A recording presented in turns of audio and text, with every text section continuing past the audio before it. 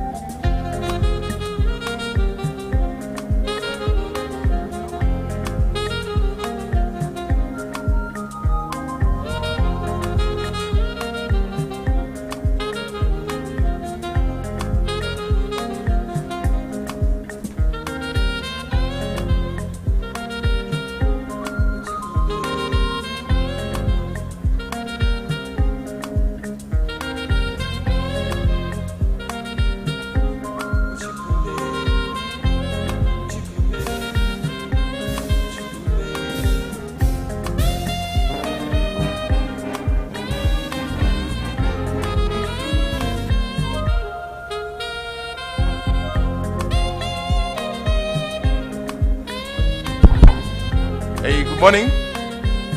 Can we take up the seats further up front, other than reserved ones? I can see that side needs some people. But if you're comfortable, it's okay. So, apologies once again for the delays, but I'm sure we'll catch up with the time. We shall move. Someone project the program for us. Teddy?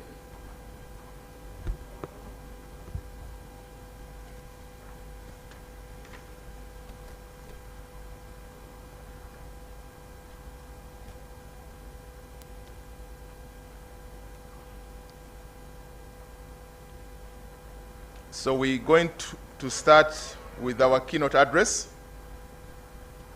But for now, I have the duty to introduce our moderator,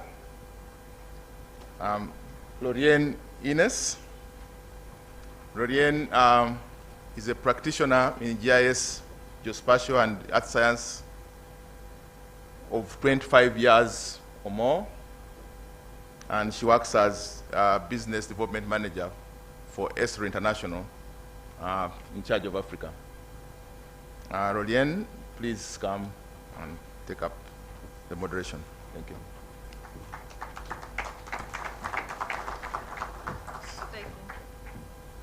Thank you, Ken. Good morning. Welcome, honored guests, ladies and gentlemen. Good to be here today and open this conference. So we're here this morning on the session on policy formulation, process, and how scientific information links and feeds into the process. But before we start the session, and before I start our first keynote speaker for this morning, I wanted to briefly reflect on the theme of this conference this year. I don't know if everybody has had an opportunity to really think about that, because the theme this year is next level, space to community. And I'd like to put that into context. You know, when we think about community, what is it that we mean? And in this context, community is around the consumers of the information. So that could be you and I, the institutions that consume the information, the organizations, but also the government consumes the information, and private entities, villages, communities, neighborhoods, your neighbors. And then when we think about space, we think about more than just, you know, what's out there, the physical or the geographical space and the openness of space. This also includes the technologies that help us work with space data, imagery, the technologies to analyze that data, apply the data, and share and disseminate that data. So with the technology and the data available, the next level really refers to how we can utilize that data to connect all the services, integrating that data and information, and utilizing the methods to integrate and analyze. And how we do that in all these different fields that we all work in. And how we then can use the space, the data, the technology to create actionable information and provide this information back to the community. So that's really what my interpretation was of the next level, space to community, really thinking about how do we get that information, utilizing the technology out there to be used and actioned on. And of course, policy plays an important role here. And that's what we start off with this morning. And I am not sure if our first speaker has arrived yet, but I can go ahead and allow me to introduce our first speaker, Mr. Sheku Mark Kana. And I believe he is on his way and should be here momentarily, so maybe we wait for a minute or so before he arrives. So just the format of this session, first we will have Mr. Sheku give the keynote for this session, and then we'll have a little bit of a reshuffle to get all the panelists here on the stage. The panelists will each, after introductions, speak on behalf of their institutions. and then we'll have panel discussion between all these panelists. And I assure you it's going to be an interesting session based on the CVs and experience that these individuals have. So give us a few minutes to wait for our keynote speaker to arrive.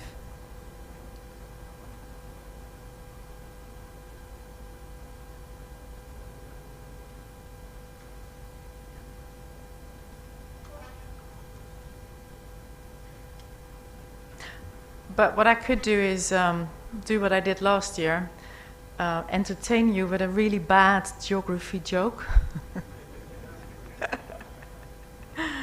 Okay, here we go. This one is for you, Pauline. Why do paper maps never win at poker? Because they always fold.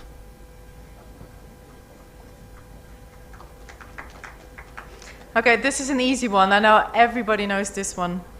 What is smarter, longitude or latitude? Longitude, because it has 360 degrees. Yeah, and then there's some really bad ones, so I won't go into that. Okay, one more then. While we wait.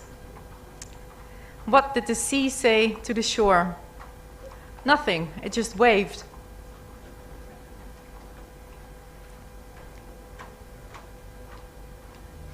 Okay, I won't embarrass myself anymore with bad geography jokes.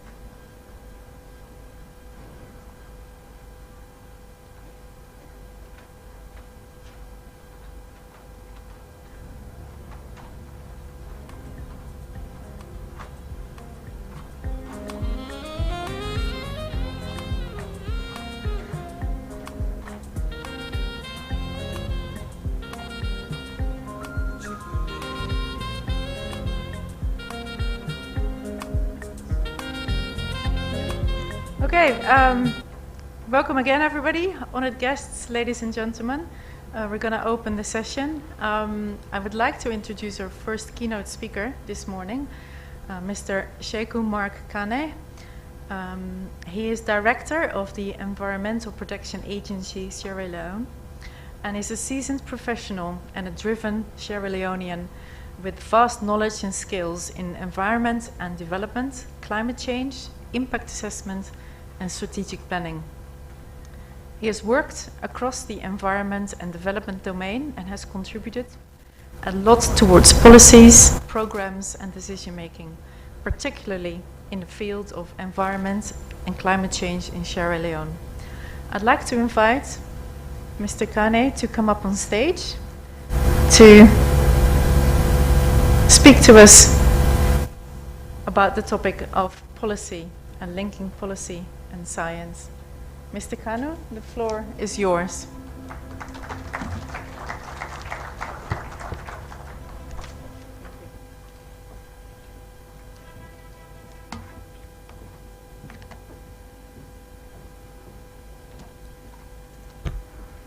Good morning.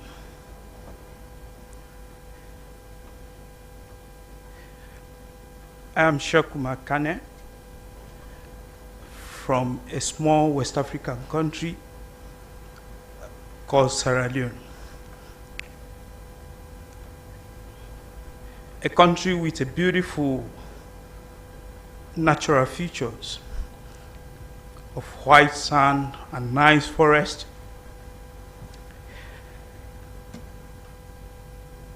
A country rich and endowed with diverse natural resources. And with influx of many foreign nationals, including the Chinese, for the exploitation of the natural resource. I'm here today to talk to you about policy formulation, the processes, and its links to sciences. And I'll be talking to you largely from a professional informed point of view, which means that it will have to be largely based on practical engagement and orientation. So, I'll start with an introduction stating that the idea of science and policy itself and its linkage has been deployed for a long period of time. And in natural resource management and that of environmental sciences, since 1972, we have seen that policy and science have been linked through the global environmental governance to actually identify what we refer to as environmental risks, environmental pollution, issues of climate change, issues of environmental degradation. And there is a strong interrelationship or interaction between policy makers and scientists, and that of the society. And this is crucial, more particularly when you talk about the requirement for development of policies. In Africa, we often see that the experience of policy are not informed, or the development of policies are not informed by science. And we have seen a concern of that raised severally in different forms. People will always say, where is the data?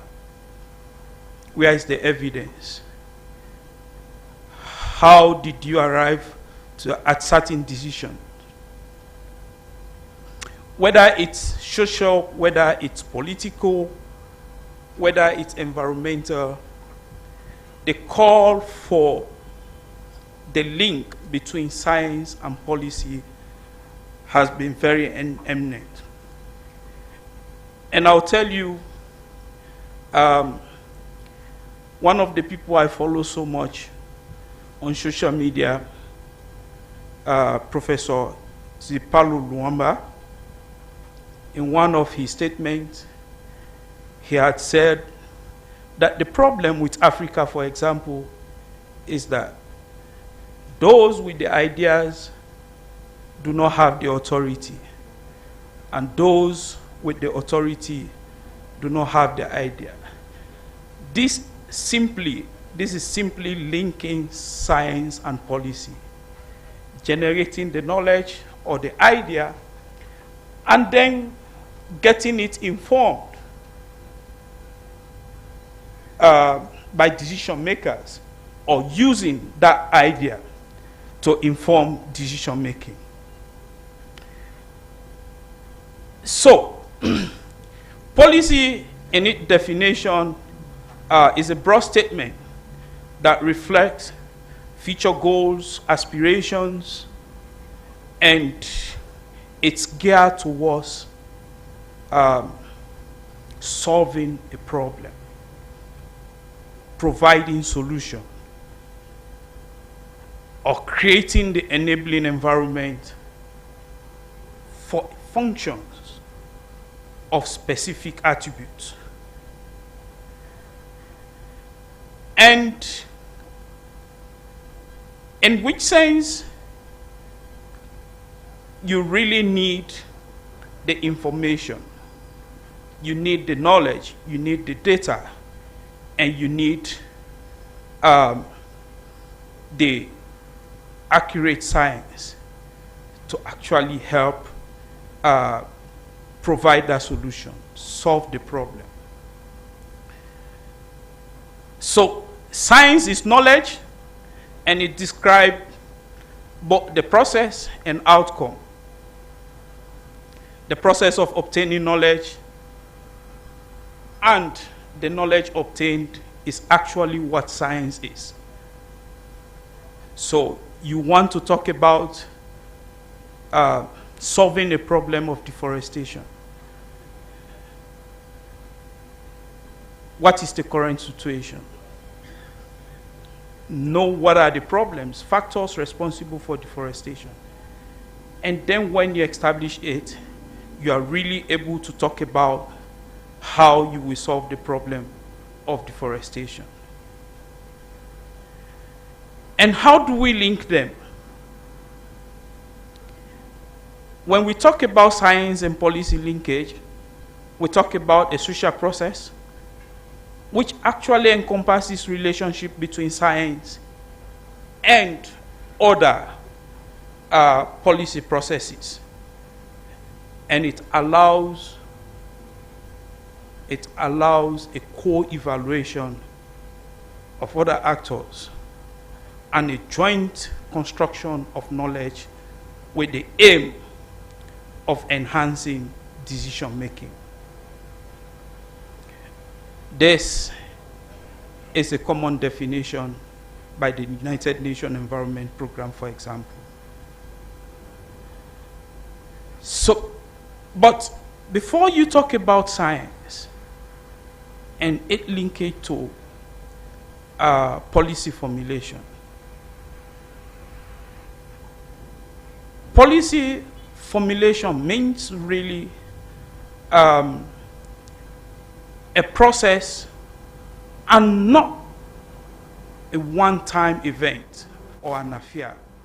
So meaning that it revolves over a period. You identify the problem, you get to analyze the problem, you identify alternatives, get to talk about trade-offs, which alternatives you think are better that you can select, and then you talk about implementation. But then now you evaluate and see what gaps do exist or how you have gone in solving some of the problems so far. Then you again think of whether either reviewing, or rehauling the entire process.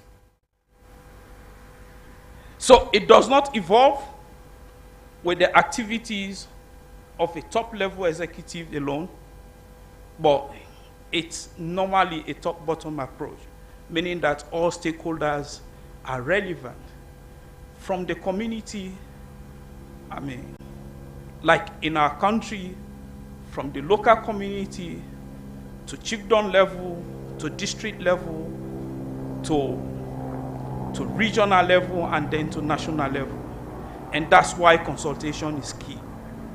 How the individuals at different levels, interests are captured is critical.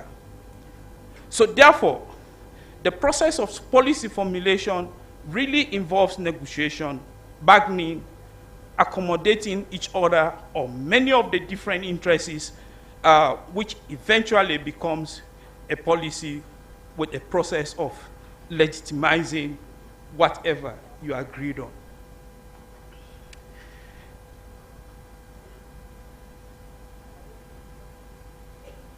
I have been involved in the development of several policies. And in most cases, particularly for Africa, because we have different interests, different priorities at that point of formulation. Sometimes we find it very difficult because we don't want to accommodate each other. You think your idea is better, I think my ideas are better, and we find it very difficult to get to a meeting point. And so we always fight over policy outcomes based on mandate, based on interest, and based on our cultural or values, cultural background or values that we carry. So, what does it involve when we talk about policy formulation? One critical one is identifying the problem. When you identify the problem, you craft a set of policy alternatives to address the problem. And policy formulation normally takes up several questions of what the problems are. What is the plan for dealing with what problem? What are the goals and priorities that you want to set? What options are available to achieve those goals that you intend or you have set yourself? What are the costs and benefits of each of the options that you have identified?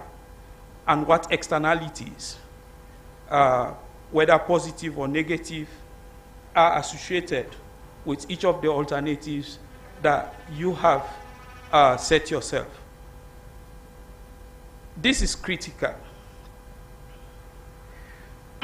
But then understanding that science means knowledge, and it's really about both the process and outcome. Therefore, you need most of the decisions in setting the goals and alternatives, in identifying the options, to be informed by data. And some of the ways that we use science effectively in generating the data, we call it evidence, could be through a kind of diagnostic research, where you have to look at employing a kind of diagnostic analysis, value chain analysis, skill forecasting, and the like. Or you use the descriptive method, where you talk about narratives and observations, and mostly people do performance evaluation, they do observational analysis and a kind of qualitative focus group engagement. Or you have what we call the causal relation research.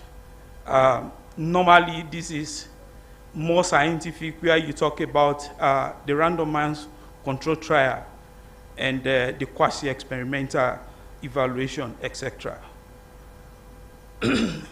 So,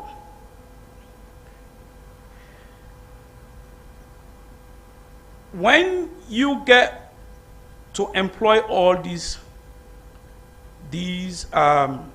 methods, you are able to effectively diagnose and get the actual information that you need to develop a policy. In 2014, 2015, we had one of the worst public health emergencies in our country, Sierra Leone. And there were a lot of players trying to intervene in different ways. But the intervention itself was not informed by any scientific or evidence-based decision. So everybody was just grabbing. Or I want to do safe and dignified burial. I want to do awareness raising. I want to do quarantine measures, provide PPEs. That was Ebola then. And then the problem still continued, because there were key factors within the stakeholder list that we could not target. And these were religious leaders. In my country, whenever there is a burial, there must be a religious leader who presides over the burial ceremony. But they were left out because science thought they were not important. They were just religious leaders, and public health is purely health-related issue, and therefore it should be either medical practitioners, that's the nurses, the doctors, or public health workers. But then the trend continued. So there was Focus 1000, a group that actually did a research, the reason for the continued spread of the disease. And then they realized that because of the contagious nature of the disease, it spread out fast, and then religious leaders are refusing to actually give up on the burial practices that they used to carry because they never believed the process.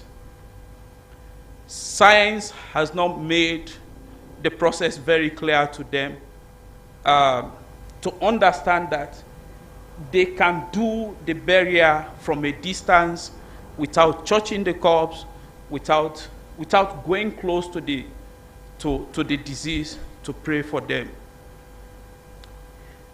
And the research shows that. So they had to call the religious leaders, give them the adequate training on how to handle burials in terms of Ebola emergency. It was only then that we started seeing a decrease in the number of cases that we are counting on a daily basis. So what does this mean? It means that science and policy linkages are critical and requires a greater concentration of who and what kind of message that you send. More often than not, we generate information, the way we communicate it, the way we produce the information makes it very difficult for the decision makers to really understand and analyze or diagnose the information properly. And therefore, to really help solve that problem, there should be a system that should really help shape the link between science and policy.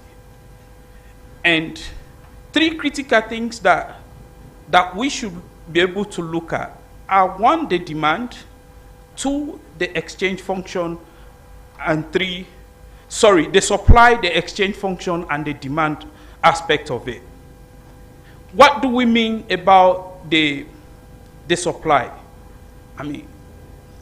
Those who generate the information, those who gather the evidence, they have it in hand. But then it's needed by people. Who are these people? The policy makers. But what is critical is how the message moves from the supplier to the person demanding the message. And therefore, on the supply end, the skills available to generate the evidence is critical. And resources are required to actually help invest in generating the evidence. Garbage in, garbage out. When you don't have enough resources and then you want to engage in evidence generation, what happens? Either you get limited sampling, you get low quality, probably data collectors, data analyzers, and therefore the output will not be as credible as required. And the information really has to be available to generate the data. And the enabling environment is very key. So, do we have strong institutions that can generate data? Do we have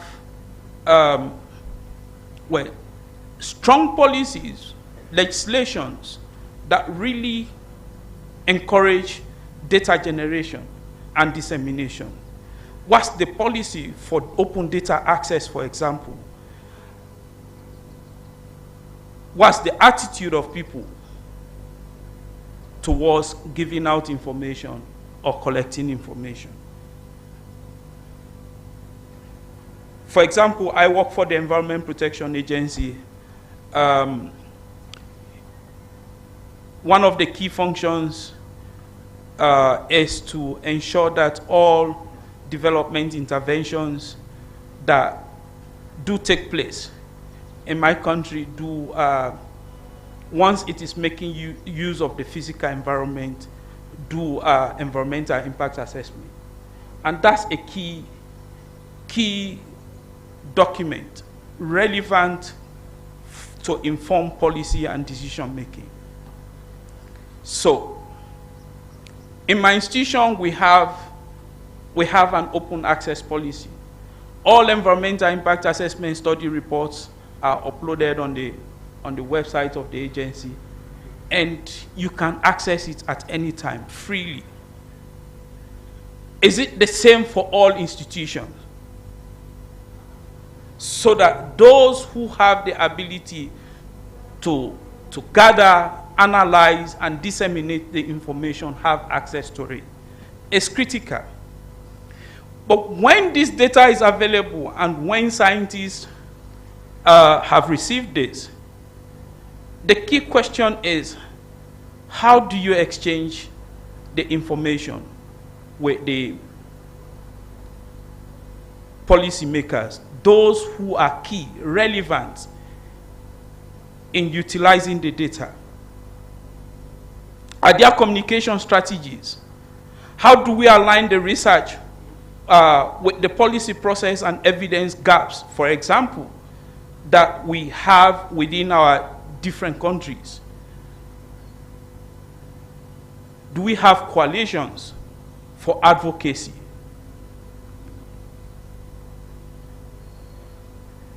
And how do we get the time right?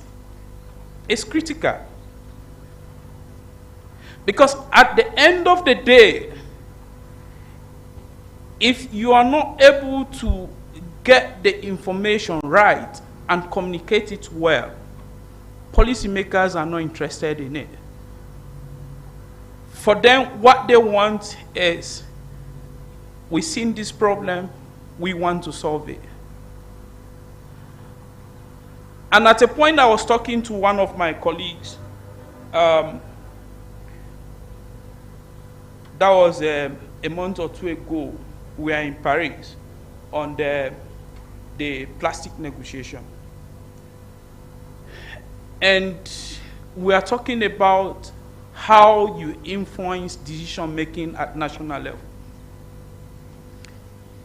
And I said to him that we that are the technical people who think we have the technical information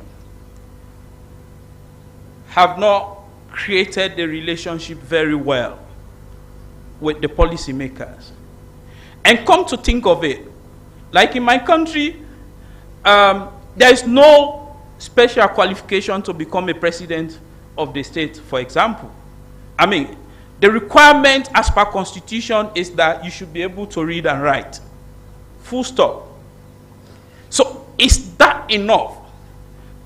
Reading and writing, is it enough to be able to diagnose and synthesize scientific information to inform decision making?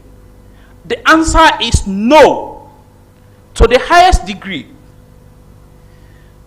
But the responsibility lies with us, the technical people, to be able to simplify the information that we provide so that people of such nature will be able to understand what we really mean by the problem. And one of the serious gaps, I think, we've had over the years is our ability to go down to that level to let decision makers get to understand that. So at the EPA, normally when environmental impact assessment studies are done, we get reviewers who review and make presentation to the board. And then the board make decision as to whether the project should go on by giving an environmental impact assessment license or not. So there was this project which was really contending, and they wanted to use cyanide or mercury in gold mining. And then one of the reviewers came making presentation, started explaining the formula of mercury and cyanide, talking about the activities, the production of dioxins, mining activities, rock formation, extraction leading to a kind of production of heavy metals and all the like. And then a board member representative from the Ministry of Trade took his files,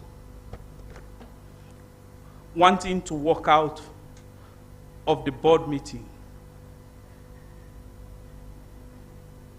So, being the secretary to the board, I asked him, "Sir, are you having another event to attend? We still have some more time for this presentation." And then he turned to me and said, "Shaku, see, you guys are not encouraging us to be part of the decision making on EIAs on this board. I said, you think that your dioxins, heavy metal productions, mercury, cyanide is what I'm interested in? I said, as a tradesman, my interest is what trade benefit will I get from this mining activity? Or how will use of chemical affect other trade possibilities or other activities that probably may affect trade in the locality?" You are being scientific. So what that means, it means that for him, there is an interest, and that interest is not communicated, and therefore his relevance on that decision making was not available, and he wanted to walk away. So what am I trying to say? That on the demand side, the institutional setting is very critical. You should get the right institution with the right professionalism and right knowledge for a specific policy decision. Cultural norms are very, very, very much important. Diversity, social setting. what plays well in Kenya does not play well in Sierra Leone.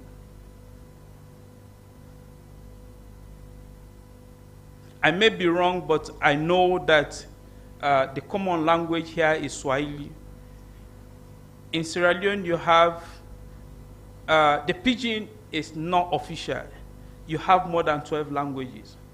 And each of those tribes have their different traditions that they follow. So those ones are very critical. And knowledge management and skills required to utilize the evidence is also very important. People have to be trained. Otherwise, it becomes difficult. So the realities are that the goal of science and policy link is actually to enhance policymakers or policy-making process itself by making complex situations very simple for the policymakers. However, the relationship between science or scientific research and that of policy process, which is supposed to actually maintain a linear transformation or transfer of knowledge, has not been very, very much clear. So, what normally happens is that scientists and policymakers do not often share a clear, articulated norms, values, and interests. My interest is generate the data, produce the evidence, and talk about the problem. Your interest is there is a common problem, you want to solve it today, more particularly for politicians. So how we balance that is critical.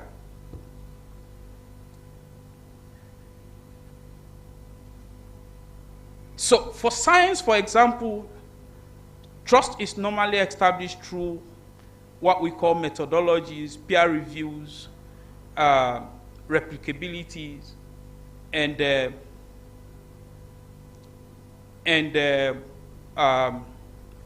other scientific factors.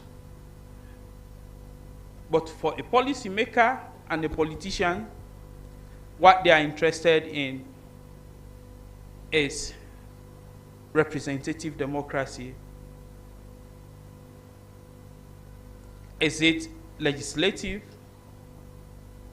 or legally transparent? Is there participation, collaboration, coordination? And if these are not visible, there is always a hue and cry.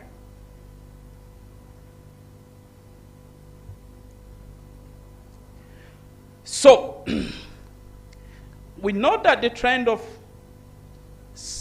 policy and science link has come a long way. And I have seen that severally in most African countries now. Even in the political system. For example, we just had an election in Sierra Leone. And I had a lot of statements around data.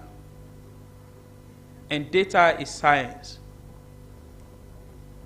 So the opposition, for example, will say, we can't go into the election until you provide the disaggregated data of all registered voters. That's science, right? But then, for them, they are not looking at it as science. They are looking at it as transparency. They are looking at it as participatory. And they are looking at it as collaboration and coordination. So, but at the United Nations level, in 2020, the United Nations High-Level Political Forum, where ministers and other members were present, made a collective commitment to strengthen the link between science and policy through evidence-based policy making that is supported by research and development, harnessing science, technology, and information, and leveraging on technologies to promote inclusive digital economy and promote resilience across sectors. But this required a sustained investment.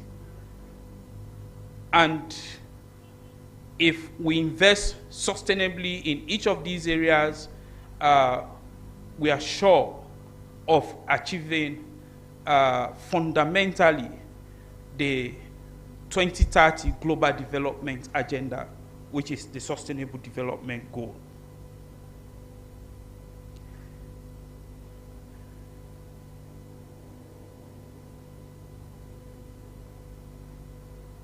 So, and in all, even though we see that there is a lot of clarion call for science and policy to be linked together, there are still concerns of gap that do exist. And clearly, the gap between science, scientific knowledge, and policy uptake have been recognized by several international organizations.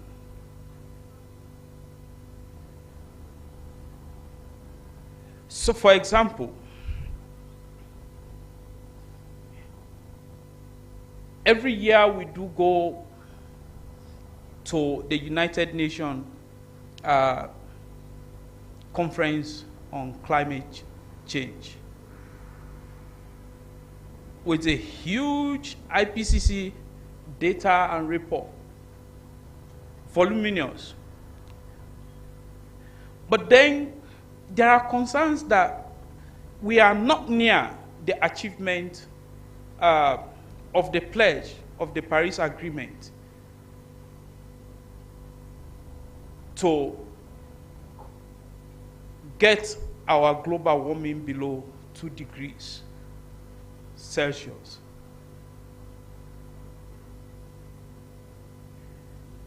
And none of the global goals for the protection of life on Earth have been fully achieved, including the biodiversity, the Aichi biodiversity target 2011-2020.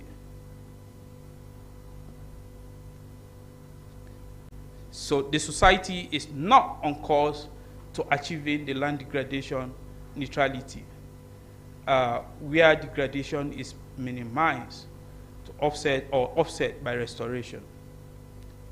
So many of the targets of the conventions on restoration, sustainable use of oceans, coastal, we've had all the best sciences, but anytime we go even to the negotiation, there are issues that we go on procedural conclusion.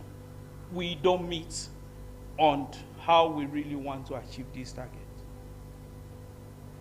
But in the midst of that, we still have the Montreal Protocol, which is a success story. The ozone layer targets, the phase out of certain greenhouse gas, the phase out of certain gases that we think are ozone depleting gases have been achieved and all the like. So, in a way, looking into the future, There are key things that we need to concentrate on. Digital transformation is key to enable an open and accessible, transparent data and information or knowledge gathering. Placing significantly more emphasis on proposing solutions as opposed to highlighting the challenges and barriers as scientists is critical. And engaging with the variety of decision makers and also enhancing a more diverse range of stakeholders will help in bridging the gap between science and policy. So, key point in conclusion: scientific evidence is needed in supporting, designing, and the development and implementation of effective policy. And improving evidence consumption depends on both the evidence supply by the researcher and the evidence demand on the part of the policymakers. So if the constraints of evidence uptake lies mainly on the supply side, then the approach to improve research communications and dissemination can be adopted and help in solving the problem. In order to ensure that evidence be continue to grow and is used effectively, research and policymakers must deploy a positive strategy. And the role of political actors representing diverse and often conflicting values and interests must be recognized. I thank you.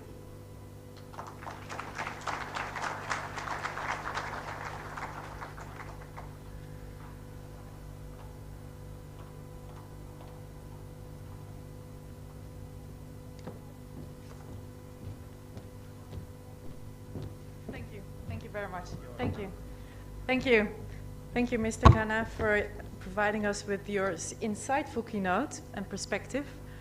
I particularly liked those with ideas don't have the authority. I think most of us have come across that in our personal lives and careers, professional lives as well. Those with the authority don't have the ideas. Yes, I like that too. And what I took away was the importance of applying science and communicating it in a way that is understandable and actionable for the policymakers. So thank you again, Mr. Ghana. Thank you. So we'll now move on to our panel discussion. And I believe that we are going to shuffle some chairs onto the stage. Is that the idea, or do we keep the speakers where they are in their seats? If somebody from Rcmrd could help me out with that question. No? Are we? They're going to be moved on stage? Yeah? Okay. Can somebody help with moving the chairs on the stage? Ah, there they come. Right, so meanwhile, while this is happening, let me just outline a little bit about the panel discussion. The objective of this discussion is really around bringing together various user domains within and beyond Earth observation to understand the policy, interaction, and formulation. Also to spark ideas around efficient and effective utilization of information that is already accessible to the stakeholders. And of course, to enhance partnership and collaboration and learn from each other and evaluate approaches for societal benefits. So we'll first hear from each panelist some institutional comments and remarks. I'm hoping you can keep your presentations to maybe 5 to 8 minutes to cut back on time a little bit, followed by a discussion between the panelists, and if time permits, we'll also have some questions from the audience. So I would like to start and introduce our first panelist, Mr. Saleh Bashir. Can I invite you first? And while Mr. Saleh makes his way over, he is the Senior Scientific Officer for the African Union Commission in Ethiopia. Mr. Bashir holds a PhD in remote sensing and GIS from the Félix Houphouët-Boigny University in Abidjan. He's a lecturer and senior lecturer for the last 20 years and has also worked with many international institutions. He's experienced in working on hydrology, climate change, disaster and risk reduction. And at the African Union Commission, within the GEMS program, he is working on long-term management of water and natural resources management. Thank you, the floor is yours.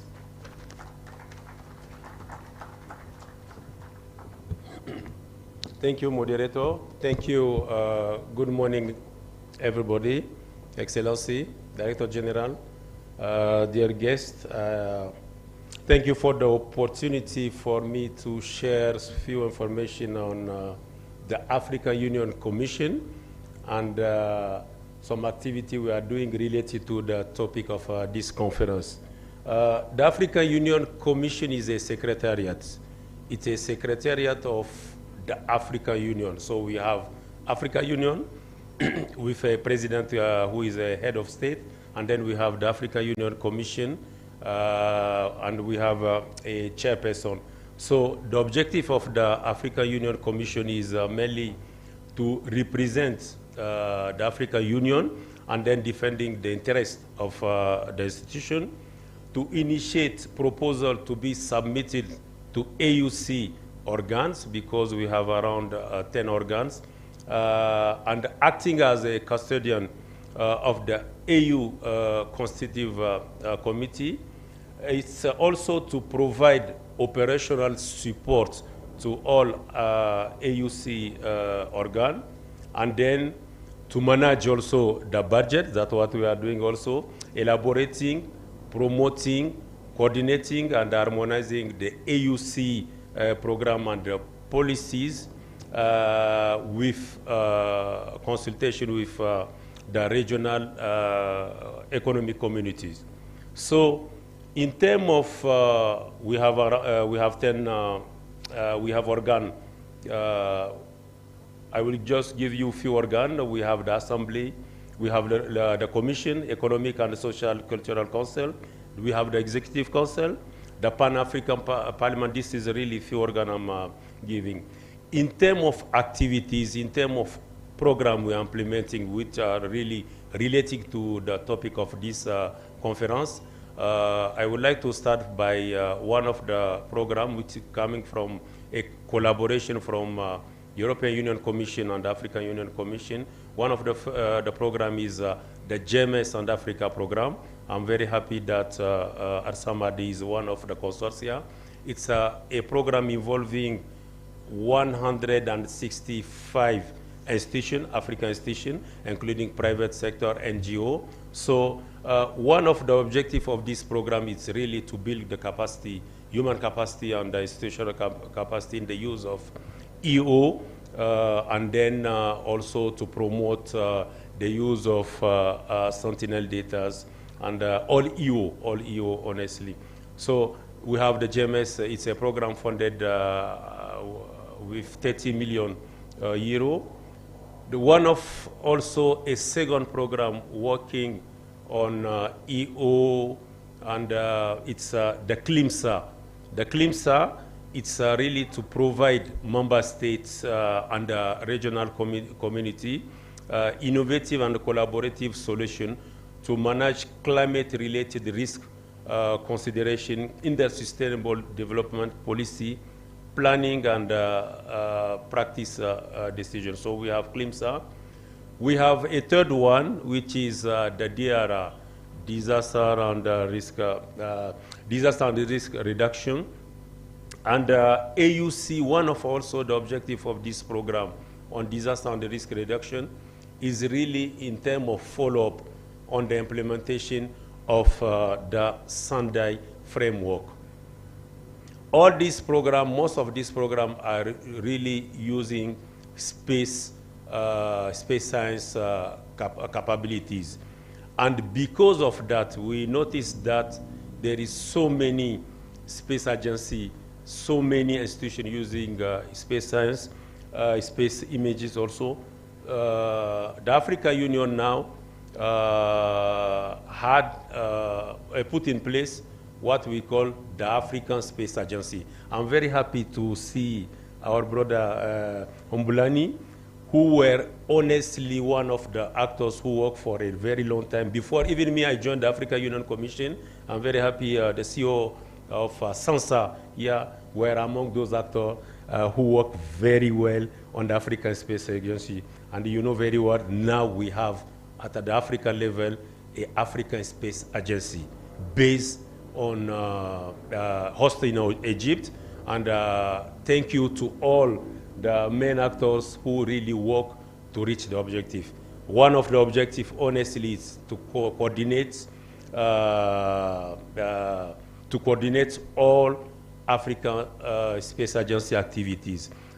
We have now a Space Agency, we have African Space Strategy, we have African Space Policy. And I think it's really a good achievement Africa yet. Now we have to implement to be sure that it will be very useful for Africa. So in terms of policy, you see that we have so many tools at the African Union level to be sure that we want to promote space science for only one objective, really to be useful for our African community. So moderator, to not take a lot of time, because we'll come back after our discussion.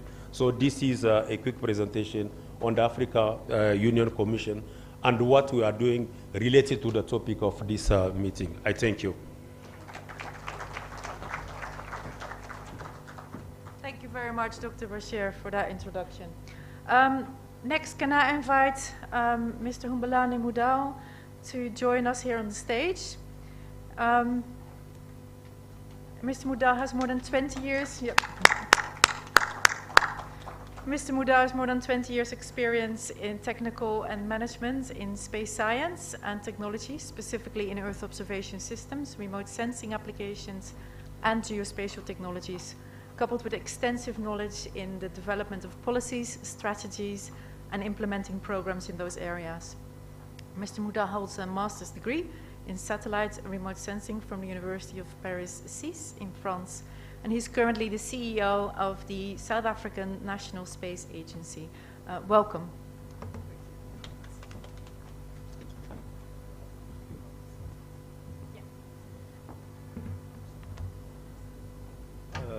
I should figure it out, right?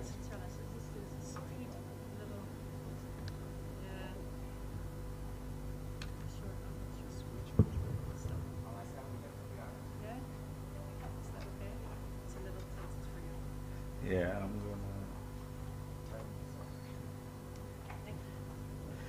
gonna. Good morning, everybody. It's good to see so many faces. And I'm really excited because I'm seeing younger people, DG. So I think our future is very bright. Of course, I'm also seeing my elders here that I've worked with for so many years. And thank you very much for this invitation, and good morning once more. I thought just before we get to the conversation about policy and how we link science in ensuring that we do develop policies based on the knowledge that we're generating, that I should give you a quick background on what SANSA does. We've just celebrated our 12th year in existence, which is really exciting. There was an amalgamation of a few institutions in South Africa, where we then, of course, established the Space Agency in 2010 officially. The space policy and strategy were established prior, and this is one of the things that I'll be talking about, on how critical it is to first create these policies and strategies before you even think about setting up an entity or an institute. I'm sure you've visited the website, most of you. I'm not going to dwell on these, but we believe that we have a huge role to play in the continent.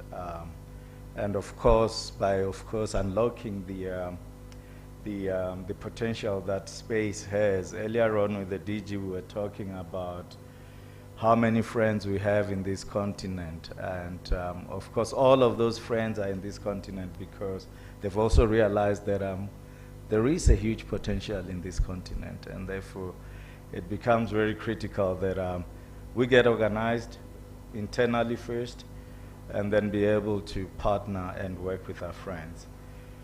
Talking about our friends, we have bilaterals across the globe. We have bilaterals in the continent.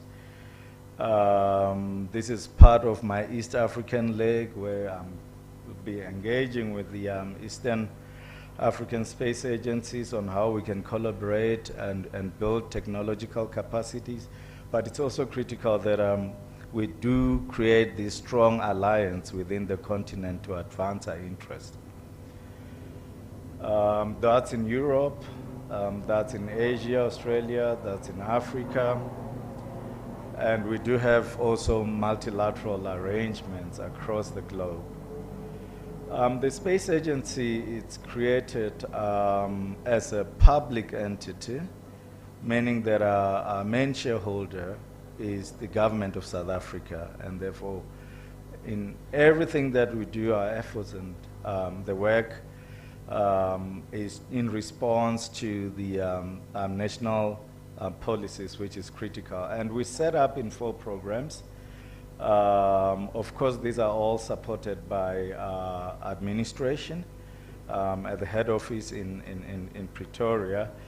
And we've built, and we are continuing and building capacity in Earth observation, space operations, space engineering, as well as space sciences. We have quite a number of achievements to date, as I said, with 12 years, but of course we host one of the largest ground segments in the Southern Hemisphere, which is critical for, of course, supporting the future missions across the globe. There are a number of areas. Hopefully you'll hear from our colleagues as well from DIA Africa, where we're hosting the project management office.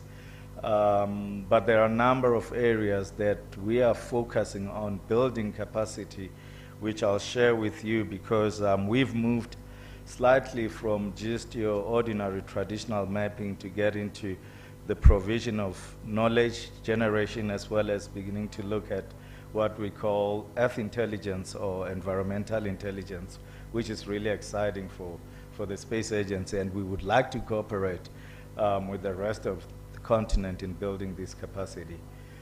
The space sciences, we host the regional space weather center that's 24/7 operational because we expected by the International Civil Aviation Organization to provide 24/7 space weather for the aviation industry, and we host that in the African continent.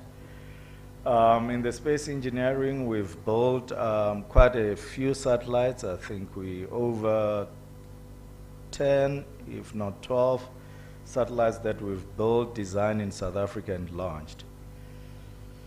The future is what's exciting for us. We want to deliberately invest in building capacity. We want to develop small, medium enterprises in the country.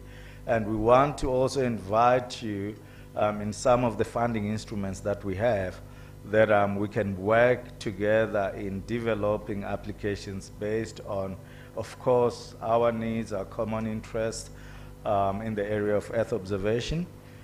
We are building a new site because of the focus in space exploration in the Western Cape, where we will be supporting future deep space missions, including the lunar as well as the Mars exploration. We're very excited that in that site, Artemis 3, which is a NASA initiative to take the first woman of color to the moon, that South Africa will be very much part of that program.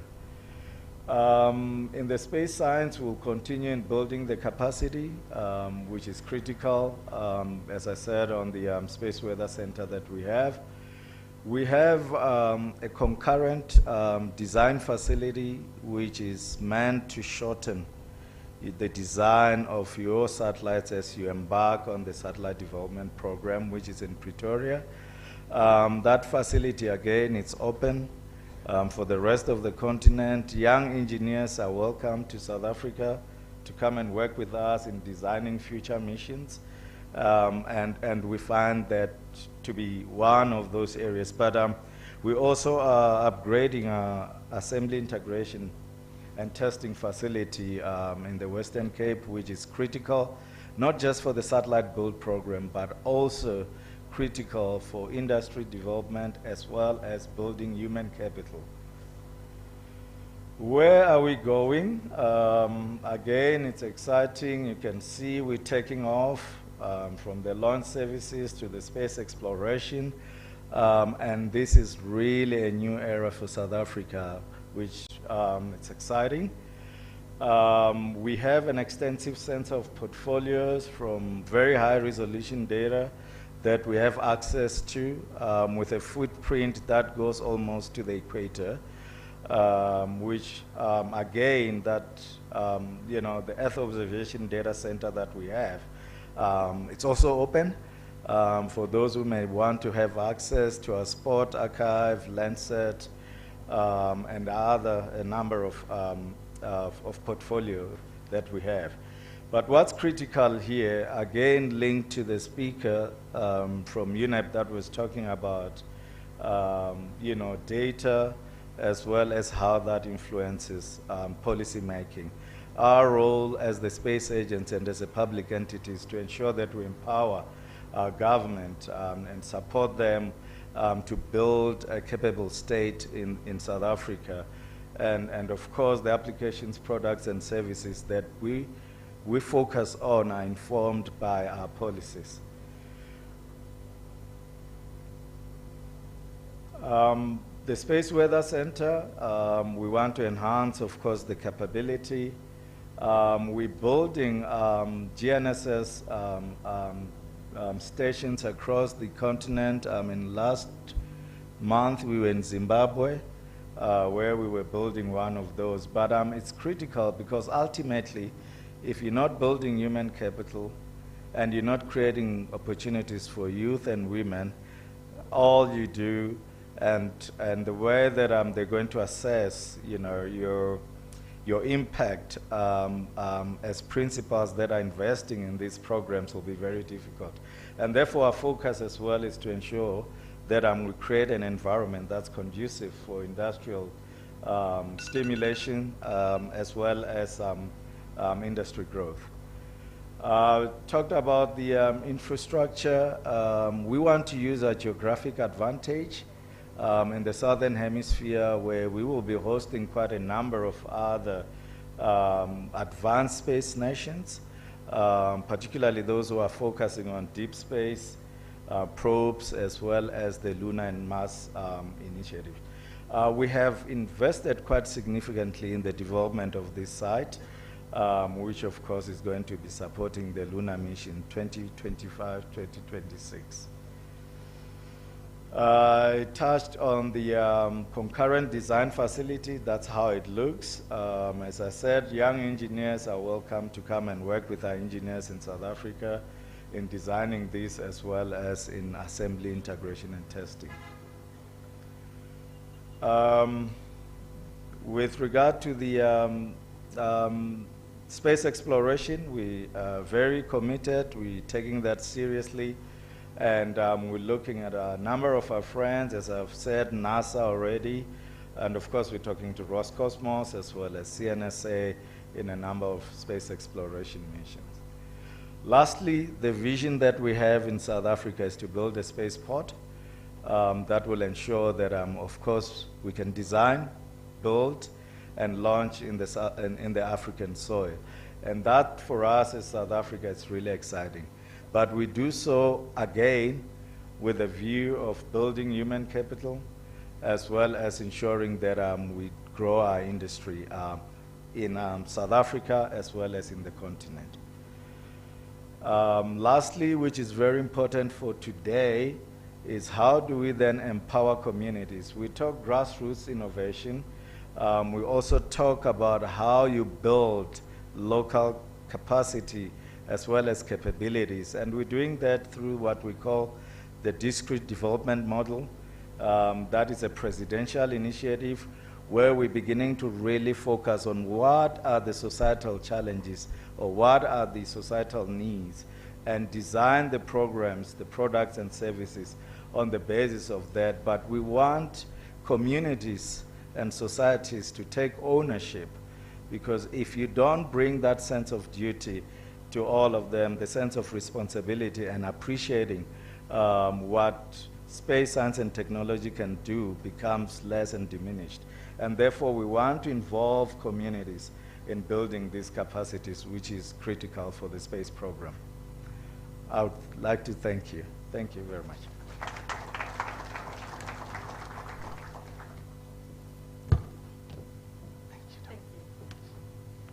Thank you, Umlani. The next speaker I'd like to invite on stage is Mrs. Husna Mubarak.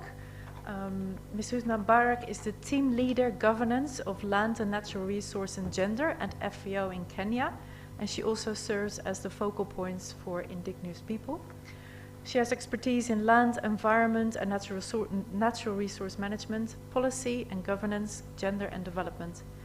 She holds a Master's of Law from South Wales University and a Master of Science in Project Management from Jomo Kenyatta University of Agriculture and Technology. And she's currently pursuing a PhD in environmental law at the University of Nairobi. She also holds several steering committee and board positions. I'd like to welcome her on stage. Thank you.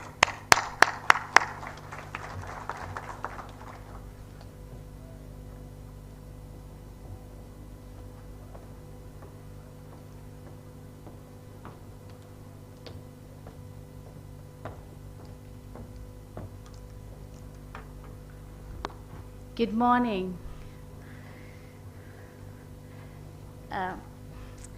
DG, all dignitaries invited, ladies and gentlemen. Actually, I must applaud everybody, especially as the other speaker was saying that there's so many youthful faces. I didn't talk of age, I only said youthful faces. Thank you very much, and also thank you so much for inviting us to this session, specifically also to really share out what FAO is doing. FAO is a UN agency mandated to look into aspects of food and nutrition security, and actually we say that we need to end hunger in the world. I think as the other speakers are putting out, probably being a UN agency, we here are all mandated to be able to support governments. Importantly, in all the sense of the definition of government, but also basically into aspects of support policy, formulation, capacity development, and most importantly, the aspects of lobbying and advocacy and promotion of participatory approaches, putting the people or the community before anything. And I think this is the goal of most of the member states in terms of we all doing this for the purpose of the people and the connection with the environment. Really just to mention some of the interventions we are working out. Of course, we are in the forefront in Kenya through one of our biggest program, which is EU FAO funded together with the government of Kenya, the promotion of the GIS technology. And I'm glad that this is being done in partnership with the Rcmrd, of course, the ESRI, and many other players, so as we are able to really ensure that space science and technology is taken in, is adopted in many ways. One thing is we are investing in fit for purpose type of approach, definitely identifying the various challenges and gaps in it. But further to that, in the name of going digital, and also importantly, the mention of digitalization process in the various sector, we are also supporting some of the digitalization processes in the country, Kenya. And to mention just a few, the National Land Information Management System, famously known as RDSASA. For me, I call that also another fit-for-purpose system, where it uses space technology in the sense of also having the social and the economic aspects attributed to it. But also further down, that is looking into the lands, but also further down is the Kenya Integrated Kenya Integrated Agriculture Management System. I think the two have a lot in common, and what I can say is the aspects of getting data and information so as it can enable policy formulation and decision making, but further to resource allocation, so as we are able to ensure further down to the community, everybody is recorded or documented in that language. And also some of the other things we are doing, which is also FAO's biggest strength, is the aspects of research and knowledge management, having to be a repository of data and information around agriculture, which we are advocating quite a lot within Kenya. And just to mention also, in terms of research, is there's a time in Kenya where there's a policy which went to Parliament, and it was returned back. And I think for most of us who understand, in terms of the law and policy formulation in a country, it's a whole process, including public participation in it, apart from the development of the law or the narrative within the law or policy. One of the things which made that law discussed in Parliament, so by the time it reached there and it was in discussion, actually it was technically thrown out because of lack of evidence in it. And I think we all get to know why we needed that evidence. I don't want to mention the law, but it is very, very important that research becomes or evidence-based processes become a priority to inform policy. So among the many interventions we do directly and through partners, those are some which I can really bring out to this. But importantly for us is the aspects of advocating for more data and information so as to can inform policy, and the linkages between it, because in Kenya and most of the African countries, we are not yet there in terms of the coordination between science and policy, but also, as the first keynote speaker put it out clearly, the people who are in policy and the people who are in science. How do we bring that coordination and integration so as they can speak to each other? So that is what I can give in brief, and probably we'll be discussing furthermore. Thank you very much.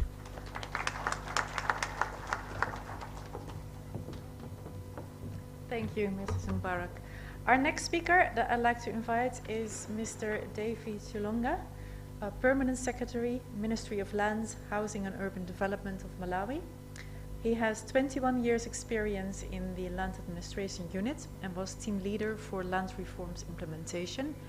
He holds a bachelor's degree in land surveying and a certificate in land administration, as well as a master's in property development from the University of Portsmouth in the UK, and is also studying for a PhD in engineering for infrastructure development.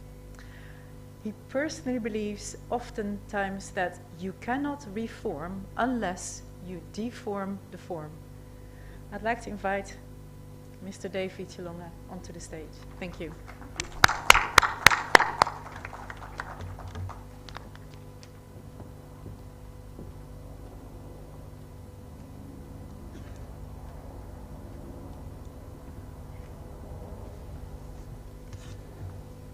Morning, everybody.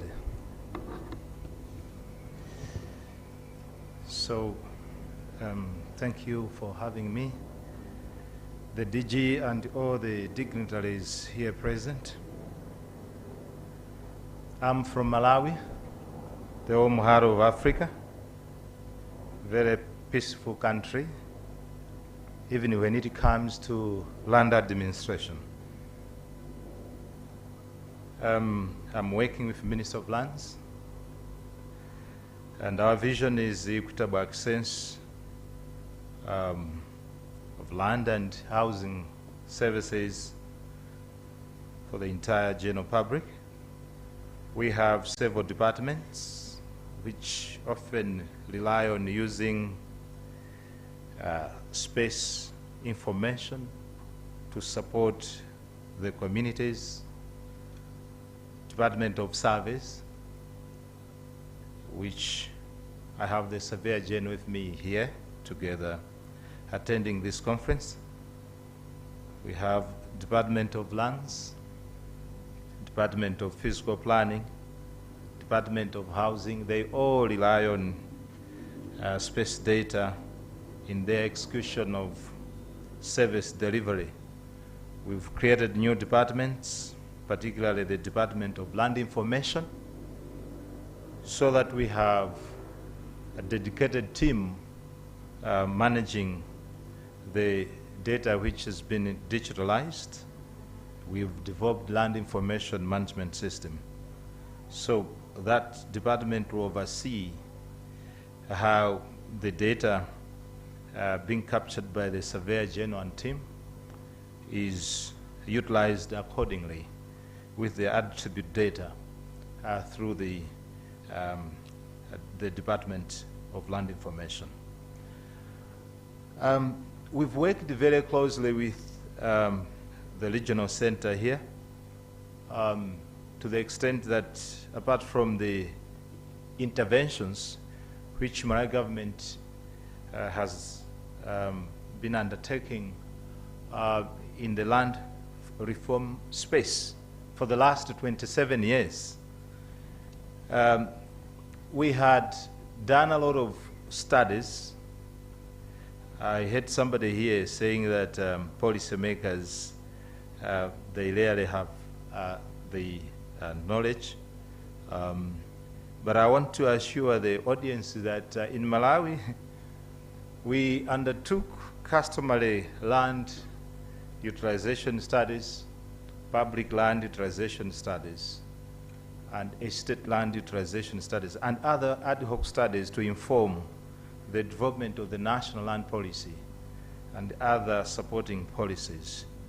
But we've moved from that stage to coming up with the implementation strategy, having dealt with administrative reforms as well as legal reforms. We have 10 land-related laws which were enacted last 7 years. It was a holistic approach looking at all laws related to land management and administration.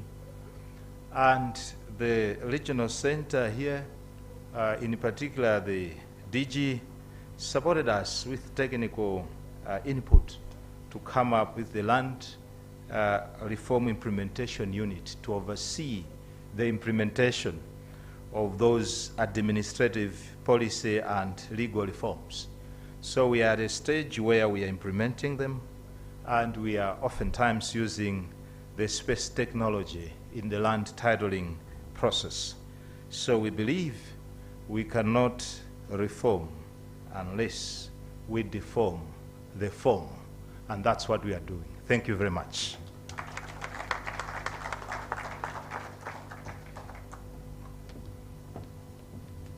Thank you, Mr. Chilonga. And our last panelist to join us on stage is Mr. Colin Marangu. Mr. Colin Marangu is Director of Plant Protection and Food Safety Directorate in the State Department of Crop Development under the Ministry of Agriculture and Livestock Development. He has over 30 years experience in the field and administrative roles, and has risen through the ranks from an agricultural extension officer in the early 1990s to a senior manager in the public service. He's currently a member of different boards of directors where he contributes to strategic level decisions that influence policies in the agricultural sector. I'd like to welcome Mr. Colin Marangu.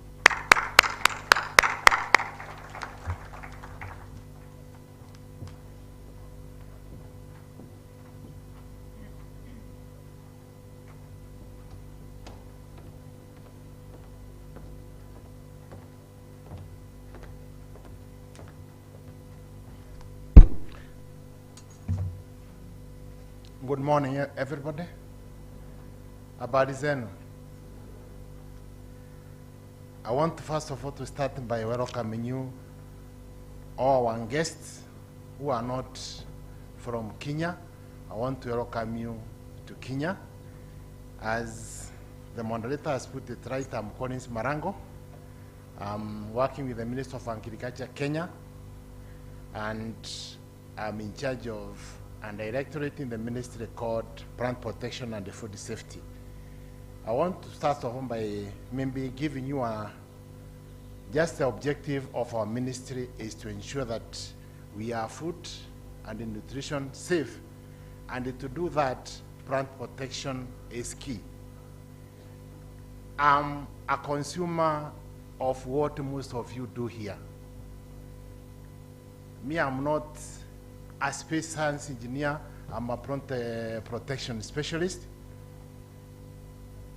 You did not mention that because I did not tell you. I'm almost clearing my PhD. So I kept that information there so that I'll tell the people personally. So I'm working to protect this country from migratory and invasive pests. My colleague from FA was talked about the various technologies we use from space, that is chemist, is in our ministry. But there's one aspect I want to mention about plant protection. When it comes to transboundary and migratory pests, what is very key is for you to be able to know when you are being attacked.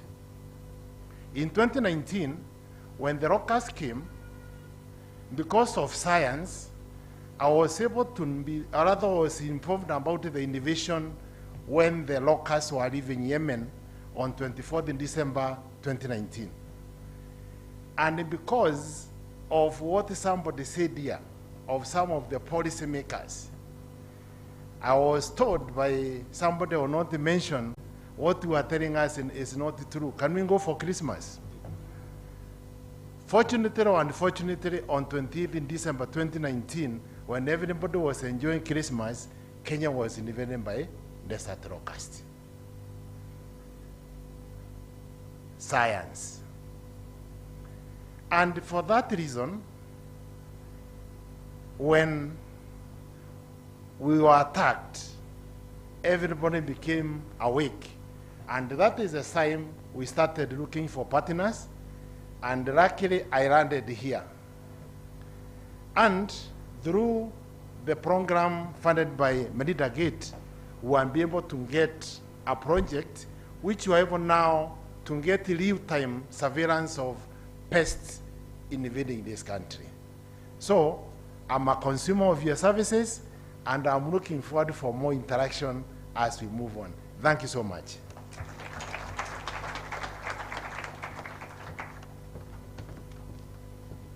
If we have some microphones for the panelists. Thank you very much for the introductions of your institutions. We now move on to a couple of questions that I believe are very important for us to address between this interesting group of knowledgeable panelists that we have. Yeah, please.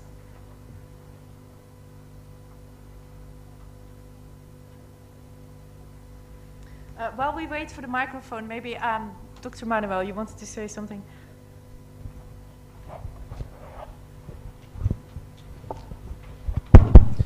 Thank you, Lorraine. I want to take this opportunity to introduce our guest of honor.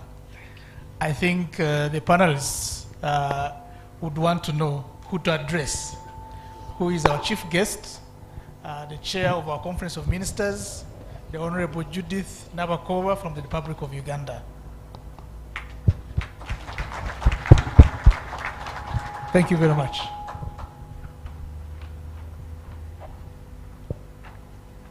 Thank you. I'm just going to be standing here awkwardly while I ask the first question.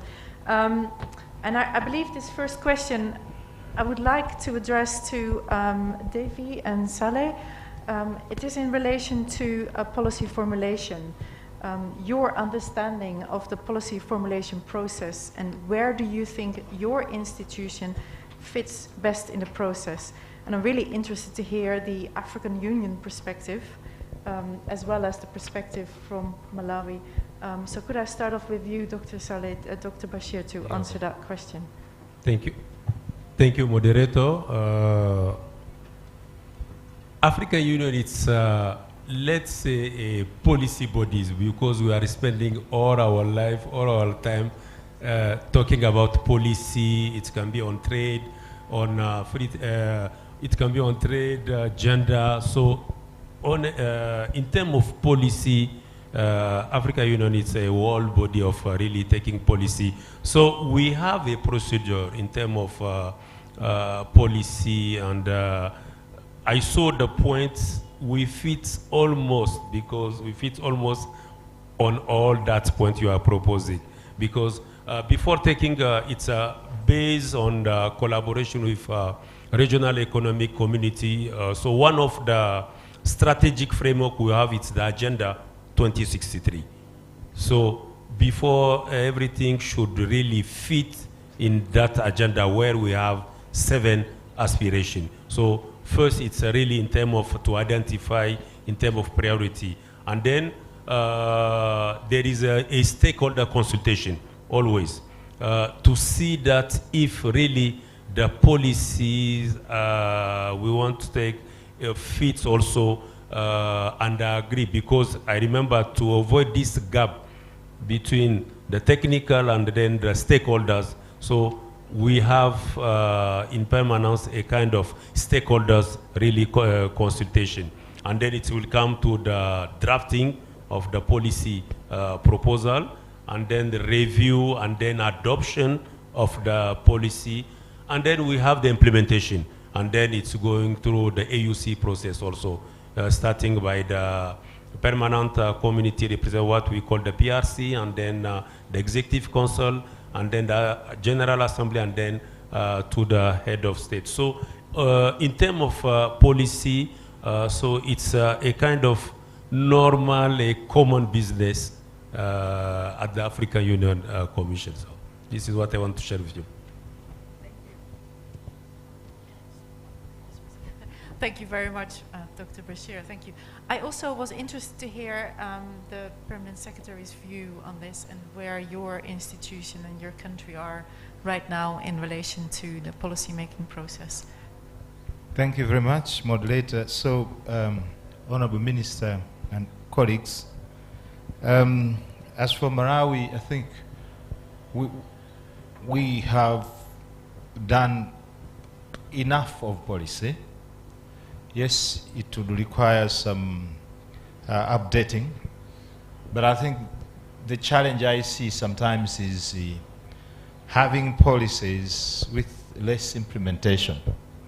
So in terms of that cycle which you are talking about, we fit in all those activities, from formulation, consultation to implementation.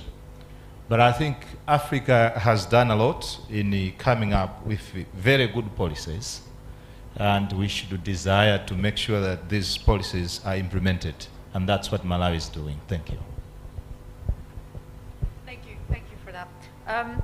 In the interest of time, I just wanted to move on to the next question that I had, which is in relation to challenges or the limitations encountered in linking science to policy.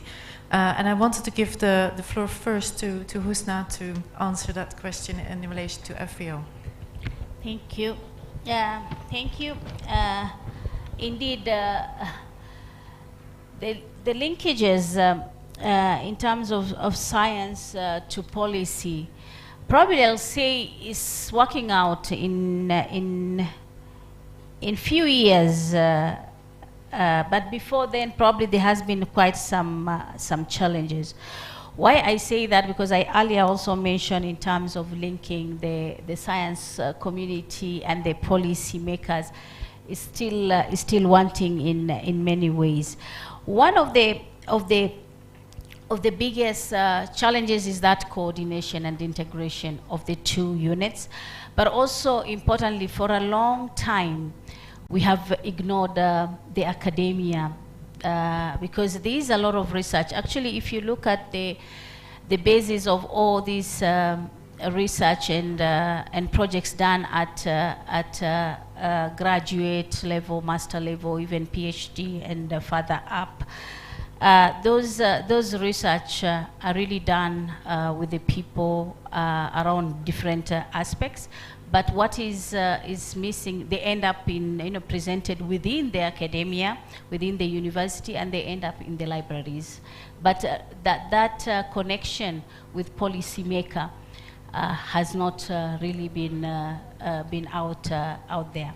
But also importantly, we've seen a number of other policy discussion where science has really given evidence to the processes. And I see now when Kenya is going to work on one of their policy process on putting up minimum and maximum acreage of land from a point of information. Doing that, I know that with various partners there is a research which was done to look at aspects of land fragmentation in the country Kenya. And at least that we know that is one of the pieces of evidence which will be used to really inform policy. But also the other bit is just to add up to the integration, the coordination, is really have that talk, the communication between the science community and the policymaker, especially apart from the members of parliament who really sit to discuss the various policy, but that technical team, which I know my colleague Collins is part of, really informs those processes from a point of information. So those linkages are quite key to really put into scale so as we are able to really understand. And many other areas where we really need to enhance aspects of coordination, integration, and ensuring that knowledge is transferred at all levels. We know where the knowledge is needed and how we can really advocate and lobby for it. I always say hit where it hurts, and I think that is where we'll have proper policy to really inform our decision making and aspects of resource allocation. Thank you. Thank you very much. Hit where it hurts. That's a very, very powerful statement. Humbelani, could I ask you to also reflect on your thoughts around these challenges or limitations encountered in linking science to policy? Thank you very much. This is really important. I am very fortunate that and one thing that I'll probably encourage young people as well, that one has to first, of course, build their technical depth in a specific area or specific domain where you want to be a specialist, which has happened in my life. Having dealt with space maps, when we were looking at what we called land parcels in South Africa. So you can imagine at the time, we talk about digitization or digital transformation today, but it's been happening in the last 30 years or so, where we were looking at how we then digitize those space maps into something digital, which is really exciting. But I've also had an opportunity to get involved in the development of the National Space Program, from the policy to the strategy to the implementation, where it's even harder now because I'm actually doing the implementation. And the point that I'm trying to make is that we're very good sometimes in formulating and developing these policies. But when it comes to the implementation, and one thing that you have to learn is that there's something that I've learned over the years. I don't know if you can apply this tool, which looks at what we call the impact map. So you basically map from your right to the left, where one has to first understand what the customer or the client or the user goals are, and then you map that with your entity or your organization goals, because that's critical. Once you get to be able to do that, you're able to then look at the key results areas of what your expectations and what you intend to achieve and that of the stakeholder or the client are, and then you continue. But you do so by also looking at building capacity within the entity, which is so critical that you do. When you do that, you're beginning to also looking at the job behaviors, the behavior of your leadership, your team within the organization, in ensuring that you're able to produce or respond to the key results area. And lastly, it's of course, how do you then make an assessment of the skills requirements that you need? And some of this, we haven't learned much about this, but we found ourselves, one, with a very good policy, but without any resources to implement. Secondly, you find yourself without having the human capital that's required, meaning that you had not worked in preparing, the skills that are required for you to be able to do that. And it's one thing that I'll encourage young people that, when they look at the problem, they shouldn't just look at the problem at a face value.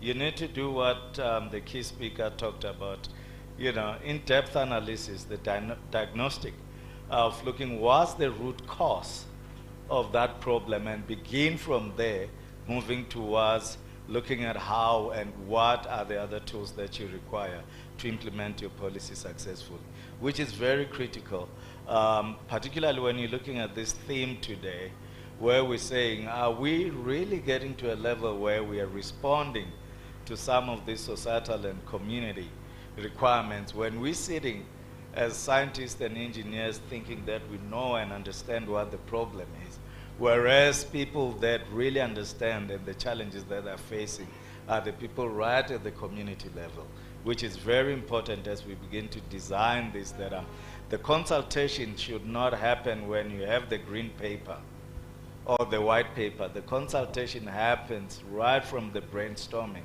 when you're using these impact maps to begin to understand what the problem and the challenges are for the communities. Thank you. Thank you very much. That was very insightful and good to know for the academia and the young people as well to look out for in your career. Maybe I should start again as well, myself, I'm thinking. How can the scientific community and policymakers work together to facilitate science advice? Colin, could you help us? Thanks so much for that. Let me say that the bottom line here is a situation by the scientists or the academia and the policymakers need to trust each other.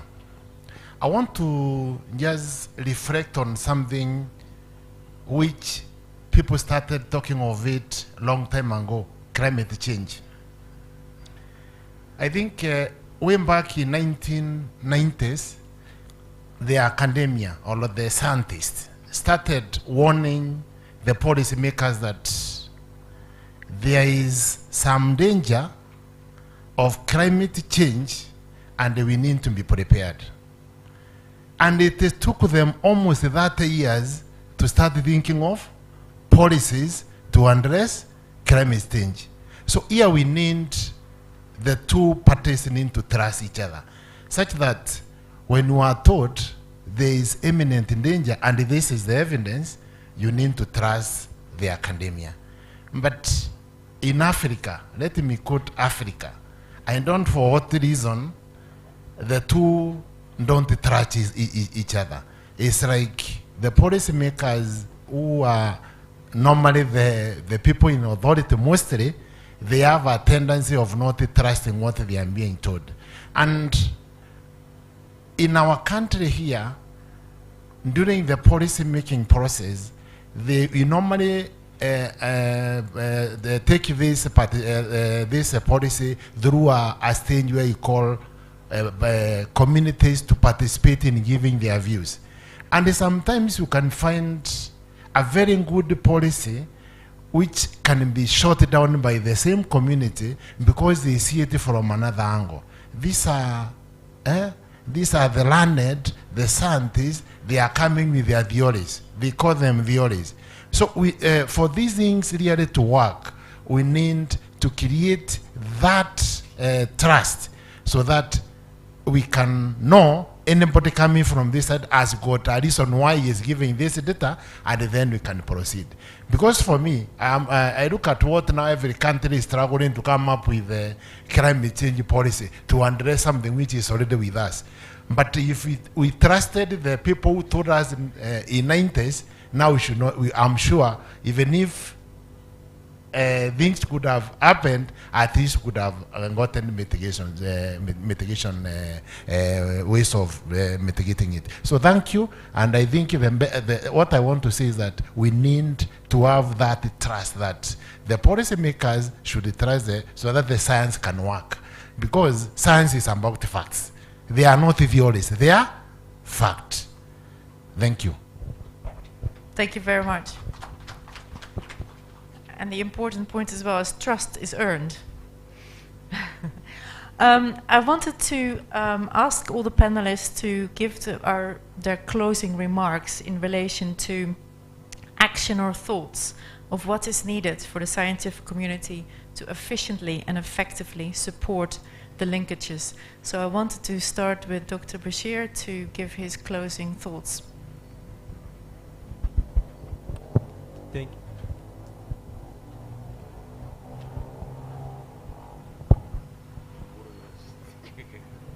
you. Thank you, Bulani. Thank you, moderator. I think I will quote the keynote speaker. One of he said scientific evidence should be really the key. So scientific, when they will go to policymakers, they have to be sure that they are coming really with the real information, with facts, to allow the policymakers to understand, to better understand, and then to support them in terms of taking decision.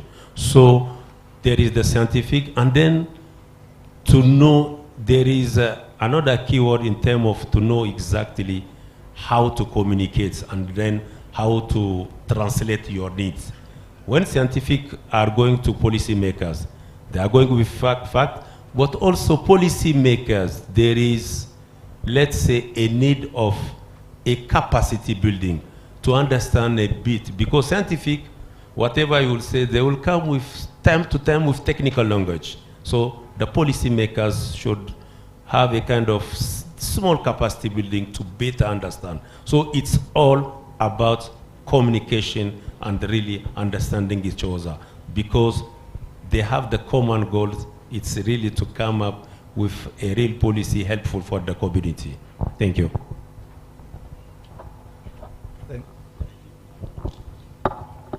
Thank you very much. I just want to say that there are just 3 or so elements that are critical when you're looking at policy formulation and strategy development, which one, you as I said, from the impact mapping that your key performance indicators in terms of the outcome and impact has to be very smart and clear. Ultimately, what we're all trying to do as we develop these policies and strategies to ensure that we improve service delivery. And these are policies that are also serving our communities. So a very strong M&E, or monitoring and evaluation framework, has to be in place and has to be very clear. And one, as you do that, you have to subject those key performance indicators into what we call a socio-economic impact assessment, because that will assist in ensuring that you do develop policies that are relevant and responsive to some of the societal challenges that we're facing. Thank you. Thank you again. I think for my parting shot, for me, I will. One is I have several, so I'll try to just say a few. Importantly, I think it's been mentioned is the aspects of putting up a knowledge hub, not in the real sense of putting up a knowledge hub, but what comes with it in terms of where is the information, where is the data, and how it can be accessed and and used. I think that is very important. And what in terms of what my other panelists said, in terms of communication, how to package it for the different players within a sector or within a country, within any of the platforms required. So that comes with the language, and that comes with the simplifying that information to fit the purpose or the gap required. Importantly also is the aspects of resources, both human resource and financial resources. I think we need to invest as institutions, meaning both government and intergovernmental or even non-state. We really need to invest in resources to ensure that we have data and information and good data for ensuring that is viable, but also something which is required in looking at the various gaps. And finally, building on to the partnership and the linkages. I won't say that government has all the knowledge required, and I think that is why the establishment of every other institution in place. So definitely calling out to partners, enhancing those partnership depending on the mandates and roles, but also for me, this is real final, the continuous improvement. One set of data will not really improve our policy. It has to look at the various aspects, socially, politically, economically, and environmentally. And I think this is, for us, is very, very important, because when you look at policy, it has to cover all those aspects. And I think that is where also we get a challenge when they're not covered in that sense. And I think for me, if we can be able to really include that and include in continuous improvement to the processes and really go with the times, then we will hit it high. Thank you very much. Thank you, moderator. So as the keynote speaker stated, policy should be formulated from good scientific findings, but the challenge is there that we still work in silos. Government or governments generating those policies without engaging to that extent the research colleagues. But what I've personally done in Malawi is to go to the universities and ask how we can work together. And we'll be signing MOUs, I think next month, to make sure that we share notes, particularly their findings, and to see whether such can inform any of the policy reviews. Because in any case, we are serving the same community. So we just have to work as a team, and we need to stop protectionism in order to support our communities. So I would say to the research scientists having the data and policy makers not utilizing it, be aggressive. Don't be quiet. Don't just put your findings in the shelves. Share to one person, make noise, share to the other, share to the other, share to the other, until it reaches the policy makers. As I've said, oftentimes we cannot reform unless we deform the form. And people are not interested to experience that deformation to embrace new policy recommendations from research scientists. But we all have one community to save, and let's work together in order to make sure that the data is helpful to as many people as possible. Thank you. Thank you so much, moderator. Me, I want to put it this way.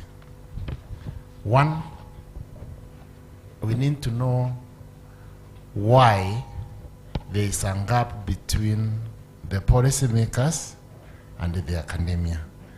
Once we know that, can we try to simplify whatever data we have to the level of the academia, the policymakers? And after that, can we settle the benefit of using the scientific data in our policy? Because that is the way out. And finally, I want to say that we need to talk to the policy and the academia until we start singing one song. Thank you. Very well said. Thank you. Thank you. This actually concludes the end of this this session, this panel discussion. I was told we need to cut down a little bit because we need to make up some lost time, and the ceremony, the opening ceremony, is about to start. So I would like to very much thank all our panelists for their powerful insights and the direction that they've given us during this session. Thank you very much, and thank you, audience, for engaging with us. Unfortunately, we don't have any time for questions right now, and we need to move over to the closing ceremony. So once again, a big round of applause for all our panelists this morning.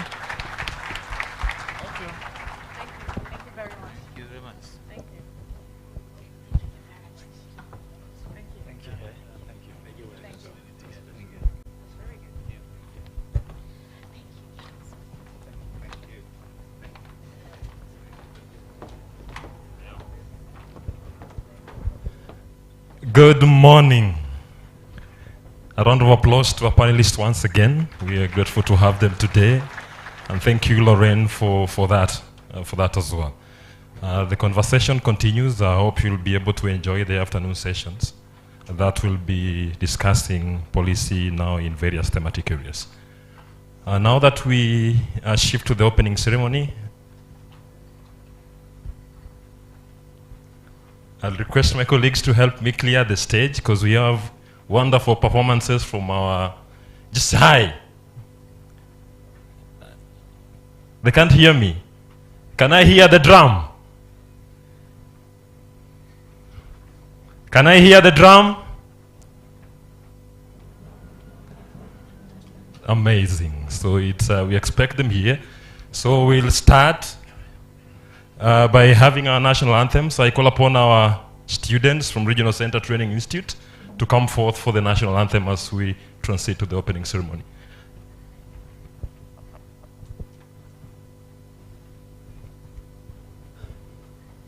I can test the stage. It's wonderful. That is 102 kgs on the stage fall. So it's okay. So we assure you that they'll be safe.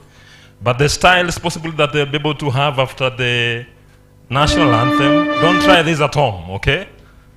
Don't try this at home. After National Assembly, there's a dance that they'll be performing, but we assure you that it'll be safe, but don't try that at home. So Regional Center Training Institute will be performing the national anthem and the Eastern African anthem as well. So sing along with them if your voice will be in tune. So let's rise for the national anthem of the Republic of Kenya.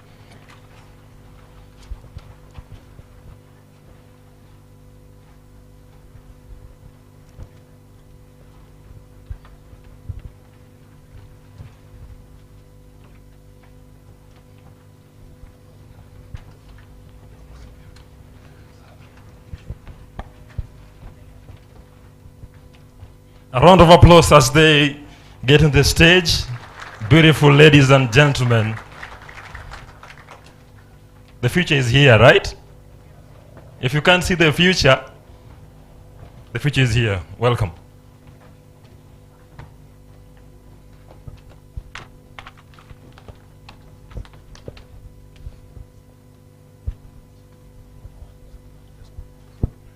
Okay, so they'll be singing one stanza for the national anthem and also one stanza for the East African anthem as well.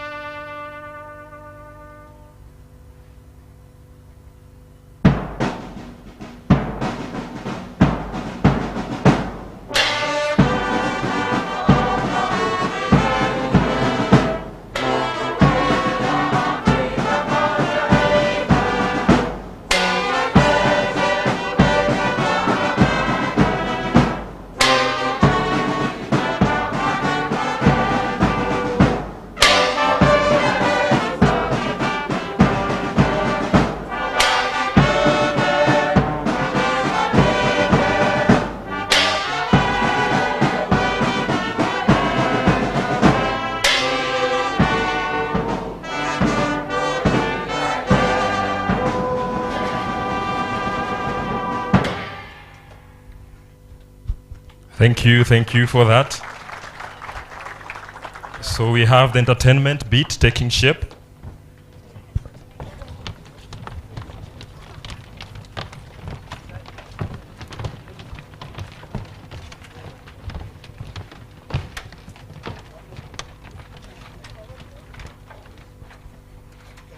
So several entertainments on the African culture that our students will be presenting, and we hope that you'll enjoy.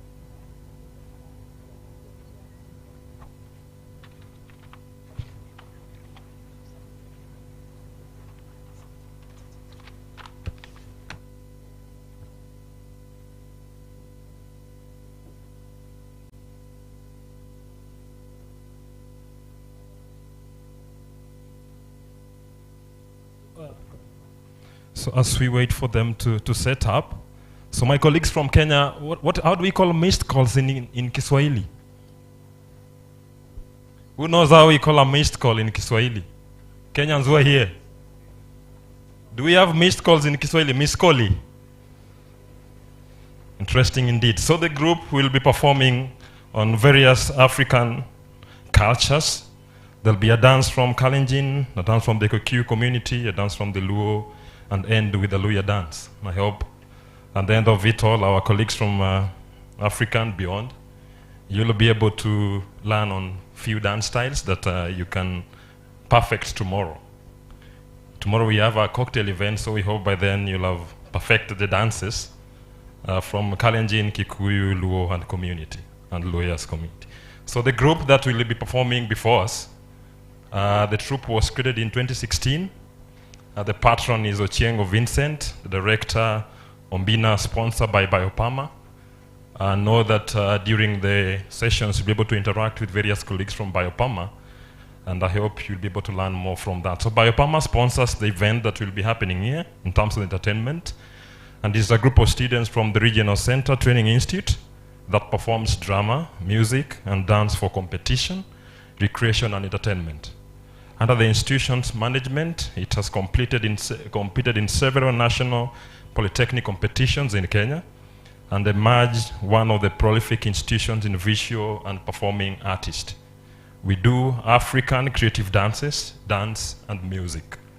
Our gratitude goes to Biopama, so the group thanks Biopama for that, and the Regional Center for Mapping of Resources for Development, the management for sponsorship, and they wish more because we need more brass instruments. They need more equipments, but I will not tell you which ones. But I think the center will be able to support them in getting the best that they need. So we expect them to be here in the next few minutes. How do we call a missed call? There is still no answer for that. Missed call in Kiswahili. I have a gift for someone. How many counties do we have in Kenya? Counties in Swahili? Majimbo, right? Yeah, sure. Okay, so another question I know, but at the end of the few days that you'll be here, you'll be able to learn several languages, and there's one interesting thing that happened yesterday. We have one of the participants coming from Dakar, Senegal, and he was mentioning that it's the first time for him to be there. Do we know him? Prof, do you want to? Yeah, we hope that you're enjoying your stay in Nairobi, and it's amazing to have you with us. So ladies and gentlemen,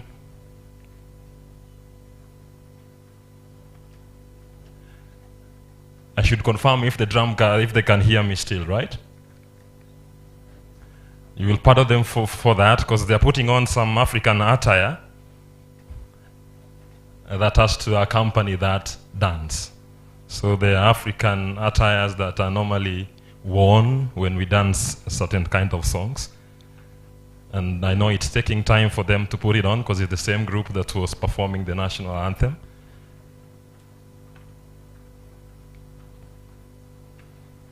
So allow me to also remind us of the various sponsors of this event. GMS and Africa, we have the SRS, Digital Globe. ESRI, we have Maxa, C4, Ofesa, Afrigio, Pasco, Fahari, that's KQ, the Kenya Airways, Wildlife Works, Soil for Africa, FAO, International Land Coalition, Biopama, AUCN, Measurement Systems Limited, Locate IT, SIPS, Geomic Consultants, World Bank, NCBA, and PLACE. So all of them will be taking part. And if you are able to check in your program, they're all placed in ways that will be easier for us to be able to interact and engage. And so we hope that after the opening ceremony, we'll be able to have the official launch of a satellite, of the DEA satellite office here at Rcmrd. And then we'll head for lunch. Then we have parallel sessions. So we will focus on the various policy formulation processes that are in the four, that is agriculture and food security, and we'll have discussions around how to improve on the science policy linkages in that. I told you that it's not easy to put on these dresses, right?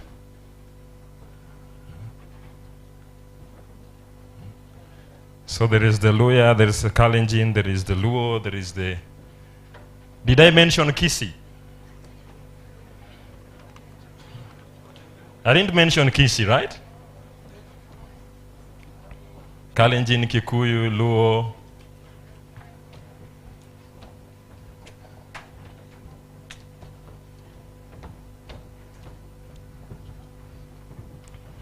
African culture is interesting, I tell you. Okay, so ready?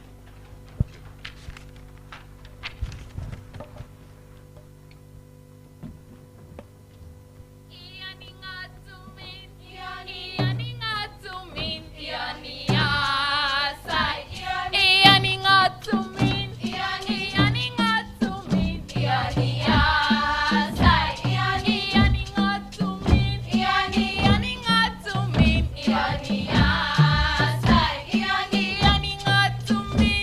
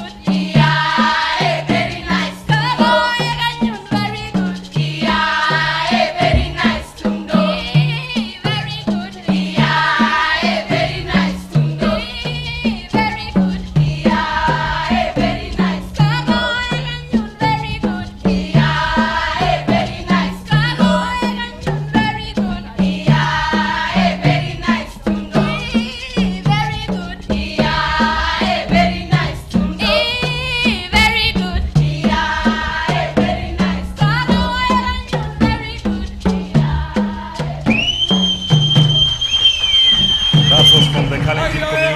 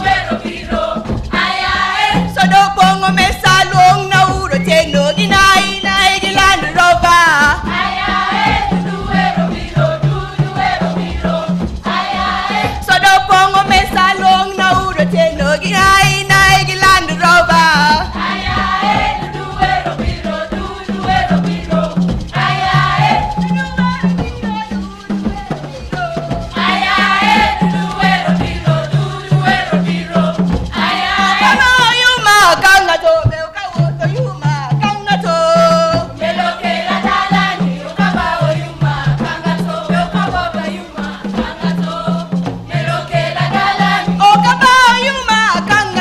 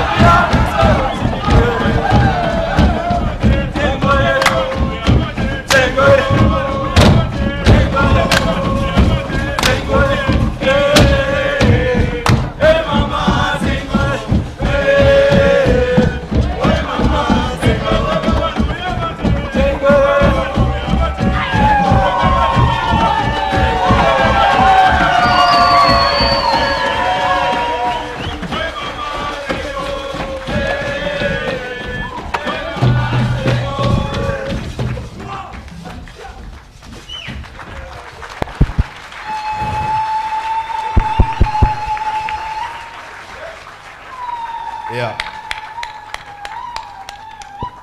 It could not have been better than that. I like just to start with the two African sayings. And the first one goes like, the drums are best for the spirits. And again, when drums are played, it's the feet and the waist that is that normally suffer. But until they see this particular flow, then they'll be able to understand what actually suffers. I was actually fearing for our podium. But again, thank you so much. That is our group from the RCTI with their moderator for the good job. I think we'll quickly proceed to the opening ceremony. That is the speeches. And at this time, please allow me to welcome the Director General, Regional Center for Mapping of Resources, Dr. Emmanuel Nkuruziza, to give us his opening remarks. Thank you, sir.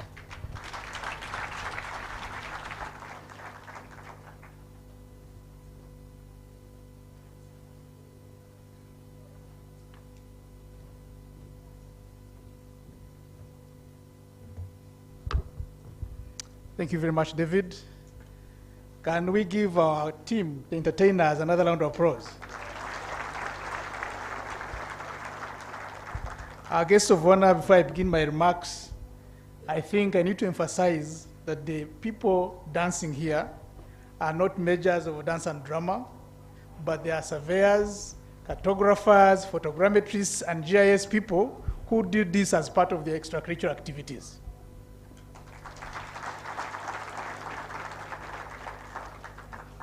So we believe as the center grows, our institute has grown from less than 100 students 6 years ago to over 1,000 students, and this is what you see before you.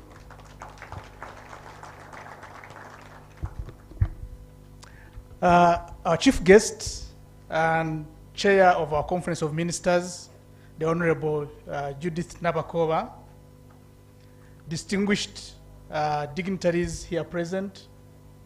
Ladies and gentlemen, my words are few this morning, and they'll be limited to expressing my profound happiness and gratitude for you all for having found the time to be with us today. Most welcome, and thank you so much. Some of you have been coming here over the past 6-7 years. This is the 7th edition of the Rcmrd International Conference. We began it in 2017. Those of you who were here, who were in a small tent somewhere in the compound here, hardly over 100 people. It was freezing cold. I always remember it because of that in 2017. But because of your commitment to the cause for which this conference was set up, we've grown, leaps and bounds. I believe today, I don't know the count, but we are definitely close to 1,000, if not above 1,000 participants today, from just less than 100 participants 6 years ago. So it's really all due to you and your commitment to contributing to our field. So thank you very much once again. I wish also to thank our partners. Again, when our MC was reading out the partners, we again started with 1 or 2 partners those many years ago. But if you can see, the partnership list has grown leaps and bounds as well. And we want to invite many other partners to come and join us so that next year we have the full board covered by the list of people who are contributing to this conference. So thank you to all the partners. I would have liked to recognize each one of them, but I'm also cognizant that they all have been given a platform to say a word or two. So please, when they stand up to speak, they are not just speakers, but they are part of the team that has made this possible. So I request you to show them your gratitude when they get the podium to say a few words to you. So I did mention that this is our 7th edition of the Rcmrd International Conference. And many of you, irrespective of your beliefs, know that 7 is a special number. Whether you're a numerologist, you're an astrologist, or anything, 7 is considered a very special and lucky number. It's no wonder that there are 7 colors in the rainbow. There are 7 days in a week. And there are 7 continents. There are also 7 wonders of the world. For the space people, you know the magnificent 7, the neutron stars. So you could go on and on and on and on.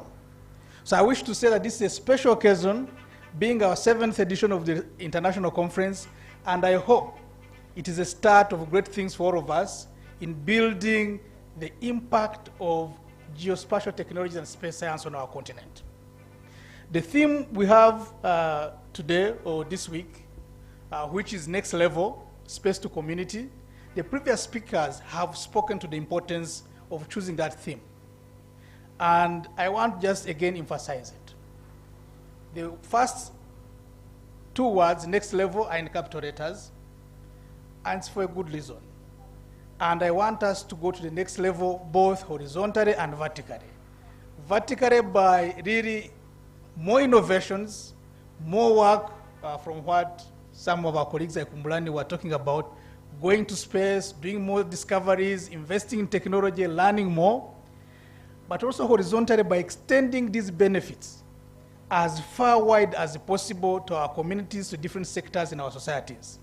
So until we do that, so we invest intensely in contributing to the knowledge and generating the innovations. But at the same time, it also be involved in making sure this knowledge reaches the people it deserves. Again, I was speaking to my friend Umbulani about the previous discussion, which is very important, policy and science. And I was saying that the people who are here, we are all scientists. And the tendency is we approach policy influence, in my view, from a relatively naive perspective. Because we tend to say science will speak for itself. We have facts we must be listened to. But policy influence and actual diffusion is not a science per se. It's politics, it's sociology. And I want to believe until we break that and cross the boundary and realize that we are not an end, and therefore there is no reason why should the politician trust you? We are aware that politics have percolated science. You have alternative sciences. We have fake knowledge, fake science. So it's important that as we do that, we take it very serious. It's not as simple as saying, I'll do the science, then to speak for itself, people must listen to it.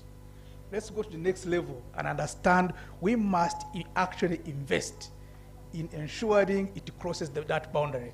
Otherwise, we remain frustrated. We know what is right, but people are not taking it.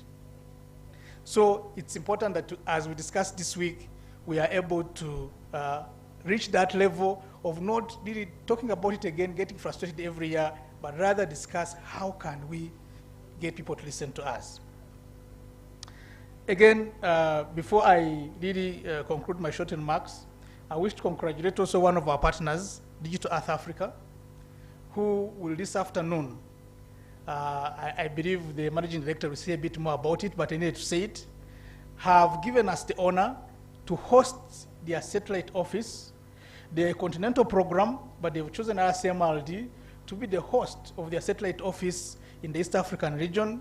and we'll have the opportunity to open it this afternoon to serve our region with the many products they have been sharing from their remote office in Pretoria. But we are going to have an office here at Rcmrd. So congratulations. So that is really further confidence in our institution. It follows again on AfriGeo, which again, Mr. Humbulani had a great hand in selecting Rcmrd to be the secretariat of AfriGeo for the whole continent. So we host the secretariat of this platform, which brings together all practitioners or participants within the geo field, whether it's government, private sector, civil society. So we are the secretariat, and today we are adding another important office, and we hope to continue being a hub for conveying and disseminating what is coming from this field. And we promise to be doing that going forward. So thank you very much for the confidence that you've put in us, and we hope we can continue to serve you as well as we can. So with those remarks, once again, thank you so much for continuing to honor our invitation to this conference. Make it yours. It's not by mistake that many people here are young. Africa is young, and the future is with you. So it's important that the few of us who have gray hair in this building share the little we have, but take everything by the horns and take it forward, because it is for you.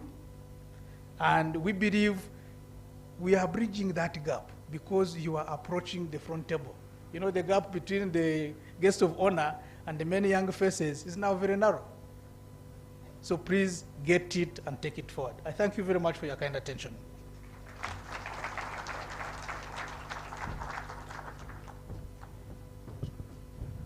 Yes, thanks so much, DG, for the opening remarks. At this time, please allow me to welcome the Kenya IOS Aviation, that is the Fahari Aviation, Mr. Hawkins Musili, the General Manager, to give his opening remarks as well.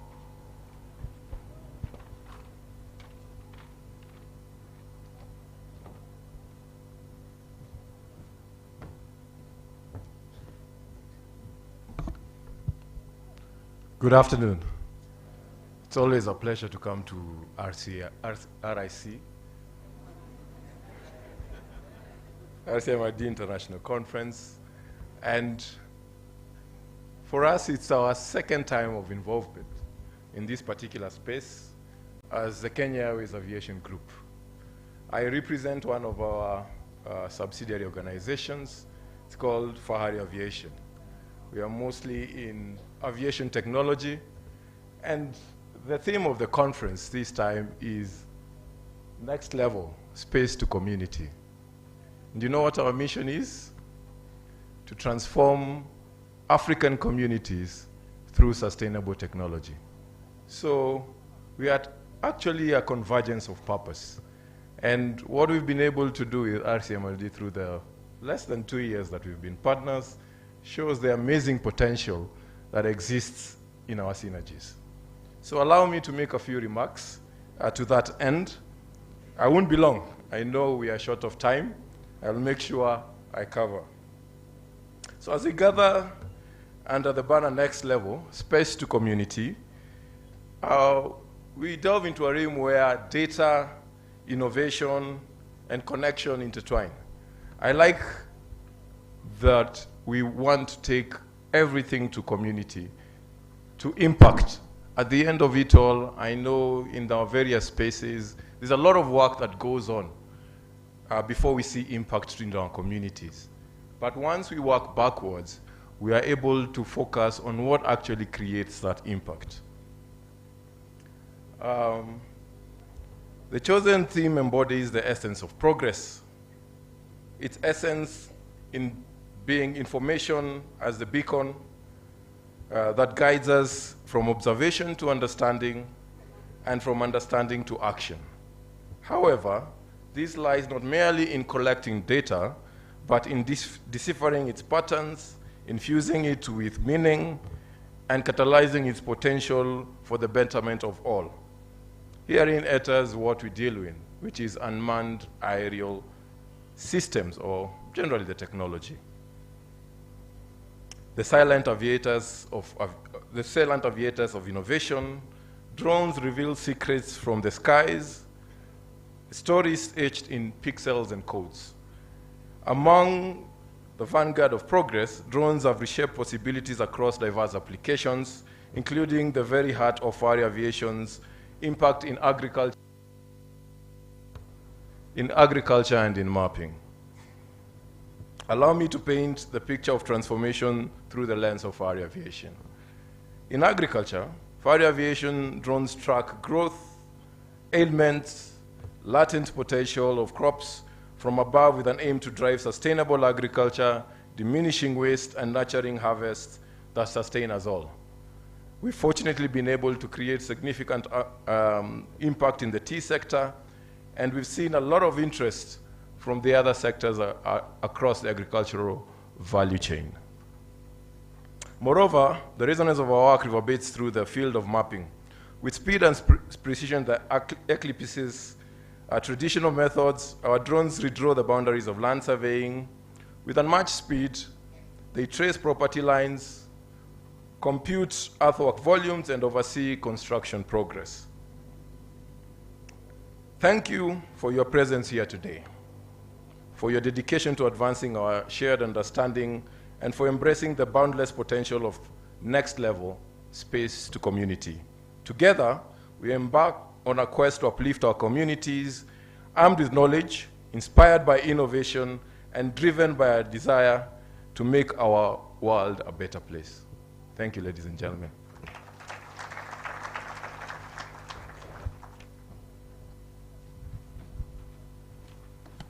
Okay, thank you, Mr. Hawkins, for those remarks. Next, we have Ms. Lawrence Ains from ESRI.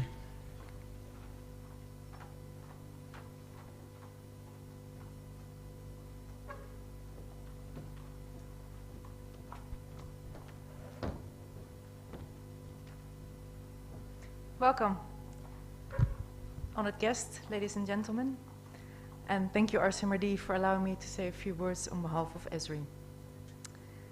At ESRI, we believe that our future starts with geographic understanding and recognizing our world as an interdependent ecosystem that we, as humans, can shape with the decision. And I just wanted to make you aware that on capacity building, we recently released a number of new learn lessons on imagery for Africa in collaboration with Digital Earth Africa. We're also hosting and running a massive open online course in October on GIS for climate action that I encourage you to sign up for.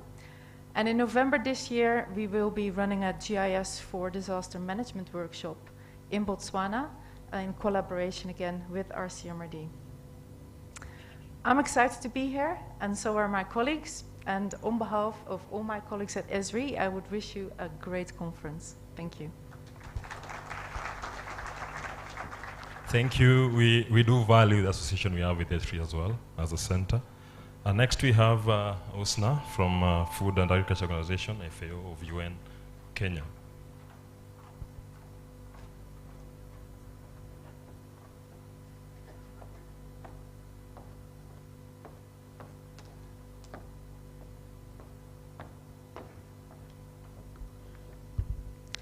Good afternoon once again, Honorable Chair Judy, the DG, all invited guests. Once again, thank you so much for giving FAO this opportunity. I was working with a lot of confidence right now because at least I know the podium has been tested. Today, we gather to celebrate and explore the transformative power of geospatial and Earth observation technologies as key drivers of sustainable development and economic growth, not just within Kenya, but also beyond borders. These technologies have proven to be instrumental in decision-making support, land and soil suitability analysis, resource allocation, land use planning, revenue collection, disaster mitigation, and natural resource monitoring. The FAO has been a steadfast supporter of these technologies at global, country, and even further down to the devolved and systems of government, like in Kenyan counties and also community, with the aim of achieving food and nutrition security. In many years, FAO, in partnership with Rcmrd, have supported a lot of, and in collaboration with the government of Kenya, have supported a number of remarkable milestones, specifically on geospatial technologies, capacity development of the various players within the country, but also advancing of the GIS and remote sensing portfolio, development of infrastructural support within some of the counties, including the GIS laboratory, so as we are able to walk the talk. We take pride in mapping up of some of the hectares of land across some of the counties towards securing land tenure. FAO, together with the EU, actually a year ago, has been able to launch a new program, Digital Land Governance Program, to, among other, foster the establishment and enhancement, adoption, dissemination, and use of Earth observation and geospatial technology at national and county levels in Kenya. And this is done through ensuring that there is capacity building and institutional adoption of the various technology promoted by Rcmrd, but also ESRI and other players in the room. This initiative represents a new level of collaboration and partnership between FAO, Rcmrd, and the other players. Of course, we say that FAO is continuously committed to implement the technologies in supporting Kenya and among other countries to move to the next level. And I like what the DG was saying. The next level is in capital and bolded.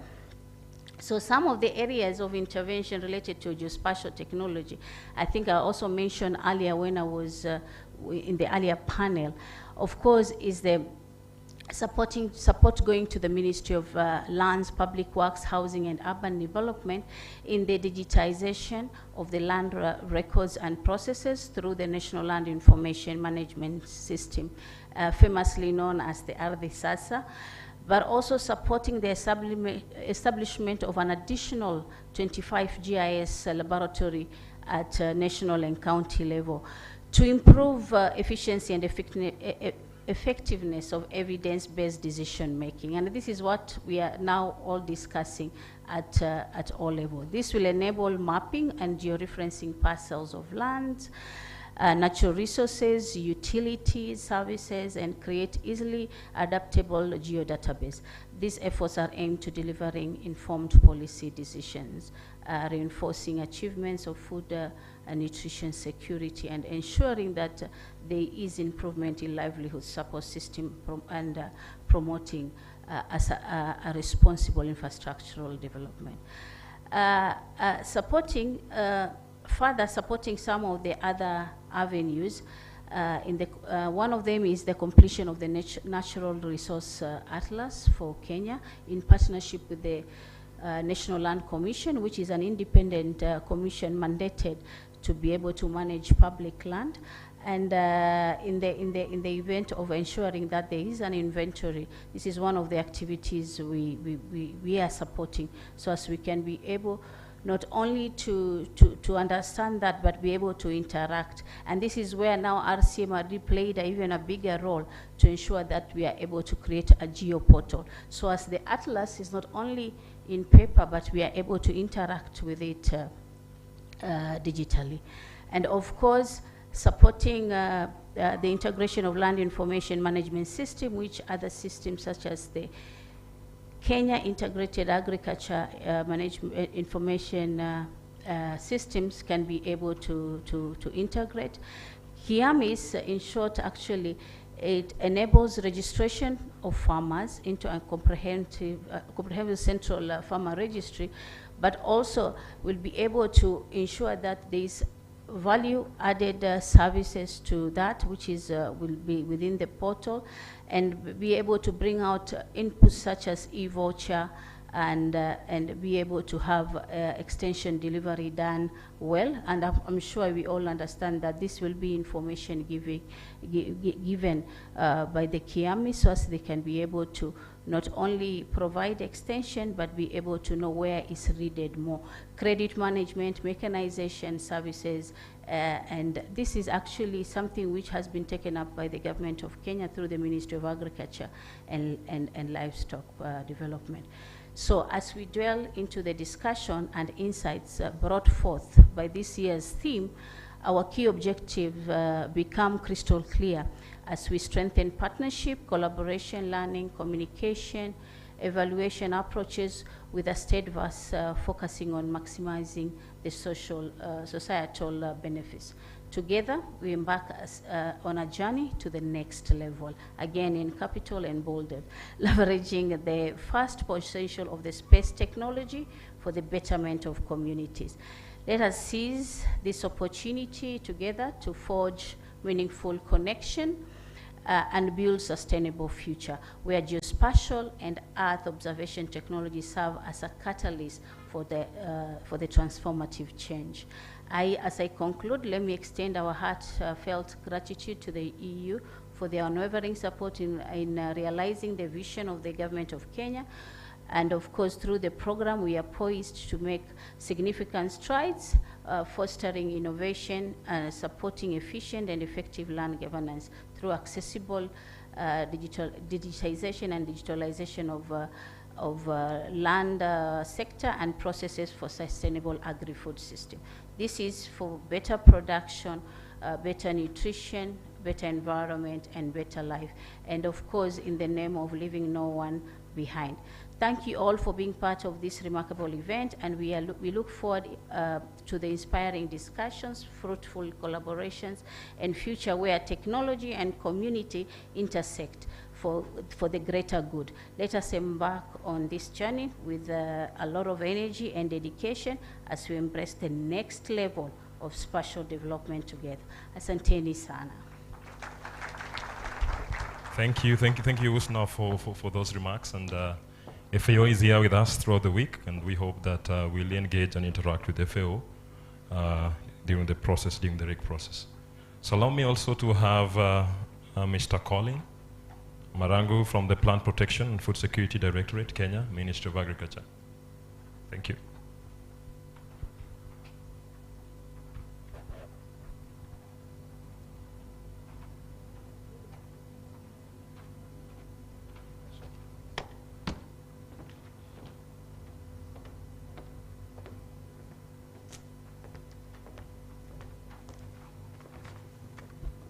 Good afternoon. I'm happy to be back again, but this time I just want to say a few things. Our chief guest, Honorable Judith Nakoba, our DG, representative from esteemed institutions, all protocols observed, ladies and gentlemen, good afternoon. It is my great joy to be part of this very, very important conference where we are discussing matters concerning technology to benefit our communities. And the communities includes everyone. You, me, our brothers, sisters, cousins, mothers, fathers back in the rural villages. Community innovations leaving no one behind, especially farmers. As such, local, nation, regional, and international organizations, business, academia, and the policymakers need to benefit from Earth observation products. It is evident that we have been able to utilize space science to understand our world. We have been able to focus weather patterns, analyze climate change, assess air and water quality, evaluate agricultural production, examine land degradation, take stock of biodiversity, and even predict disaster. In line with this year's conference theme, which perfectly coined as next level, and Amape Awandinji said that next level space to community is in a cap. There is need to review how best this information can benefit small-scale farmers and the local folk in our rural villages. As such, scholars and practitioners who are using Earth observation data need to speak a simple language that contributes to behavior change to farmers and also our policymakers. In addition, they need to provide research evidence that is timely and the policy related to strategic level decision making. It is critical to have elite communities turn around the narrative about space science. We need to knock that one down. It is not rock science. It is something which needs to make us understand, and so that we can move on together. Individuals who understand the benefit of Earth observation data need to lead the way in the space to community discourse. We would all strive to make geoinformation products available to everyone who can use it to solve human challenges. Therefore, this conference provides an opportunity for all of us to share knowledge, exchange ideas on how best space science can be converted into practical skills. I look forward to listening to presentation, participate in this discussion that will realize pathways towards connecting customized geoinformation to communities in different regions. Thanks so much, and be blessed. Leaving no one behind. That was an amazing concept that we pick from Mr. Colin. Is Lud around? Okay. So our next speaker will be Luda from IUCN, Eastern and Southern Africa. Thank you.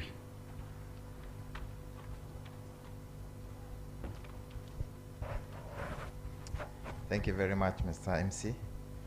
The Minister and Chairperson of Rcmrd Conference of Ministers, Honorable Judith Nabakova, Director General Emmanuel Nkurunziza, esteemed guests, speakers, distinguished guests in your various capacities, ladies and gentlemen. On behalf of IUCN, the International Union for Conservation of Nature, it is my great pleasure to be here with you today in the opening ceremony of the 7th edition of the Rcmrd conference, exploring how geoscience can be effectively used to inform policy. IUCN's vision is a just world that values and conserves nature. IUCN and Rcmrd have enjoyed a long-standing relationship over the years, and what connects both organizations is the bridging of practice, knowledge, and policy. Most importantly, Rcmrd is an organization that is based in Africa, and we are so proud that we do have such excellence in the region. Through an initiative of the Organization of African, Caribbean, and Pacific States, funded by the 11th EDF of the European Union, IUCN Eastern and Southern Africa and Rcmrd have developed a regional resource hub that acts as one of the regional observatories implemented by the Biodiversity and Protected Area Management Program called BioPAMA. The Regional Resource Hub aims to support the countries in Eastern and Southern Africa achieve their biodiversity conservation objectives in a number of ways. The first one is that the Regional Resource Hub compiles and analyzes relevant data and provides information to support field interventions and policy dialogues for fair and effective management and governance of protected and conserved areas in Eastern and Southern Africa. It acts as a dynamic platform bringing together data and information from various sources, including scientific research, local knowledge, and cutting-edge technology. By harmonizing and organizing this wealth of information, the hub empowers conservationists, policymakers, and communities to make well-informed decisions that can shape the future of our protected and conserved areas and their role in achieving the Sustainable Development Goals. Secondly, in a world where data is the lifeblood of effective conservation strategies, the Regional Resource Hub plays a pivotal role as a central repository and connector of information linking closely to the 2030 Global Biodiversity Framework and providing a vital service for reporting against some of the global targets, especially Target 3 of the Global Biodiversity Framework. This year, the Regional Resource Hub also sees the development of the second edition of the State of Protected Areas Report, Protected and Conserved Areas Report, which is a knowledge product that helps decision makers to track progress on conservation targets and to manage and assess the protected and conserved areas in the region. I must emphasize that Africa is going through a growth and development trajectory, and the issues of conservation and nature are certainly central to decision making. And so this report does help in making those decisions. In this year's Rcmrd International Conference, the Regional Resource Hub is specifically supporting the theme around blue economy, and I would encourage you to visit their booth and engage with the team to learn more about how the Regional Resource Hub and Rcmrd can support ocean and marine conservation efforts. We have talked a lot about communities. The Regional Resource Hub is also working with indigenous people and local communities to incorporate their significant contributions to conservation, especially as the discourse around effective management and equitable governance raises the voices of indigenous people and local communities around the world. The role of the Regional Resource Hub is therefore expanding significantly, and the links and partnerships with other organizations and national authorities are critical to the success of the Regional Resource Hub and its ability to serve the region as a resource hub for biodiversity and protected and conserved areas.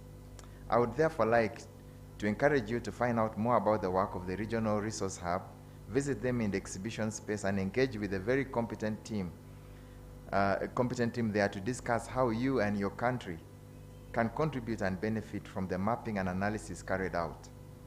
Once again, special thanks to Rcmrd for organizing this conference, and I must say that I am a witness to how far this has grown. As I came in, I couldn't believe that this is where it started.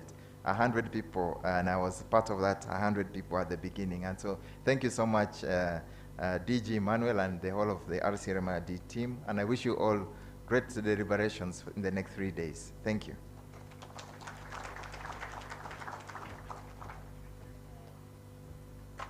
Thank you for welcoming us to the exhibition booth by Opama. So find time, ladies and gentlemen, and pass by there. They have several good things for us to share. So thank you, Mr. Luther. Next, we have the regional coordinator, Soil for Africa, Dr. Michael Okoti, to give his opening remarks. Thank you.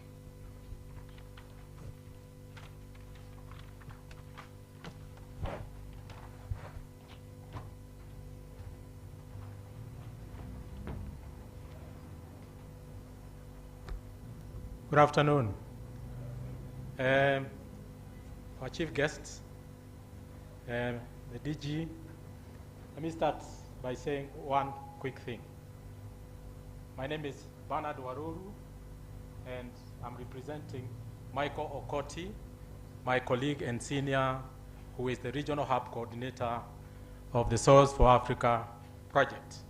I happen to be the Country Coordinator, Kenya. So he is engaged in another activity, and he asked me to share his thoughts today. I'm going to, because these are his thoughts, I'm going to go through them very quickly. It's a great pleasure for me to address you during this 7th International Conference themed Next Level, Space to Community.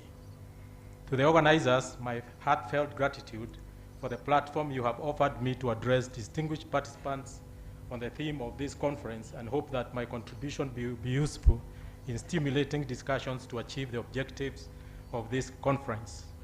Let me begin my remarks by reminding us that agriculture is key in the African economic development, accounting for approximately 20% of the region's gross domestic product. Despite its importance, the status of the World Soil Resources Report has established that 40% of the continent's soils are severely degraded through soil erosion, soil fertility, low soil fertility, salinity, sodicity, and other factors. These degradation processes are adversely affecting economic development, agricultural production, and associated food and nutrition security, provision of ecosystem services, and increased poverty. It's also envisaged that by year 2050, Africa will witness an enormous growth in population and agricultural production. We will need to increase by a whopping 260% to feed the continent's population. This calls for better land management practices, especially focusing on soils. Ladies and gentlemen, to improve on land management, then we need to evaluate the status of our soils.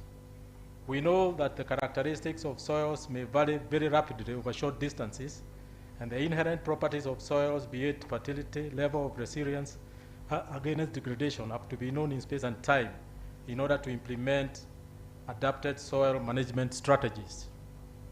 This information is important for the protection and conservation of soils, restoration and rehabilitation of degraded soils, promotion of sustainable soil resources management at all levels, and in land use types with focus to nutrient balance, soil conservation measures, and increased soil organic matter and carbon stock.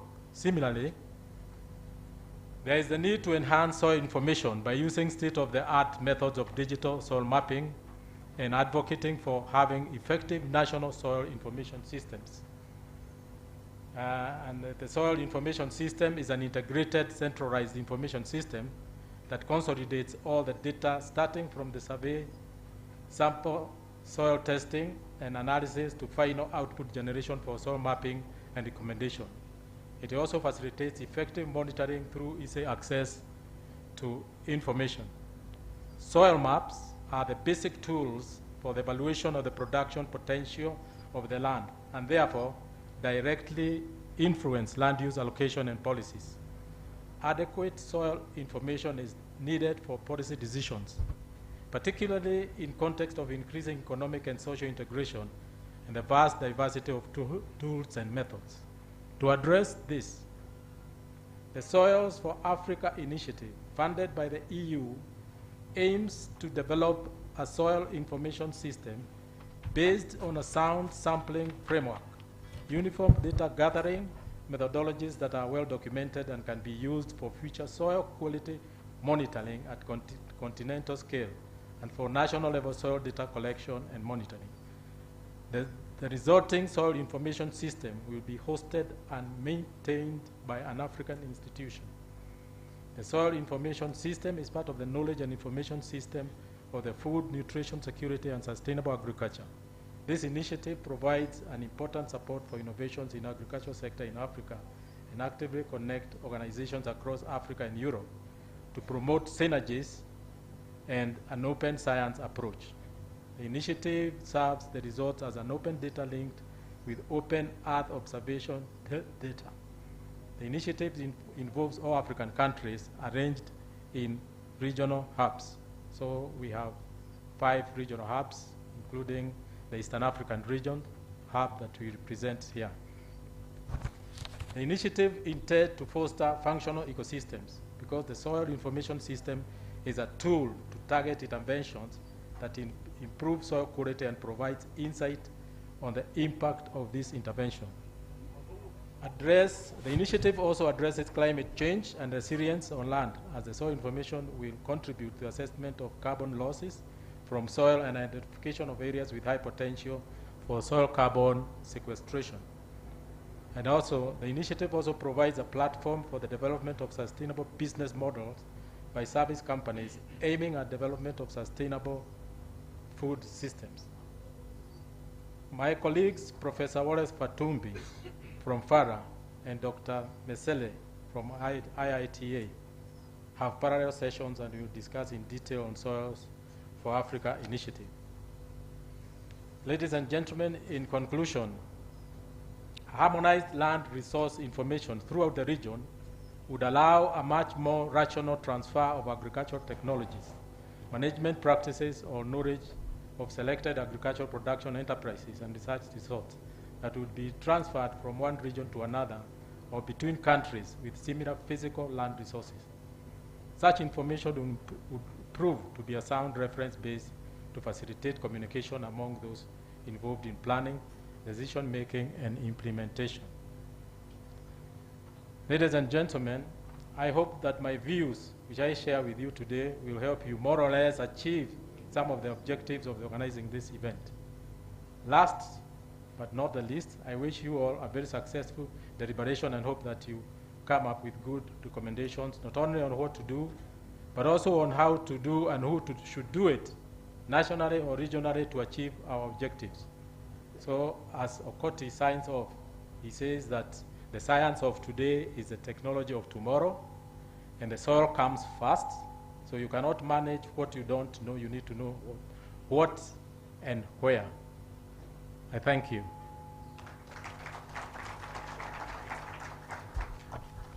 Soil information system, an amazing product that the team has managed to work with and to generate.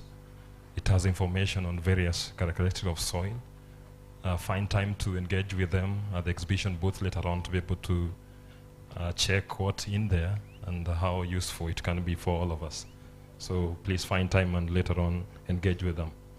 Next on stage, allow me to once again invite Ombulani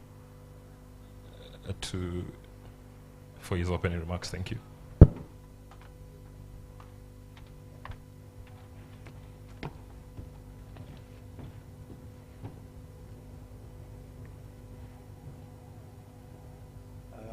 Good afternoon once more.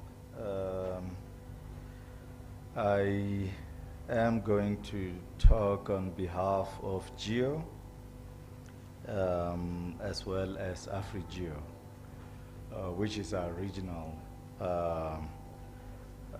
GEO. I just want to, the DG is not here, but I just want to say, Honorable Chair, DG and former DG, distinguished guests, and of course I extend my greetings again to the young ones, the youth. We're blessed in Africa, and we need to really look after and take care of our youth because they're the future.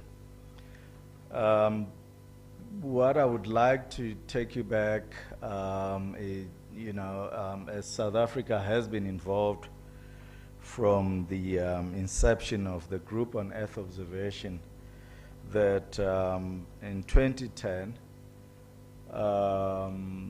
we looked at the role and the participation of the African countries within GEO, which is an intergovernmental organization that is charged with coordinating and building what we call the Global Earth Observation System of Systems. It was a vision that came from the WSSD, year 2000, which of course the leaders at the time challenged us to, because of their appreciation of the role that Earth observation can play in addressing social challenges that we were facing at the time.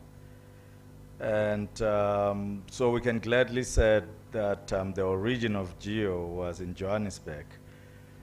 But, it was a dream, and I want to also share with you the story of the dream, the vision that we had when we realized that we were not fully and actively participating in GEO.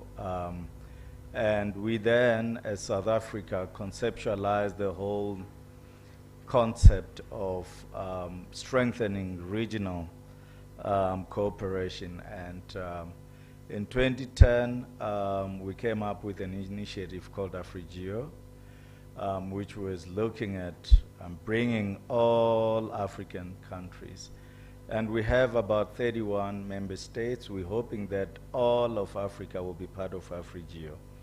But it was a vision, and that vision at the time when we decided that we were moving AfriGeo from Geneva in Switzerland, most of our colleagues thought it was the end of the initiative itself. But if you look at GEO today, it's much stronger with its convening power, because all the regions then followed the concept that we had established as Africans. Today you have MeriGeo, you have Asia, Oceania Geo, you have EuroGeo, and of course AfriGeo here. And that was the vision that we followed. And as the DG said, here we are standing, and we're building on that vision. And I want to say to the young people, you have to dream. You have to set your goals. You have to have a vision for you to be able to achieve some of those, or the dream that you've set. And I believe that we will continue working together in strengthening our Earth observation capabilities. I'm looking at all these stakeholders that have been listed here, and I'm saying that we created AfriGeo to be this central point of coordination, but also to create a platform in which all the initiatives, whether they are led by the African Union Commission and so on, to bring all Africans together. We are going to Swakopmund in Namibia from the 18th to the 23rd of September, where again we will be reconvening as Africa to look at how we take forward the AfriGeo initiative. But also, I just want to say to the young people, you're all invited to Western Cape, in Cape Town, from the 4th to the 10th of November. South Africa will be hosting the Geo-Ministerial Summit. And the theme this year is, of course, Earth Talks. So basically, we're saying that this planet is talking to us. How do we respond? Africa will be the most hit hard by climate change. We've seen now with extreme events in some parts of Africa. How do we build this capacity to ensure resilience, ensure adaptation to some of these extreme events that we're facing? The whole focus of GEO, we're going to call in our political principles to say, what is it that we require as Africa, particularly when it comes to very high resolution data, that most of us as African countries, we do not have access to that. But these data sets are very critical, particularly when you're looking at climate adaptation plans, looking at food security. You've heard everybody talking about the importance of food security. How do we ensure that we begin to move, other than just mapping the fields, but beginning to look at precision agricultural information systems? And we believe that with this, and one of my colleagues here talked about not leaving anyone, and GEO intends to do that through equity, diversity, and inclusion, and that's the message that we'll be sharing with our ministers in Cape Town. And I look forward, there's a youth session where the GEO leadership wants to listen to the young people and tell us which direction and whether we are taking the right direction as we're mapping the next decade of GEO. And we look forward to seeing everybody in Cape Town. Thank you. Thank you, Bulani, for once again outlining the AfriGeo journey. It's been amazing to be part of that journey as well. Allow me to also have Dr. Bashir. Thank you, from AOC.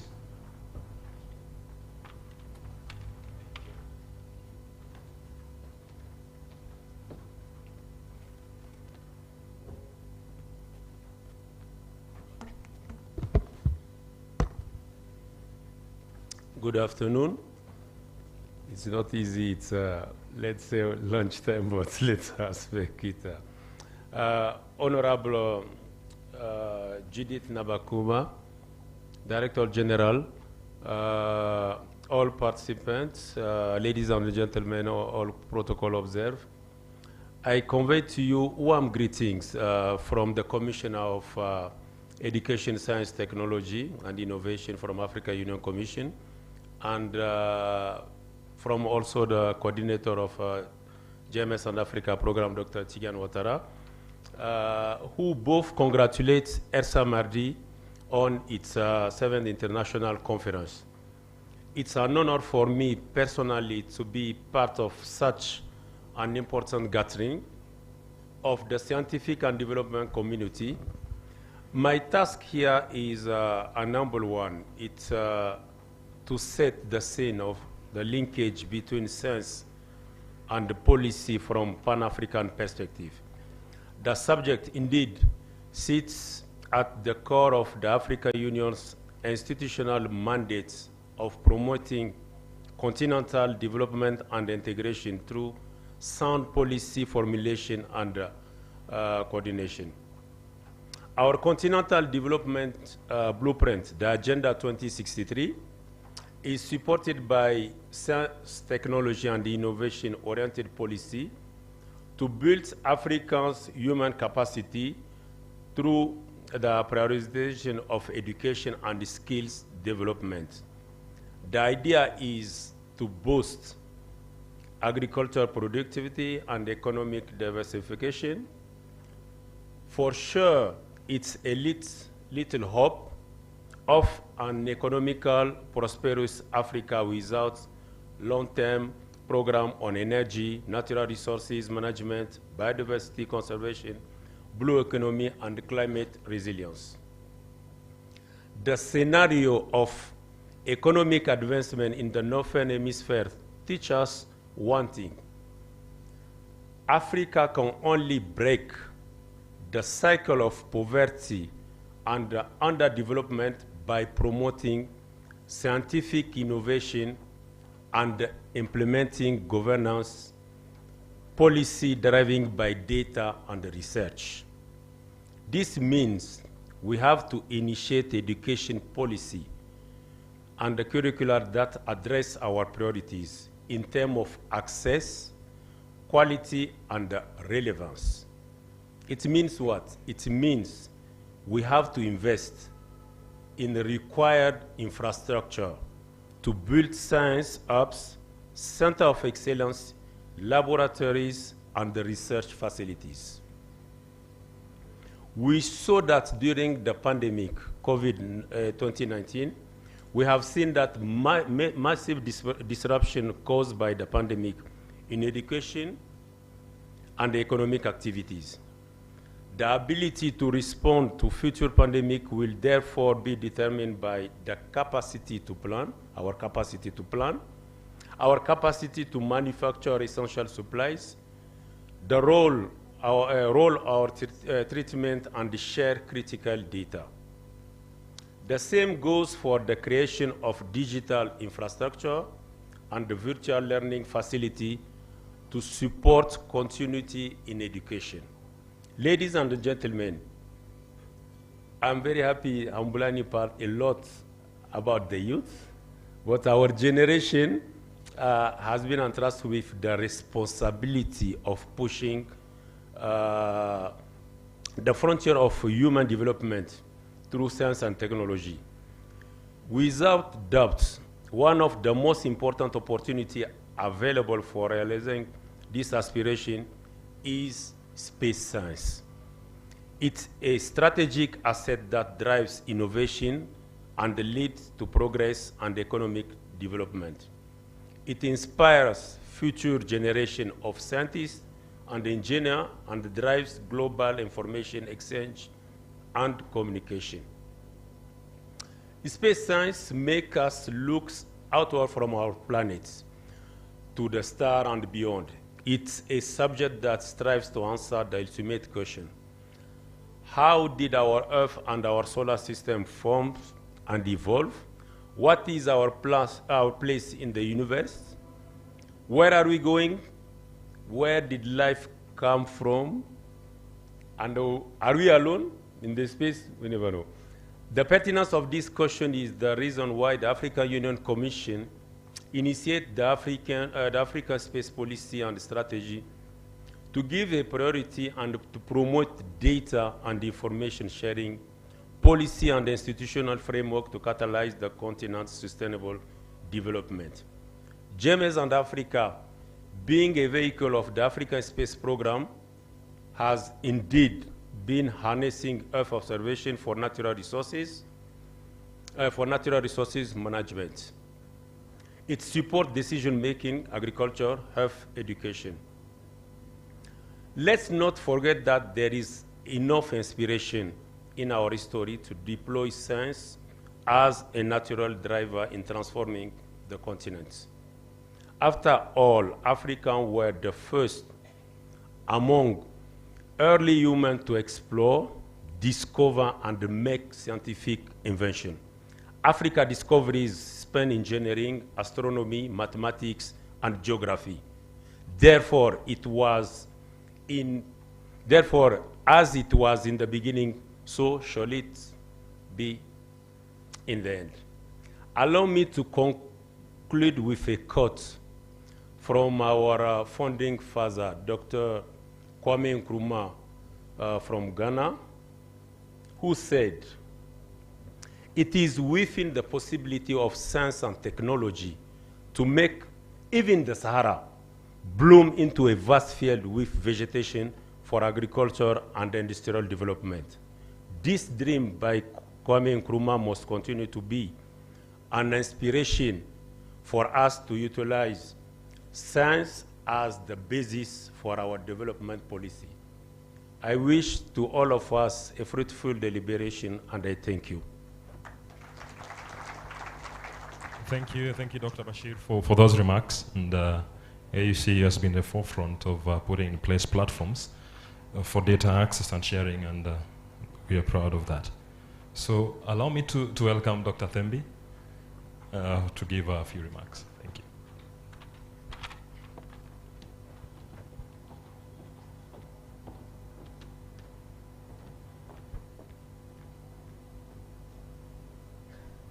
Thank you, Program Director, Honorable Minister Judith Nabakua, the DG, Dr. Emmanuel Korunziza, distinguished guests, ladies and gentlemen, greetings and good afternoon. As the speaker has said, a previous speaker has said, at times it's difficult to keep people engaged when it's lunch time. I think for us as the program, Dr. Nkurunziza, that's why even last year when I was standing here, it always comes full circle when you're hosting the RIG conference. It's usually Digital Earth Africa Birthday. So for the purposes and the benefit of the audience, Digital Earth Africa was founded here at Rcmrd in 2019. So this being the 7th RIG conference, it is Digital Earth Africa's 4th birthday. So this week we're celebrating our birthday, so it will be on social media. But there's always that, we always coincide with the RIG conference and Digital Earth Africa anniversary. And as I said, it always comes full circle that we always celebrate the birthday being here where Digital Earth Africa was founded. And I think it also made it easy for the governing board as we embed the program in Africa to choose Rcmrd as the host for Digital Earth Africa, Kenya Satellite Office. Digital Earth Africa exists to change the lives of the African people. Coming from Digital Earth Australia Innovation, Digital Earth Africa has been institutionalized in Africa using Earth observation data to provide reliable information for decision making.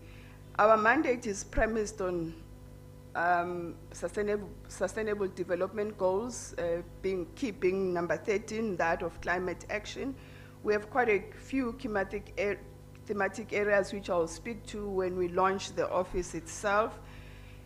But however, I think maybe it's important that I elevate the strategic priorities for 2023 and how it then is more of a fit as well with the theme of space to community and again embedding the program in Africa. The governing board has approved 4 key strategic priorities. One being embedding the program in Africa. That's why we see today we'll be launching an office in Kenya. It has always been their conviction that as much as we are hosted in South Africa, and thanks to the South African National Space Agency, we are being hosted by SANSA in Pretoria. This is an African program, and it being an African program, it also needs to demonstrate in terms of its physical presence across the continent. Number 1 is embedding the program in Africa. Number 2 is ensuring program sustainability. Number 3 is empowering climate change. And number 4, which is talking to the theme today, is enhancing community engagement. I think we argue a lot around bridging space to community, space to the village, science to the people. It's semantics. I think all of it recognizes the fact that we cannot develop tools and products that are not responsive to the needs of the users. And at times I argue with my Digital Earth Africa colleagues, what do we mean when we're talking about users? Are we talking about someone who can sit in the room and has access to data, to access our data? Or are we talking about the farmer, the beneficiary? Are we talking about someone in a remote village who does not even have a cell phone to access our data? Is how then do we bridge that gap between science to the people? How do we bridge the gap between technology and the people to effect the change that you want to see as the continent?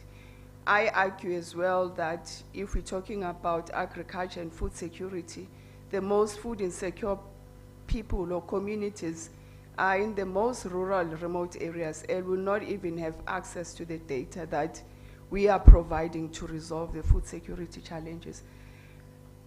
Communities affected by climate change are the least resourced as well. And I think this theme speaks to, it does resonate with what one has been trying to communicate, to argue around partners that will enable us to bridge that gap.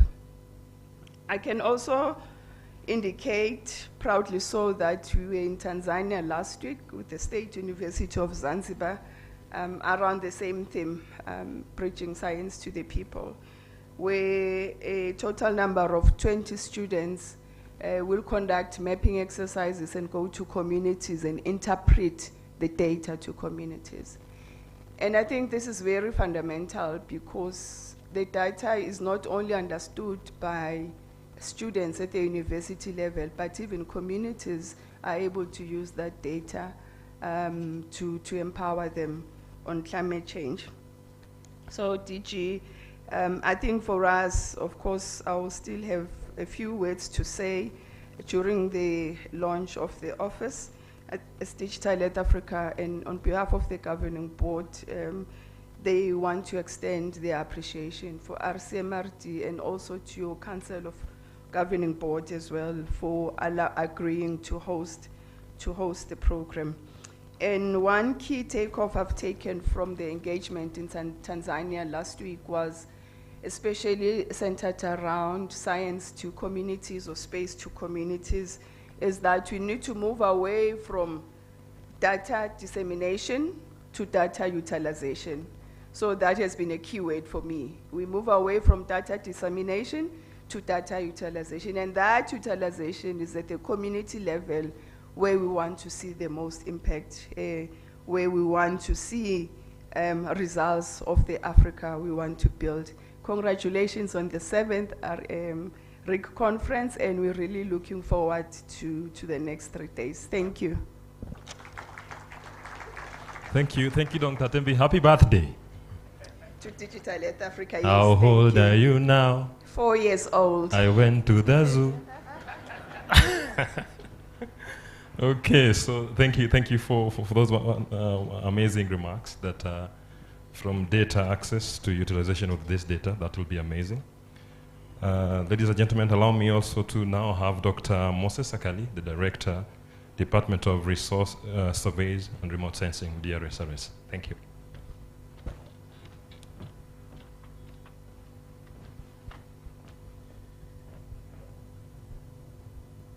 Good afternoon, everyone. Our chief guest, Honorable Minister Judith Nabakuba, and the DG Rcmrd, all the protocols observed. Good afternoon. First of all, allow me to express my heartfelt gratitude for having been accorded this opportunity to make some remarks during the official opening of the RIC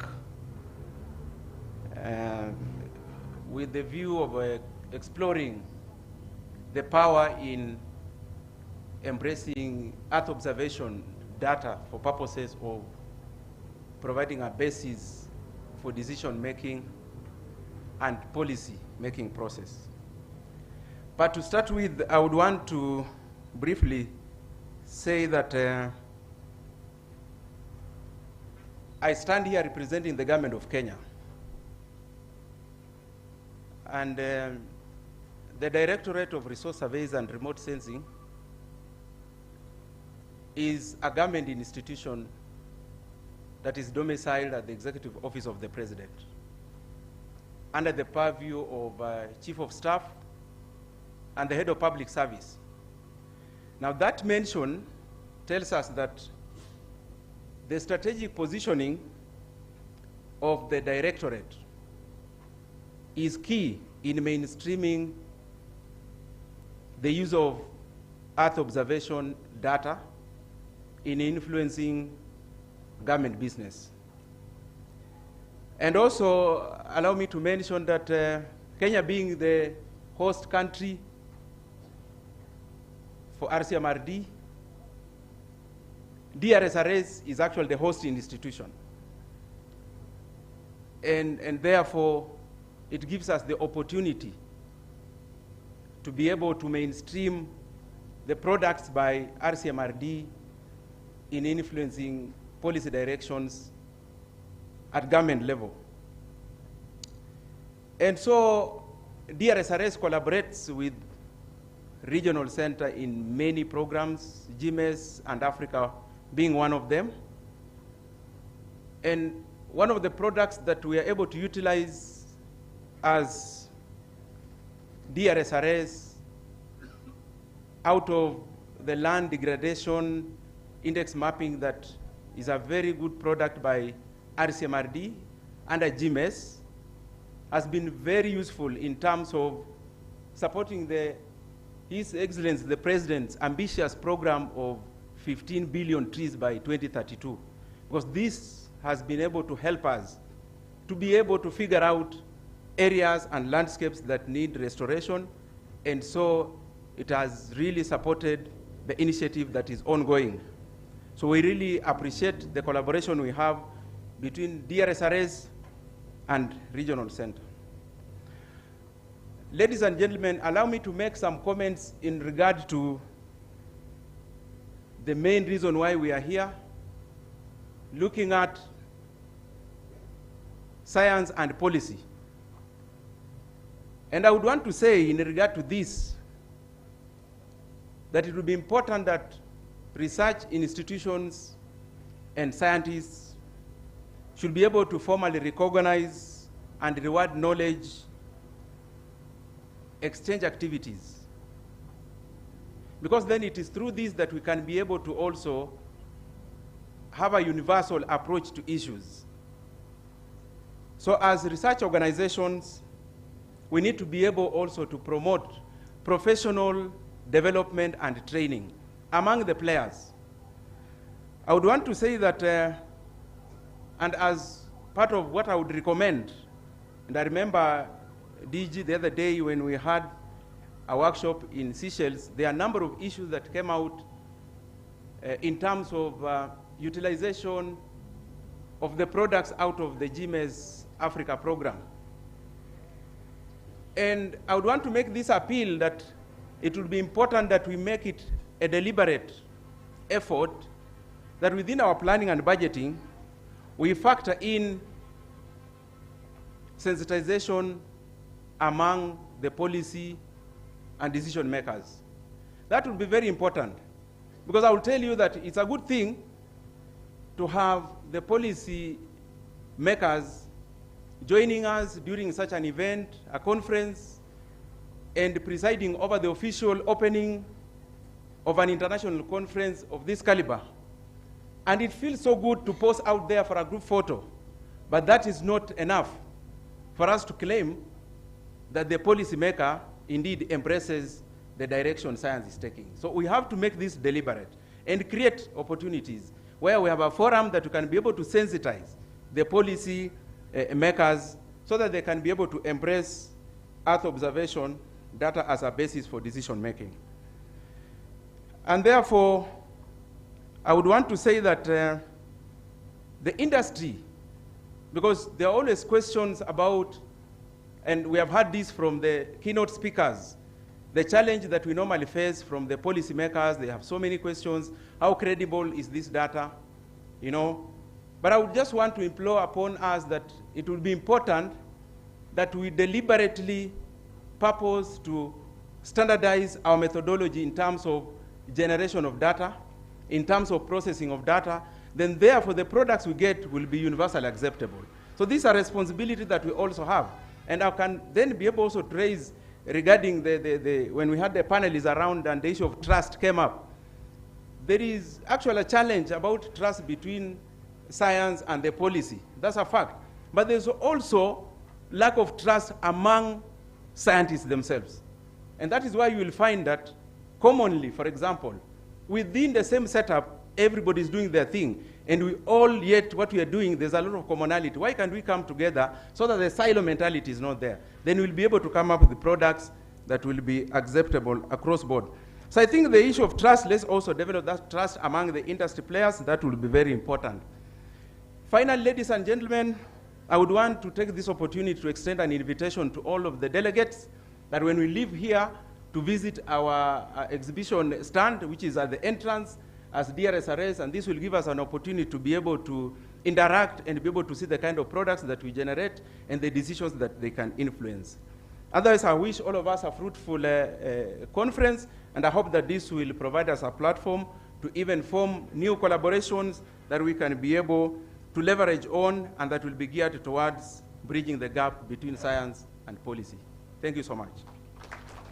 Thank you, Dr. Moses, for that, and for your amazing thoughts on the layering, collaboration, and partnership as well. Thank you.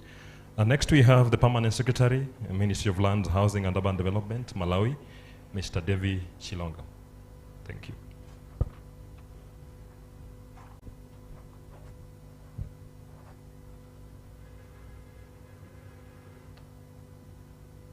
For a moment, let us all just stand. We've stood for some time.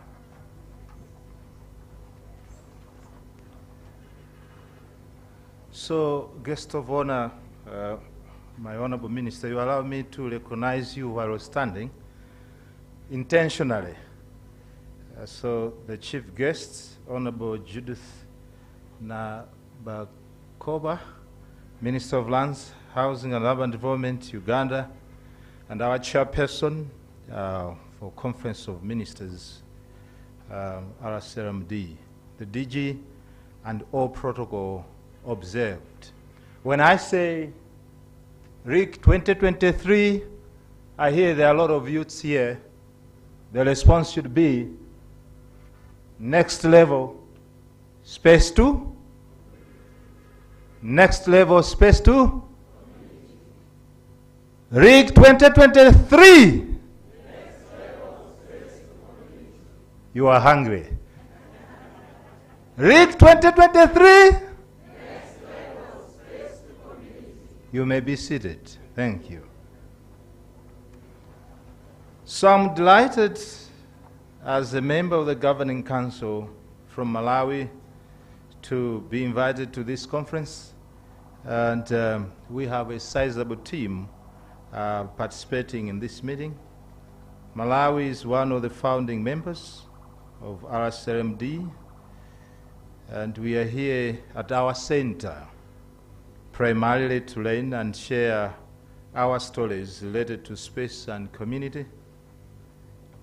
Since 1975, Malawi has benefited a lot from the regional center with regard to capacity building and consulting laws of the center. We've sent our cartographers, land surveyors, GIS experts for training here at the center, and we've hired the center several times to assist Malawi on land information, on things like rollout plan for the land reform implementation, and several other aspects. And we can attest to the fact that we are benefiting from this center, and I believe in this meeting we should also be able to benefit more. DG, thank you very much for your support to Malawi. It's indeed time to move to a next level in our collaboration, particularly in the context of the African land policy implementation using space technology in land titling to secure tenure across Africa. So it's important that we share knowledge, including our failures. Don't just hide in the successes. We ought to learn from where we have failed so as to improve going forward. I hear the brothers who manufactured the first plane, it did not fly a far distance, but we are flying in several planes because they have not given up. They had not given up in trying. So let's share both failures and successes, and out of those we should be able to become better as we move next level in serving our African community. I therefore urge all of you, it should not just end with presentations and speeches, but when we go to our respective countries to take some necessary actions so that we can indeed translate the knowledge related to space learned from here to what our people in our villages can benefit from. I thank you very much for your listening to this speech and wishing you a fruitful discussion, particularly when you are learning from this conference. Consider areas which must be reformed where necessary in your countries by deforming the non-responsive forms so that we can indeed have a form of service delivery that is responsive to our current needs. I thank you for listening. Thank you, Mr. Chilonga, the PS, Minister of Lands, Malawi. The key word there is social action, so we promise to be able to implement the various things that we do. Next is Mr. Weldon Maritim, standing in for the Permanent Secretary, Ministry of Lands, Public Works, Housing and Urban Development, Kenya.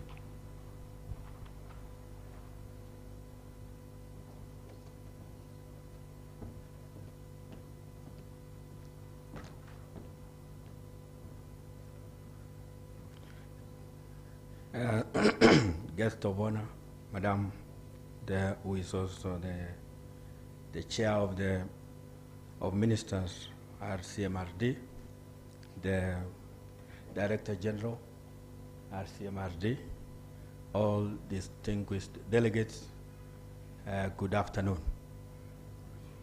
Today I feel challenged because I have come before the Principal Secretary of Malawi and now the Minister from Uganda. So it's like placing me, the last born, between the firstborn and the secondborn. So I'm just at the middle with the height being challenged. All in all, I am happy because I will scare you away by saying that I'm here to represent the Cabinet Secretary, Ministry of Lands, Public Works, Housing and Urban Development, Mr. Sakari Mwangi, and also to represent the Principal Secretary, State Department for Lands and Fiscal Planning in the Republic of Kenya, and also to double as the Director of Service, Kenya. So today I stand here representing all of us. I will not want to take my time because in Africa, especially in our African setup, we say that when the bigger drum is available, the smaller one should just be somewhere there to keep quiet.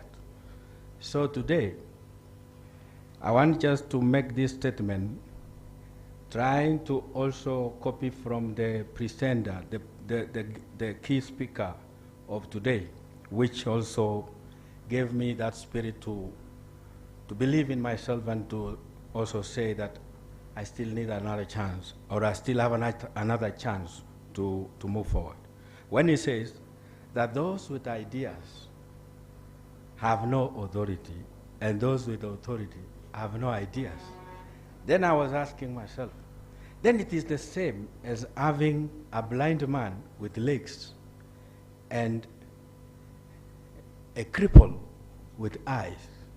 So we have to agree that because we want to cross the river, one has to carry the other, and another one has to give direction. So we are now with eyes, but we don't have the legs, but the policymakers have the legs, but they don't have the eyes. So we need to cooperate. We are not begging anybody, but we are saying, let us all agree, come to a round table, as it has been put several times by the speakers who came before me, that let us make ourselves be understood by these people who do not understand the terms we are using. Because if we are using, for example, the geocentric systems, heliocentrism, and very many others to express ourselves before people who have resources, and yet you yourself, the only resource is geocentrism, heliocentrism, and others, you are going to be crying. At the end of the very many lectures that you have, you go and ask for food because you don't have food. Let us know how to also interpret what we have.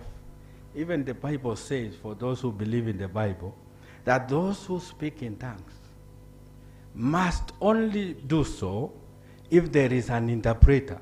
So the problem with people is that they have been speaking in tongues, heliocentrism, geocentrism, and all other manner of terms that are difficult to understand. To these people who are elected to come and say, I want a road to pass from here to the other side, then implementers are who?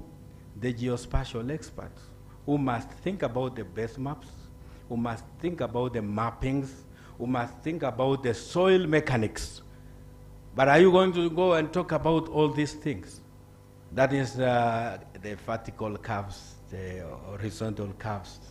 Talk about the extraction of data from Landsat images, Landsat 12.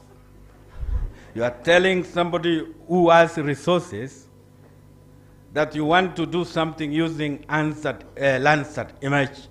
There is also Galileo, the Baidu, this one, the GPS, this one, the GNSS technology, among others that you have always been using. We have served across Africa because we want people to know that we know more, but we do less. Somebody here, I think it was Madame Husna, who said that most of the research papers that we have successfully done in our universities and colleges have landed in the shelves. Some countries have benefited from this outside Africa because they come, they photocopy, or they do anything that they implement. They only change the titles and the actors so that it is implemented in their countries.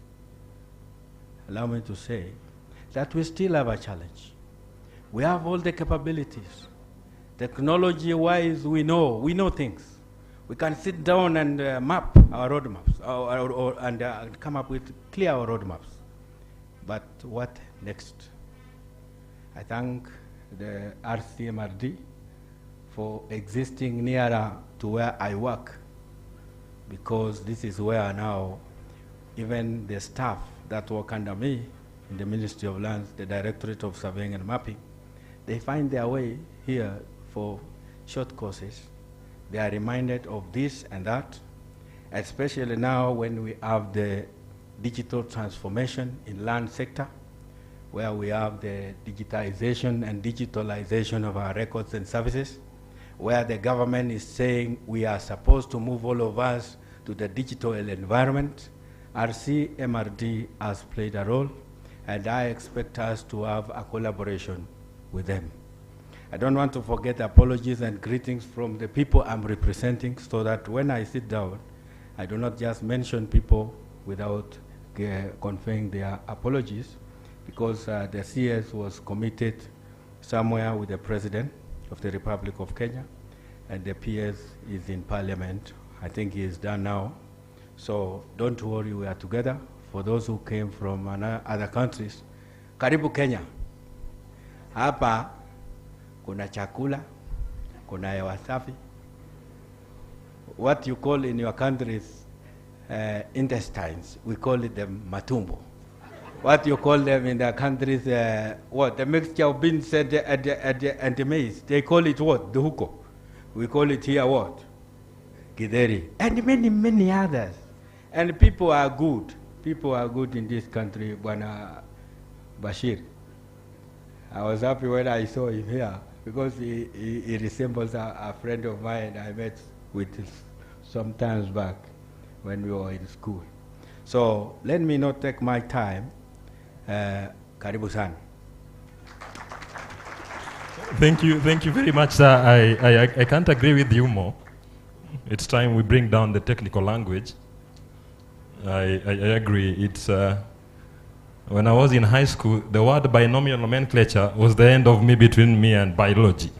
So I understand what you're doing. So allow me to ask the DG to once again back on stage to be able to recognize the members of the technical committee and the governing council for the regional center who are here with us. And thereafter, he will also be able to recognize some of the partners who are not, who didn't have the opportunity to speak to us today. And after that, welcome the chief guest. Thank you, DG.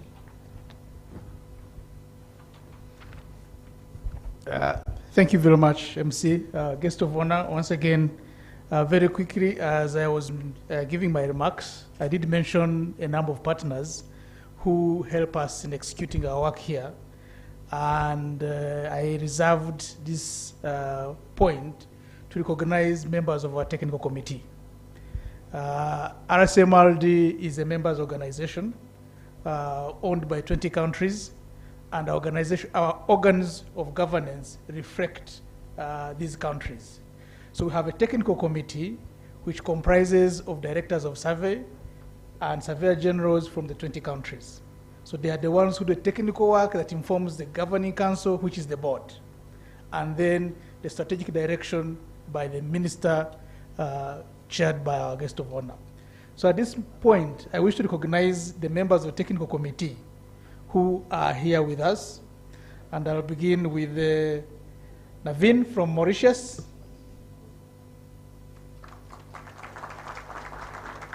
Surveyor General Chisi from Malawi. Commissioner Lelebohire from Lesotho. Margaret Madibela from Botswana. Of course, on that committee, we also have Dr. Kari and Maltim in their different capacities. Let me also recognize a special guest, again from Malawi, Shamiso, from the Environment Ministry. And then our DG Emeritus, Dr. Farah.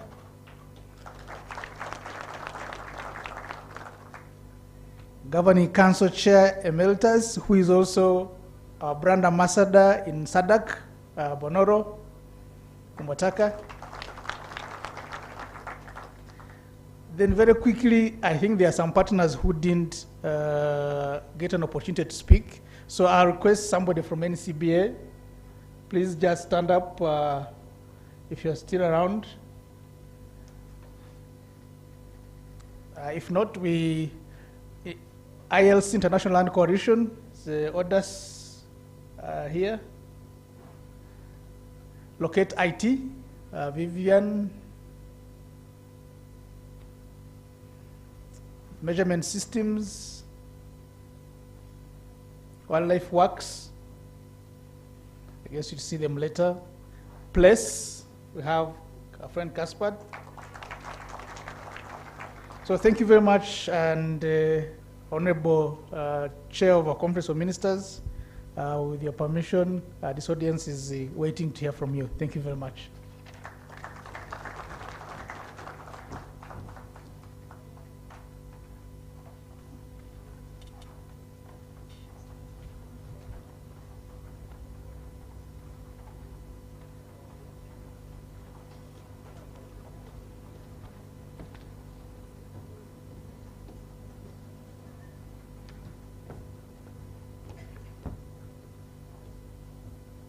I think you can sit.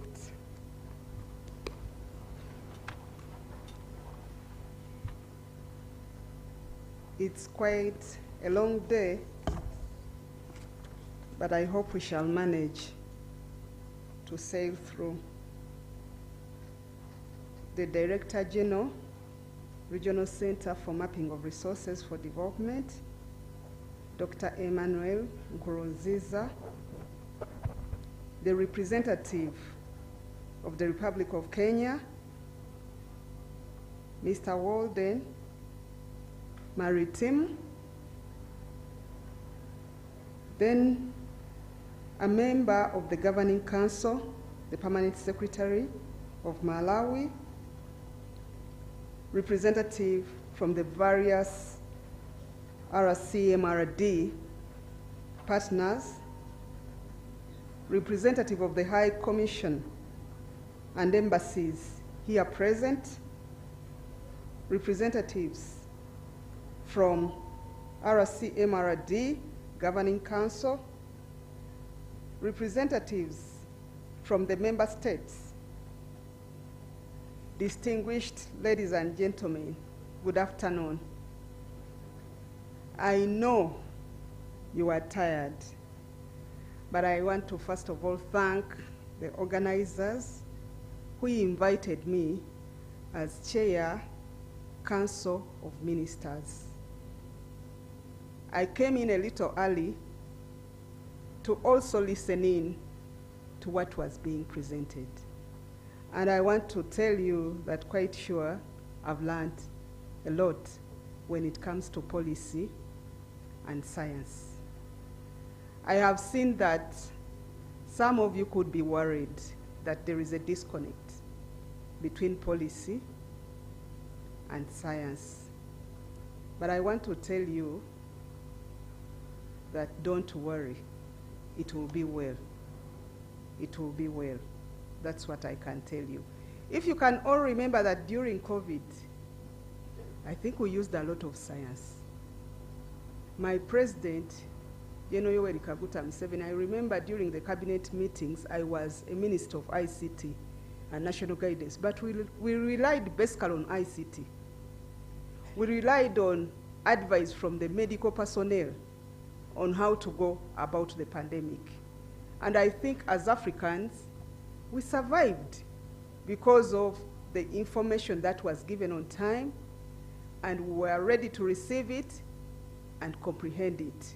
So I want to say that science helped us during that time. We've been having cases of Ebola. Somebody talked about the locusts that invaded us, and somehow we used science to go about those challenges that we faced during those days. And I want to give you this affirmation, because I'm now part of the policy makers, that we are ready and we are more than willing, including the heads of state, to use science in solving most of the problems. What you need to do is to give us information that is simplified, information that can help us internalize and understand which way to take to enable us make informed decisions as policymakers. And once you do that, I don't think anyone will doubt your information. It will be very difficult for people to doubt your information. That is something I wanted to say away from the official speech. They already introduced me. I'm Judith Nabakoba Narule, Minister Lands, Housing and Urban Development, Republic of Uganda. And under me, I have 3 state ministers, one in charge housing, another in charge of lands, and another in charge of urban development. And the respective departments, some of you have been talking about them, survey and mapping. We have the land information system. We have the urban development, the housing, the physical planning. And when you talk about all those departments, they rely basically on science information to give us collect data that can be interpreted. Greetings from the people of the Pearl of Africa,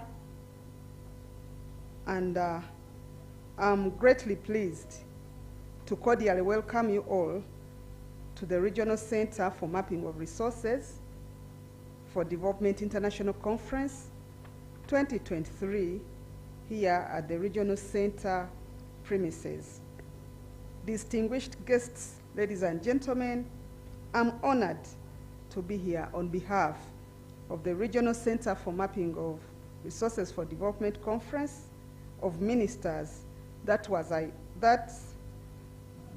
I was elected to lead as the chairperson for the next 2 years. The Rcmrd Conference of Ministers is the apex governance body for the institution, which comprises of ministers responsible for land and mapping in the 20 member states.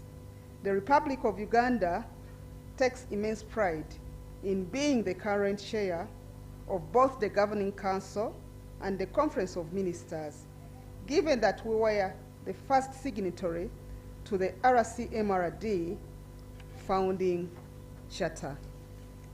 The major responsibility of the Conference of the Ministers is to provide strategic direction to the institution and coordinate all state matters pertaining to its members.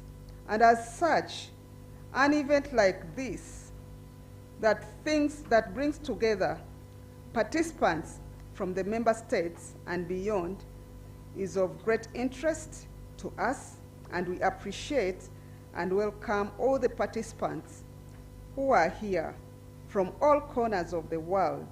And I wish to thank you sincerely for having answered to our call to be part of this conference of great expense to yourselves in terms of time, but also resources. May I also convey our gratitude to the government of Kenya, who are hosting us today. The commitment to the Regional Center for Mapping of Resources for Development is beyond question. Right from the time it accepted to host the institution to date. Through you, Director, allow me to convey the gratitude of the other member states for the conducive environment you have continued to provide for the Regional Center for Mapping of Resources for Development. Indeed, I cannot forget to mention the great hospitality that has been accorded to me and my delegation since I arrived in this beautiful city of Nairobi. The Regional Center for Mapping of Resources for Development International Conference has, over the past 7 years, become an important forum for showcasing the latest developments and works being undertaken in the geospatial field and other space sciences. It is a deliberate attempt to bring these developments to the attention of the policymakers ought to be commended, as this is the only way their value can be realized through infusion into the strategic programs underway in our various countries. The presence here of those of us from the policy-making team is to affirm the importance we attach to science in the transformation we seek for our societies. Distinguished guests, ladies and gentlemen, the theme for this year, RIC 2023, is Next Level Space to Community, which communicates to us what we should be doing, harnessing the incredible advances of space science and technologies for the benefit of our communities. This is in line with the AU Agenda 2063, the Africa we want. That ought to be the collective purpose for all Africa as we navigate our societies for a better future.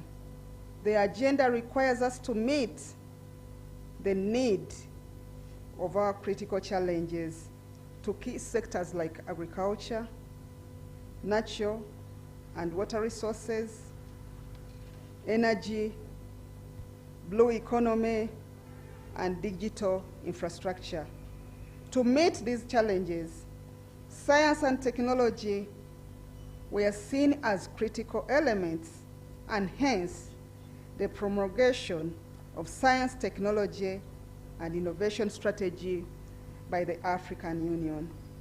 This was followed by the adoption of the African Space Policy and Strategy by the African Heads of State on 31st January 2016 as one of the key implementation mechanisms. Dear conference participants, the Regional Center member states, and indeed most African countries, have followed the cue by the AU and adopted their own national space policies, as well as establishing space sciences agencies.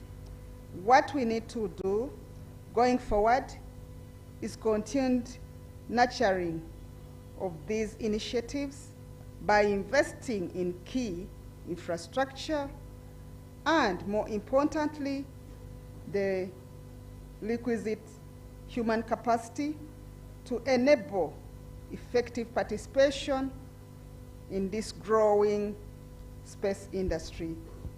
The Regional Center Vision 2050 that was adopted by the Conference of Ministers meeting that was held in Kampala last November gives us a clear roadmap on how the center will support the member states in this regard. As part of its mandate, the center has continued to play a critical role in supporting capacity development to member states and will ensure this continues and is indeed extended to the rest of the continent. Over the past few years, we have increased our investment both in human capital as well as key infrastructure, both for hardware and software. necessary to deliver on this. We have well-equipped laboratories, state-of-the-art equipment, cutting-edge software, as well as ample and conducive working space. We are finalizing constructing of a hostel block which will host over 800 students, pursuing technical diplomas and certificates in various geomatics disciplines, as well as other accommodation for trainees from member states who come over for continuing professional development training. I cannot conclude my address without extending my gratitude to the various partners of the center whose support over the years has been invaluable. Indeed, even in the organization of this conference. Thank you so much, the partners. Your contribution is visible and well appreciated. Thank you all, and let us keep the collaborative spirit for the good of those we seek to serve. Let me also extend my appreciation for the excellent work being done here by the management and staff of the center in ensuring that we implement the vision of the center. With those remarks, allow me, ladies and gentlemen, to now take the honor and privilege to officially declare the 7th Rcmrd International Conference open, looking forward to fruitful discussions. For God and my country, I thank you once again. Asante sana. Merci beaucoup. God bless you.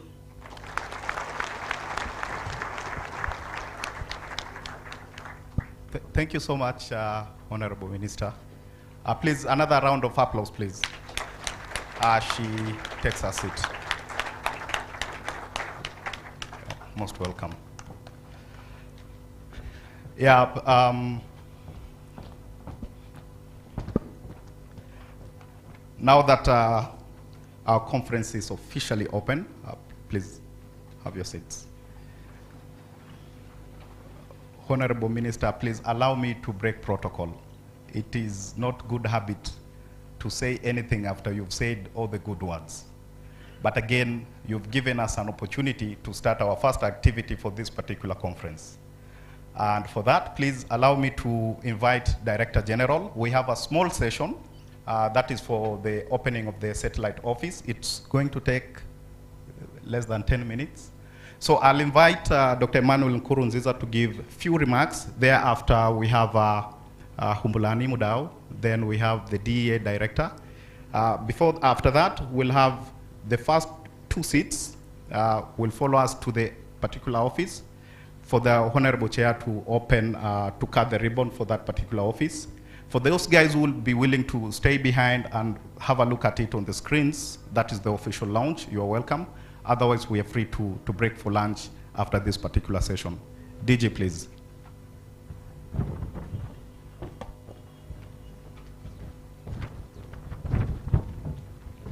Thank you very much. I think I said most that I needed to say with regard to the office, but to do justice to it, it's an important milestone.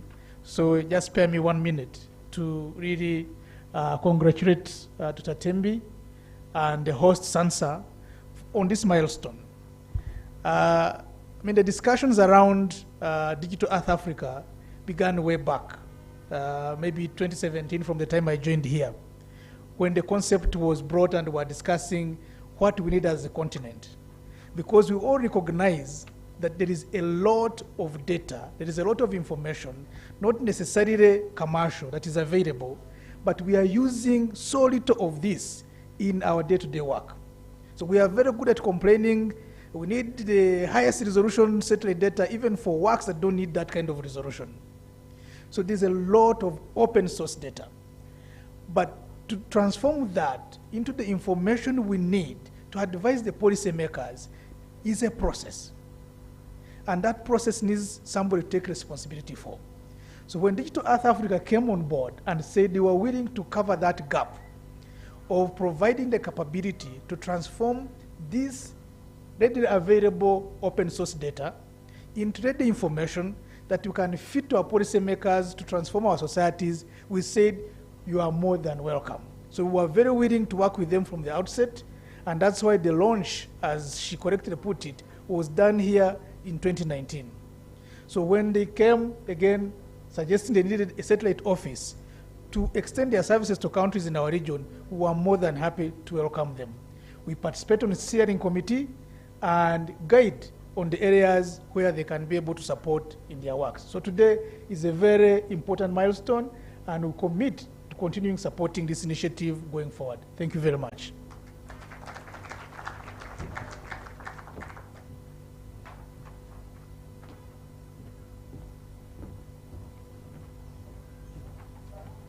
Good afternoon again. It's me once more. I just want to say that to the DG, Dr. Klava, Minister, and all distinguished guests that I was here in 2019 when DIA was launched. But I also just want to take you back that when this whole concept of data cube was originated from the Committee on Earth Observation Satellites, CEOS for those, so these are all space agencies that work together, was to ensure that analysis-ready data or georeference data made available. So as a basis of providing these fundamental data sets that are critical for us to take this further in building products and services. So what DIA platform intends to do really is to provide this baseline, again, in a language that is simplistic. Tosh, my colleague, will tell you that any document that comes to my office, if it's sophisticated, complex, it gets rejected because I don't do complex stuff. And our duty really as scientists, engineers, our duty is to ensure that we simplify what seems to be so complex in this world so that as decision makers, we're able to make those decisions based on the information that you're providing us. We're very excited, even though we're hosting the PMO, the headquarters in Pretoria, Innovation Hub, that we're beginning to really see DIA taking form in expanding and ensuring that we do build capacity in the regions. And I just want to say again, happy 7th and 4, and that I think we're going strong. I've lost track on how old AfriGeo is, but let's soldier on and let's focus, let's build capacity for the continent so that we can contribute to Africa's renewal. And all the best, Dr. Tembi and the team. Thank you.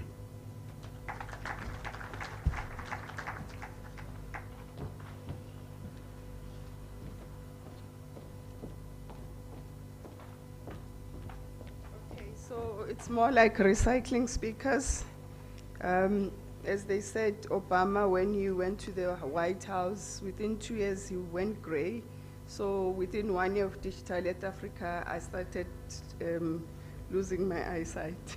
So probably it's age as well. So I think for me, without having to repeat what I've said before, of course, as you've rightfully said, DG and CEO, SANSA CEO, Mr. Modau, Digital Earth Africa is a digital public good. It's a digital public infrastructure. Accessing our data is free. And I know there's always a debate on whether we want low resolution or high resolution. And I think we are mindful of some of the gaps with not having, high resolution, for example. So the mission for Digital Earth Africa is to process openly, readily data to produce decision-ready products. And it emphasizes on the mission that working closely with AfriGeo community, Digital Earth Africa will be responsive to the information needs, challenges, and priorities of the African continent. Digital Earth Africa will leverage and build on existing capacity to enable the use of Earth observation to address key challenges across the continent. Our delivery model is embedded on working with implementing partners. As a program, we are hosted in Pretoria, South African National Space Agency. The office was launched last year in October, and today we are here launching an office in East Africa. We have 6 implementing partners, Rcmrd here in Kenya, SANSA in South Africa, CSE in Senegal, AfriGist in Nigeria, Rcmrd in Niger, and OSS in Tunisia. And the importance why I'm listing these implementing partners is the appreciation on the fact that we will not be able to deliver on our mandate if it was not for the collaboration. In terms of the presence, so we have staff in Pretoria, which is the PMO headquarters. We also have, as most of you would know, our Dr. Ken Mubeya is here in Kenya. Nairobi is based here. And I thought the leaving no one behind was his more like statement, and I figure out today it's more Kenyan than, you know, than Dr. Ken's one. So if Dr. Ken Mubeya here, we have Joseph in Rwanda, and we have Edward in Ghana. Joseph, quite important for us as we focus on diversity and inclusion. He speaks French with our training alternating both between English and French. I think I will not say much, Program Director, Honorable Minister, and thank you for your contribution. As the Program Director has indicated, we would like to welcome you to the ribbon cutting, the first 2 rows. We do have our stand as well, Digital Earth Africa stand, especially for the students, so you see our products, tools, and services. I think quite interesting, our imagery as well, which we've developed working with our partners, Esri, and all of our work and our output has been through collaborative work. It is a significant milestone for us, and I remember when the governing board members were deciding where first, because of the program being in Africa, there was a question, why East Africa first and not West Africa? And because I know when to keep quiet and when to keep, you know, they usually say you stick to your lane, and they debated and they agreed that it will start in East Africa. The next satellite office will then be in West Africa and then North Africa as well. And already we have partners in West Africa who are already raising their hands to say we'll be keen to host the program. We really appreciate we really appreciate Rcmrd, and of course through our governing council, Dr. Nkurunziza. And thank you so much. I think I will end my speech there and invite the distinguished guests to come for the ribbon cutting for the Honorable Minister to cut the ribbon as well with the CEO. Thank you so much. Thank you so much, Dr. Thembi, and thank you so much, dignitaries, I'm sorry for keeping you a little bit longer, but we are actually done. So with that, a few announcements that I'd like to make. For the dignitaries, partners as well, please, we'll be having our lunch at the Pagola. So please, we shall move towards the Pagola. Then the rest of us will be having lunch in the main lunch tent. Then we have, immediately after lunch, we are looking at approximately 45 minutes. Please, we'll be having breakout sessions for the land. Under the land theme will be in this particular hall, this tent. For agriculture and food security, we're having another conference hall on the other side, RCTI. Our ushers will be able to direct you to that particular place. For the biodiversity and blue economy, we have a conference hall in the complex, ground floor. And then for data and innovation, we have a second floor room that can be able to host us. And for that, thank you so much. Please, we have Job who will be able to direct our dignitaries towards the ribbon cutting in the office. For those who will be willing to stay behind and have a look at it on the screens, you're welcome. Otherwise, have a beautiful lunch. Thank you so much.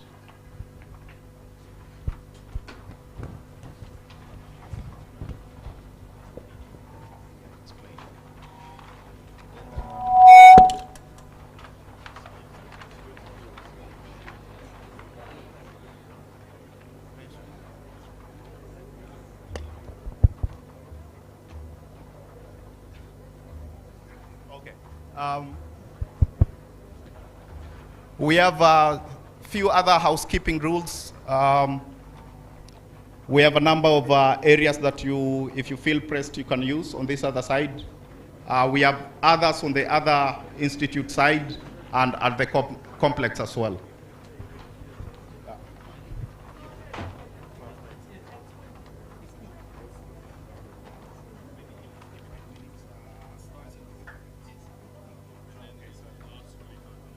Lunch will only be for 45 minutes. Then we have to extend that before, so I think we are quite pressed, but we can try our best to make sure we don't extend it. At least we try and cover most of the things that are questions. That's why we were a little bit extended up to around 5. Okay. Yeah. So the program says 4, but we can extend up to 5, 5:15. Okay. Yeah. Okay.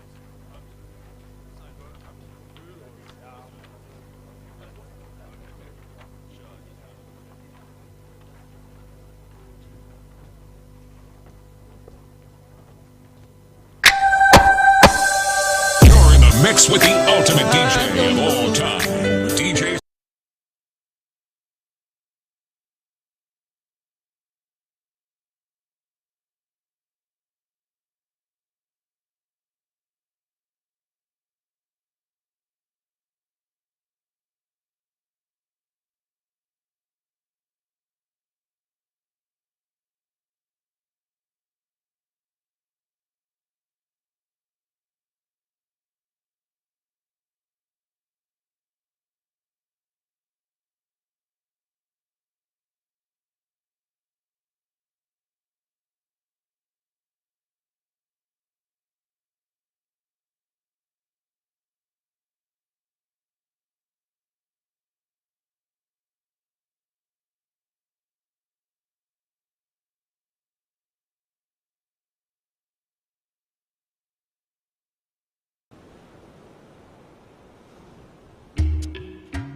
Coasts are an important part of the land on which we live. In order to protect these special areas, we must understand how they are being impacted by weather, the changing climate, and the expanding human population. Coastlines are fragile. They ebb and flow with each weather event. They are the first line of defense in a storm. They are the first to experience the rising sea levels. With a rapidly changing climate and growing populations, we must protect the fragile and vital ecosystems of the coastlines in Africa. Now we have the tools to help us understand and protect our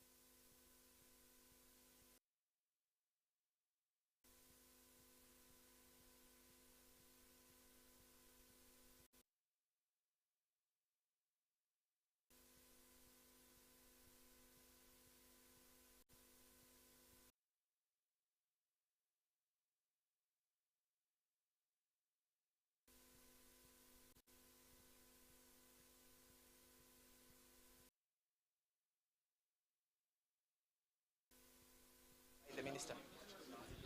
Thank you so much, everyone, for joining us today.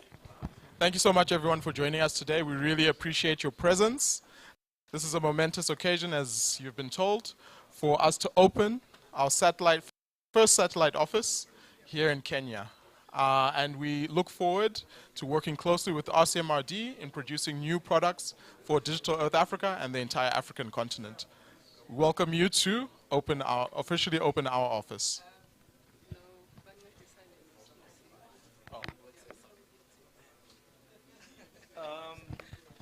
What can I say? Congratulations.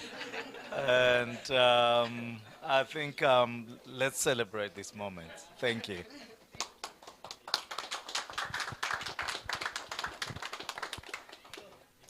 So allow me to congratulate Victor Earth Africa for this milestone. And we hope we are going to get very good products from this initiative as member states, and we congratulate you once again. And Regional Center, thank you for hosting this satellite. You can all join. All join, all join, all join. Ah, yeah,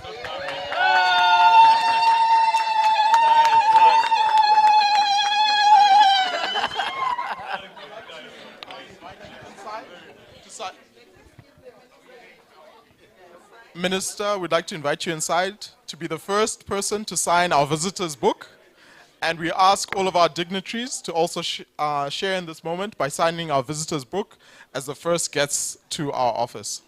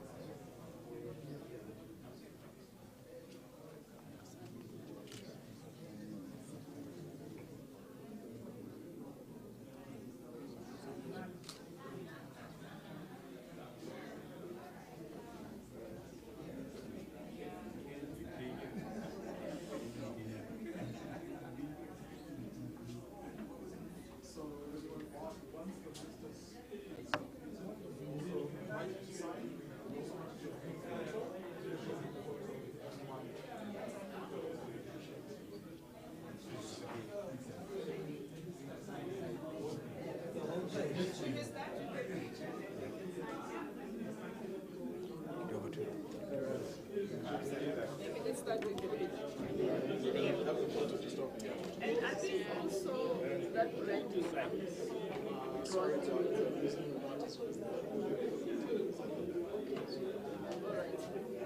So you never go for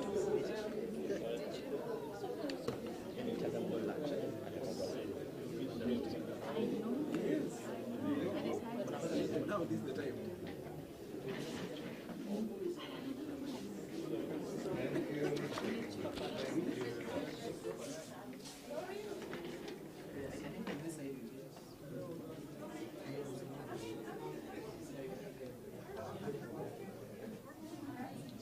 Hi.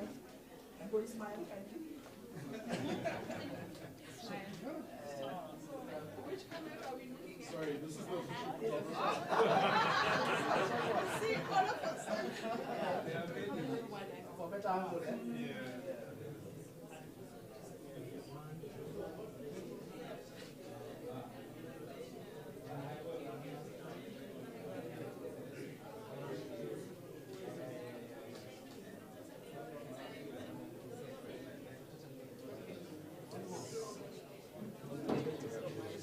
So invite you please to then sign, and then lunch will be served upstairs on the 3rd floor.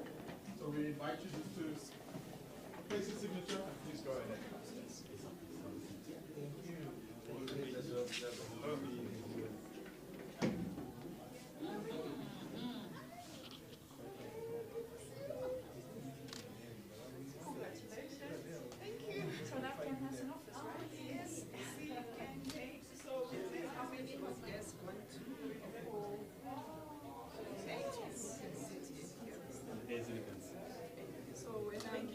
When I'm tired of Innovation Hub and CEO, I'll come You'll come and be here.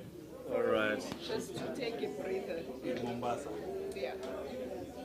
Oh, there's Joseph. I wanted to introduce the Digital Earth Africa team. Where's Edward? He's around. In the kitchen. In the kitchen. Edward's up. Yeah. Vicky.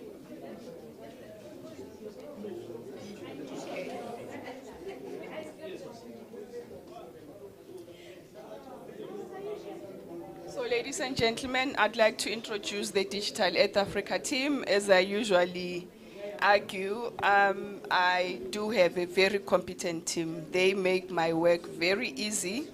We have here on the other side my 2IC, Mr. Juko Mudimu.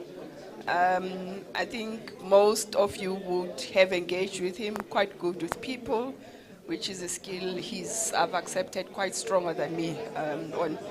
We have Dr. Ken Mubeya, leaving no one behind. So this is the guy that speaks of Sentinel, Lancet, and as they were saying, going to end up eating Lancet and Sentinel if you don't translate the data.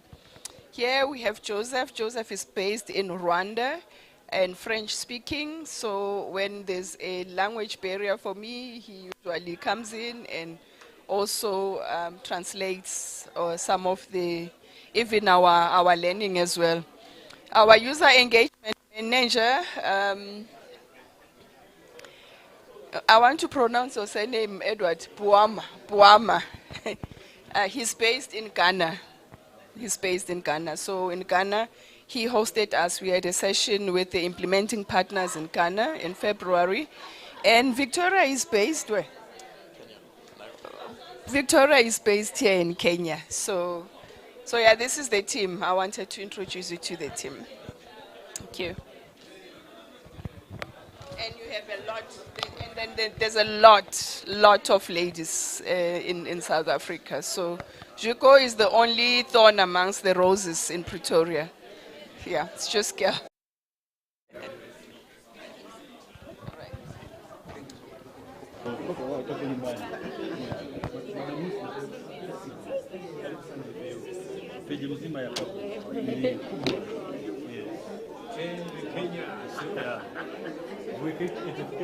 Quelque chose. Ah oui.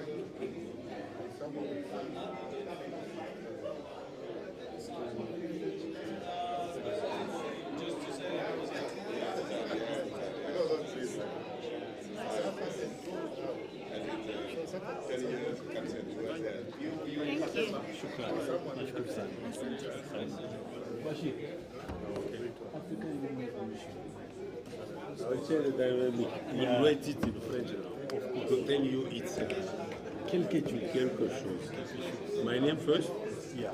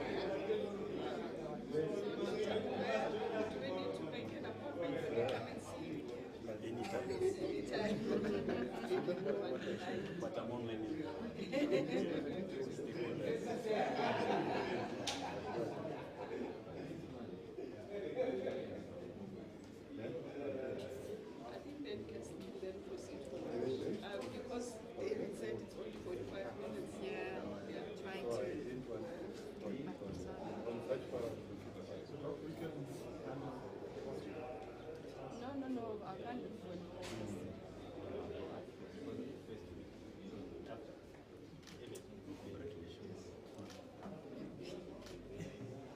Your office will be open, right? So we can It is sign now. anytime.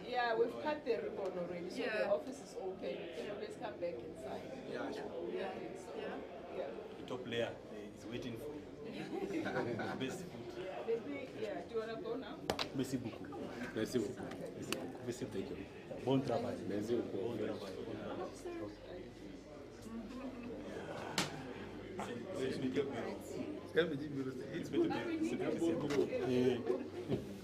I was actually waiting for you.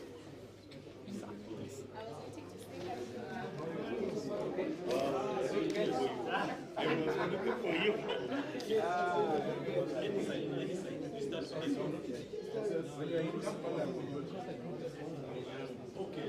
Yes. I'm going to sign. They follow.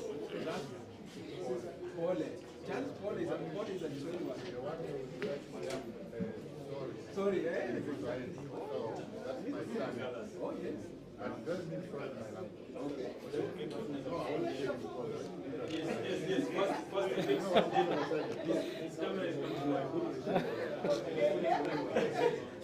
I'll see you guys upstairs. Nice. 1, 2, 3. Just one more.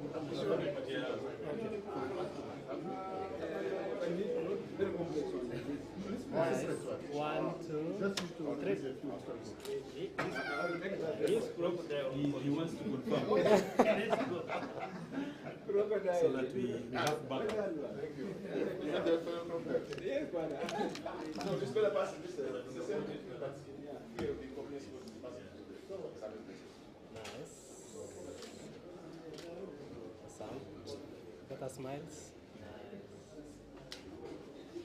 This is the team.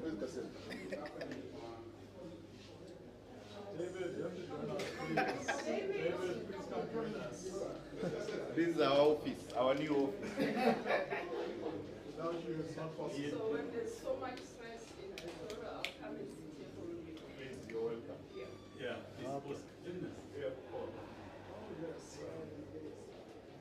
Okay. No, maybe a little bit. No.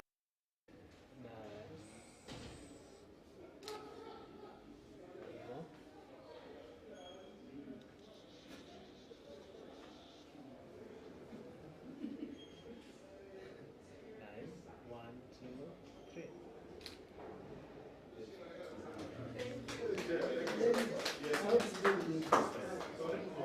I'm praying I do not close my eyes. Thank you, God. We need it. So, Mambo bomba.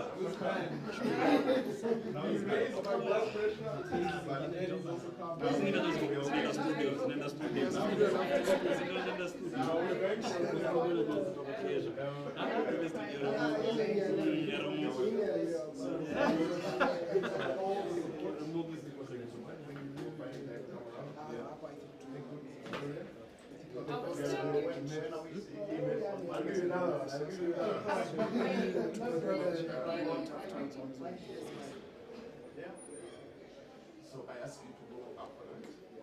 Oh, thank you. The food is mean. This is a, I think for me, I'm a bit emotional. This is a significant moment for the program. More than anything else, when I was employed, it did not look so good that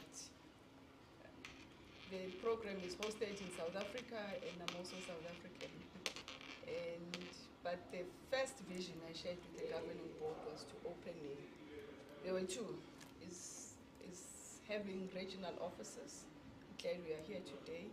But the second one, which has always been controversial, was for our independence as a program, to have a legal entity. And I think one has now crossed over this one. We'll definitely look at the West African hosting arrangement in the near future. Was from a governance perspective, I will still advocate for some of the issues which I think we need to consider them for the sustainability of the program. Of course, Dr. Nkurunziza is not here, but I would like to thank you so much. And I've missed a lot of calls and I'll get feedback. No, this is the idea from the Rcmrd planning team. I'm like, why are you having cake in the first place? Like, no, it's Rcmrd that is such. I'm like, no, remove the cake. You know, like, you know. But, and when the partitioning work was starting, I did not realize I'm coming to a beautiful space. I'm very proud to call this our home. Thank you so much. Thank you. It's not live. It's not live. Remove the cake. It is still, no, like yesterday, she wanted to cry here. Because? No, I wanted to cry because things were not as this. Yeah. We had to spend a little bit. It looks quite.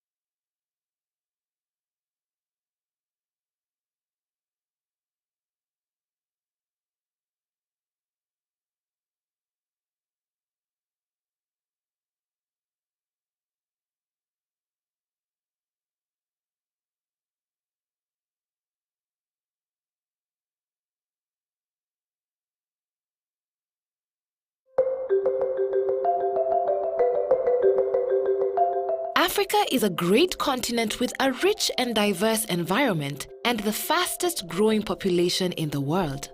As a result, its beauty is under constant threat from climate change, environmental degradation, food security, and access to water.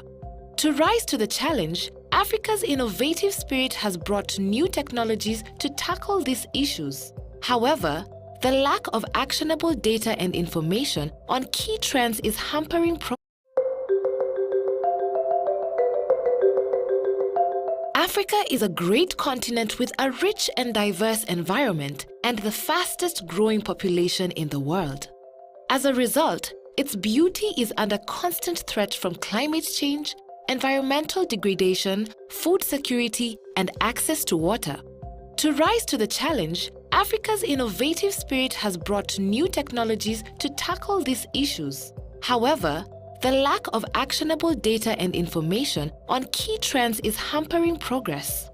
The continent needs decision-ready information such as the rate of desertification, agricultural productivity, location of illegal activities like mining, and deforestation hotspots. Digital Earth Africa will address this gap.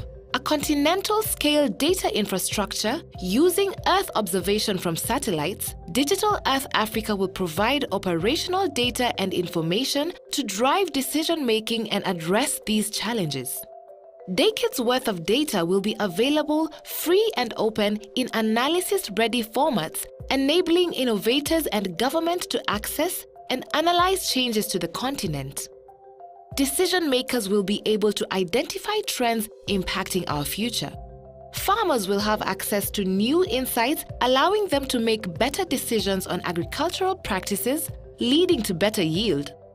Small businesses will readily access satellite data to innovate and create new products, presenting new opportunities and increasing profitability, leading to economic growth. Leveraging from lessons and achievements of Digital Earth Australia and the Africa Regional Data Cube, Digital Earth Africa will make it easy to access critical information to shape the growth of all sectors across the continent. Digital Earth Africa will work with partners across the continent to transform how Earth observations can be applied to address some of the most pressing developing challenges in Africa. Ultimately, it will help everyone make better decisions and drive action in support of national development priorities, sustainability, and economic growth.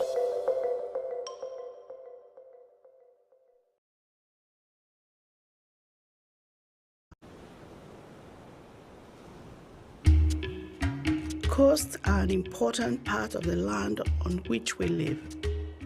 In order to protect these special areas, we must understand how they are being impacted by weather, a changing climate, and the expanding human population. Coastlines are fragile. They ebb and flow with each weather event. They are the first line of defense in a storm. They are the first to experience the rising sea levels. With a rapidly changing climate and growing populations, we must protect the fragile and vital ecosystems of the coastlines in Africa. Now we have the tools to help us understand and protect our coast. Introducing Coastlines, a new service from Digital Earth Africa. L'outil Digital Earth Africa a été développé par Geosciences Australia en rapport avec le Centre psychologique. C'est un outil qui permet de suivre différents indicateurs par rapport aux risques côtiers, par exemple, dans le domaine qui nous intéresse. Et l'intérêt, c'est que ces images Landsat de moyenne résolution sont facilement accessibles, sont gratuites, alors que les images d'autorisation sont chères et pas forcément accessibles. Et nous, dans le cadre du travail que nous voulons faire, donc à l'échelle régionale, à long terme, il est beaucoup plus avantageux de pouvoir accéder à des images gratuites pour pouvoir pratiquer ce suivi d'indicateurs à long terme. Through the use of satellite imagery and data, the Coastlines Monitoring Service allows users to map the location of the African coastline and identify patterns of coastal change. Using satellite imagery, Digital Earth Africa has created a full continental data set. By capturing where the land meets the sea, the Coastline Service visualizes and provides the rate of coastline change over time.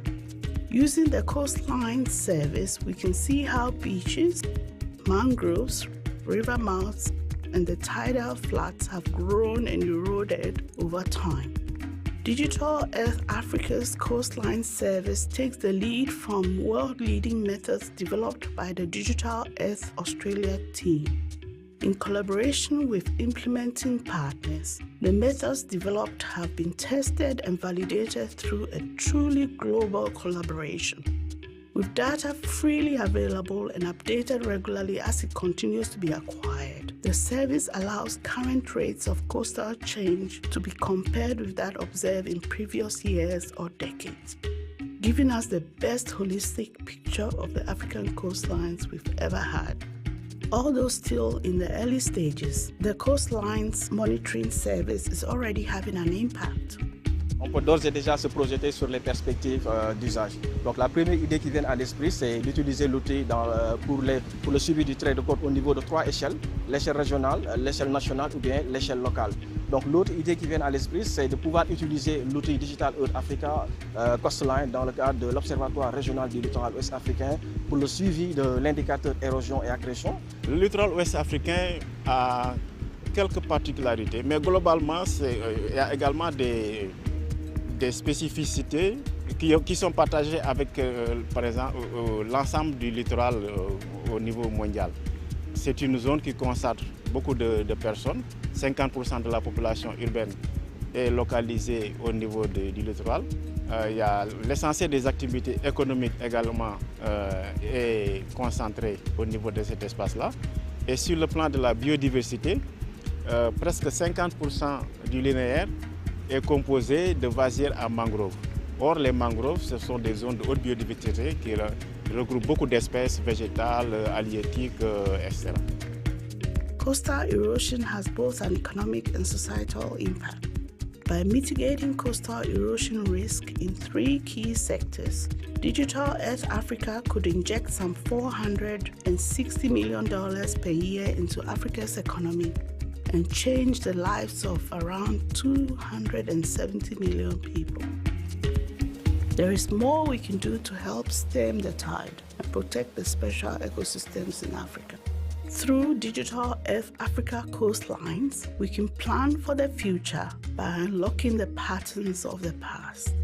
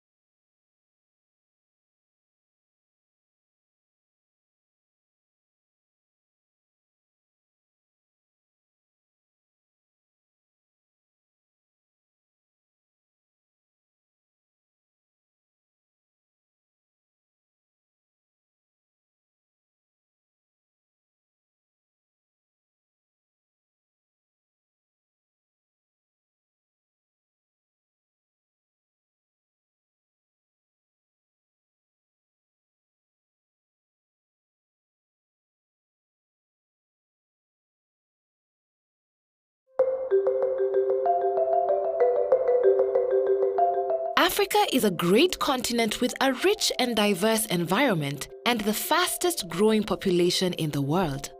As a result, its beauty is under constant threat from climate change, environmental degradation, food security, and access to water.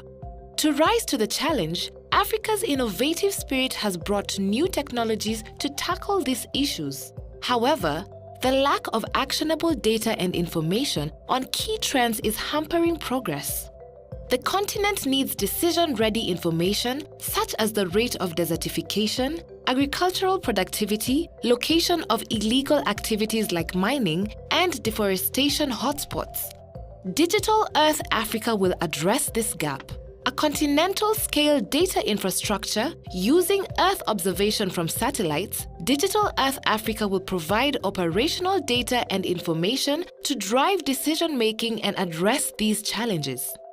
Decades worth of data will be available free and open in analysis-ready formats, enabling innovators and government to access and analyze changes to the continent. Decision makers will be able to identify trends impacting our future. Farmers will have access to new insights, allowing them to make better decisions on agricultural practices, leading to better yield. Small businesses will readily access satellite data to innovate and create new products, presenting new opportunities and increasing profitability, leading to economic growth. Leveraging from lessons and achievements of Digital Earth Australia and the Africa Regional Data Cube, Digital Earth Africa will make it easy to access critical information to shape the growth of all sectors across the continent. Digital Earth Africa will work with partners across the continent to transform how Earth observations can be applied to address some of the most pressing developing challenges in Africa. Ultimately, it will help everyone make better decisions and drive action in support of national development priorities, sustainability, and economic growth.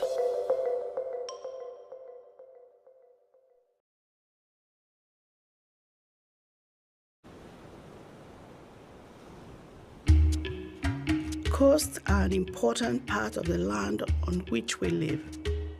In order to protect these special areas, we must understand how they are being impacted by weather, the changing climate, and the expanding human population. Coastlines are fragile. They ebb and flow with each weather event. They are the first line of defense in a storm. They are the first to experience the rising sea levels. With a rapidly changing climate and growing populations, we must protect the fragile and vital ecosystems of the coastlines in Africa. Now, we have the tools to help us understand and protect our coast. Introducing Coastlines, a new service from Digital Earth Africa.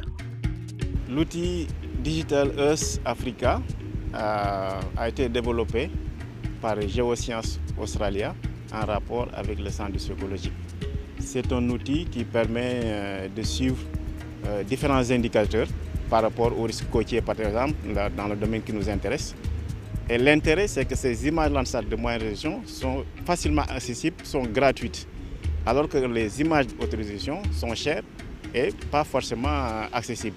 Et nous, dans le cadre du travail que nous voulons faire donc à l'échelle régionale, à long terme, il est beaucoup plus avantageux de pouvoir accéder à des images gratuites pour pouvoir pratiquer ce suivi d'indicateurs à long terme.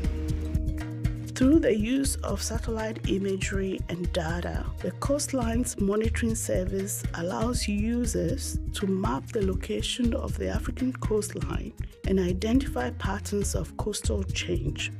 Using satellite imagery, Digital Earth Africa has created a full continental data set. By capturing where the land meets the sea, the Coastline Service visualizes and provides the rate of coastline change over time.